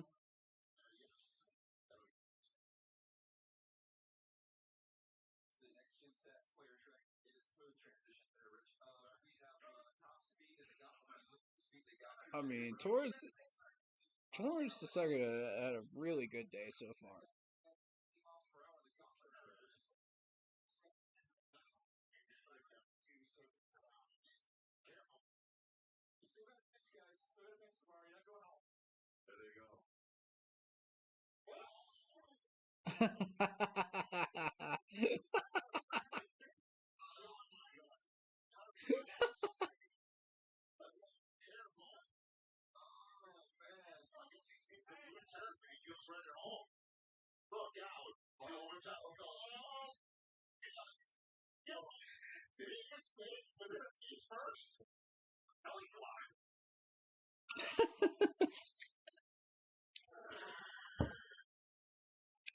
All right, so that was the gauntlet. That is it.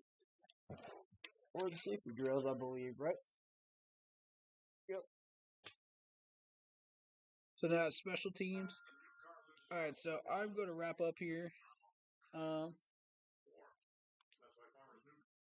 Because they're going to get into the special teams. I need to make sure that that's what they're doing before I do that.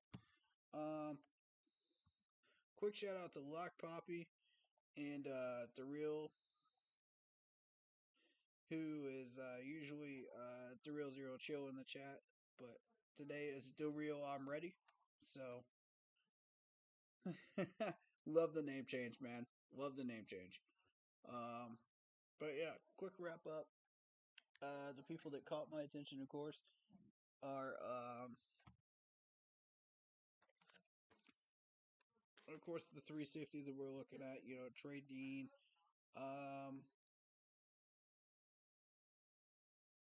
you got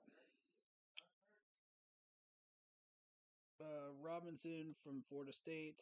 You know, the speed's there, but he couldn't stay on the line during that gauntlet. But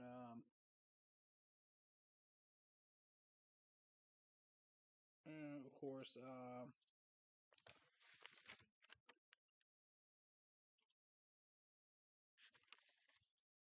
you know, Torrance the second has had a really, really good day in these drills. So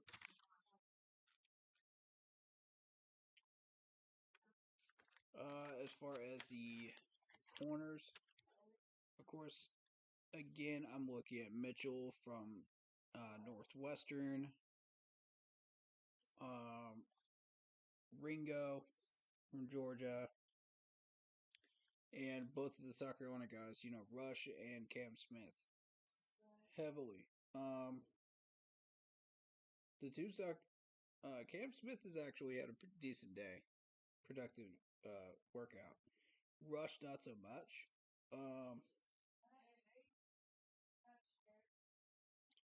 But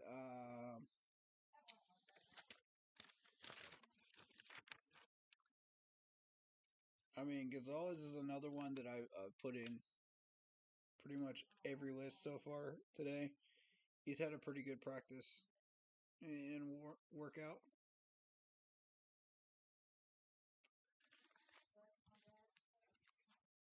And of course, for the 40 times bench press, you can go on NFL.com/draft.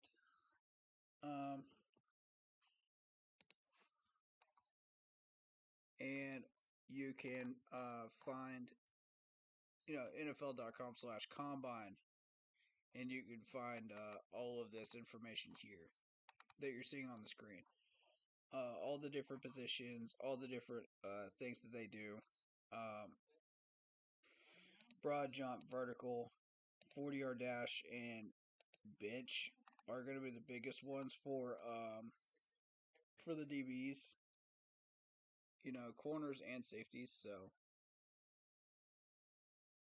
course, we're looking at the broad jump right now. We got Christian Gonzalez jumping at an 11.1. Vertical jump 41.5, which is actually quite impressive for a corner. Deontay Banks, 11.4. You'll see a lot of 11 marks for corners these days, and 40 marks. But as far as the vertical for the top guys,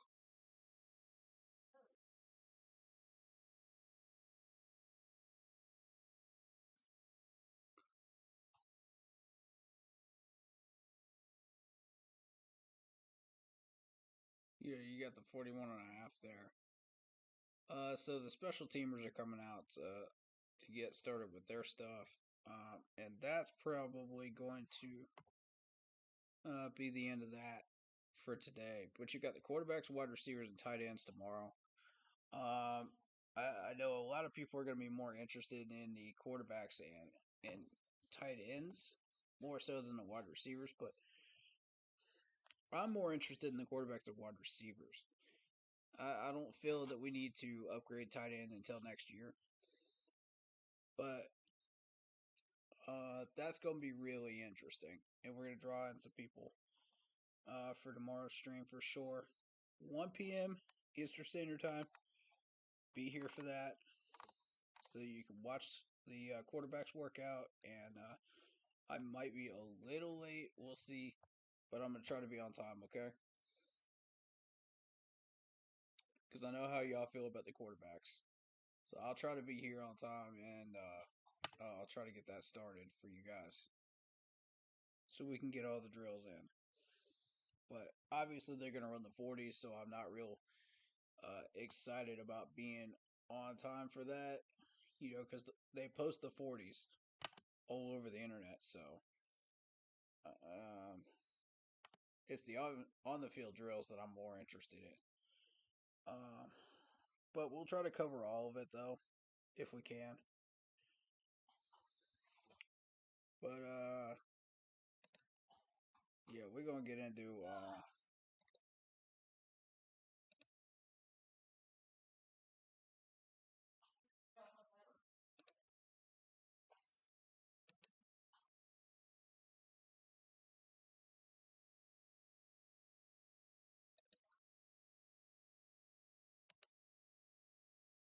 Alright, so we're gonna get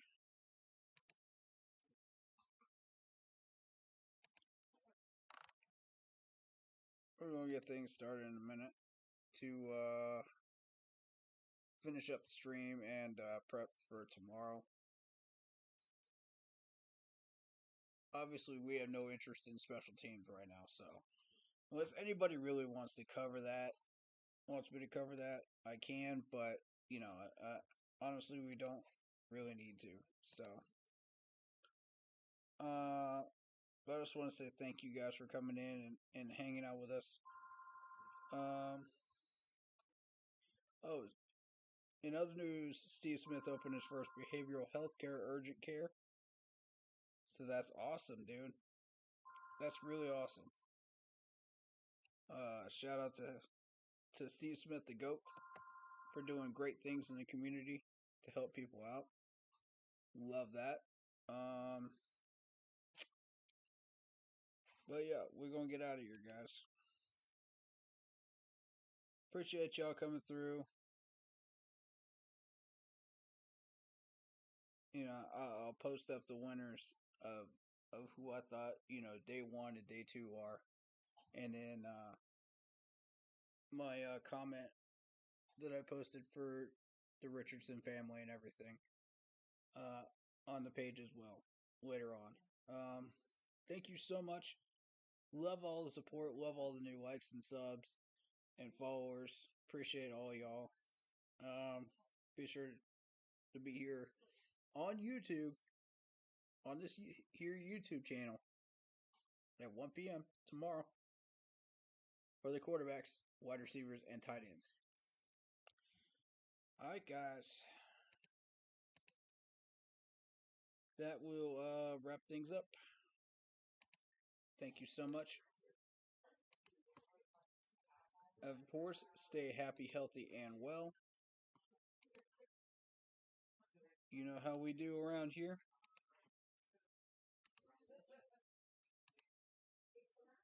So,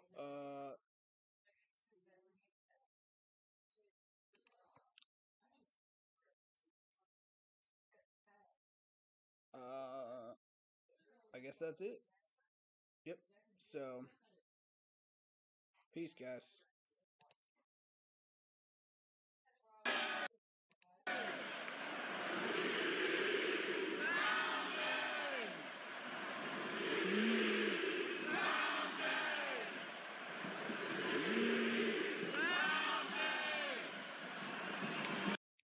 You know how it is.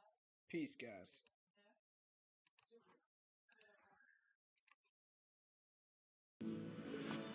Get cable-free live TV with... Stay happy, healthy, and well, and keep pounding. Peace, guys.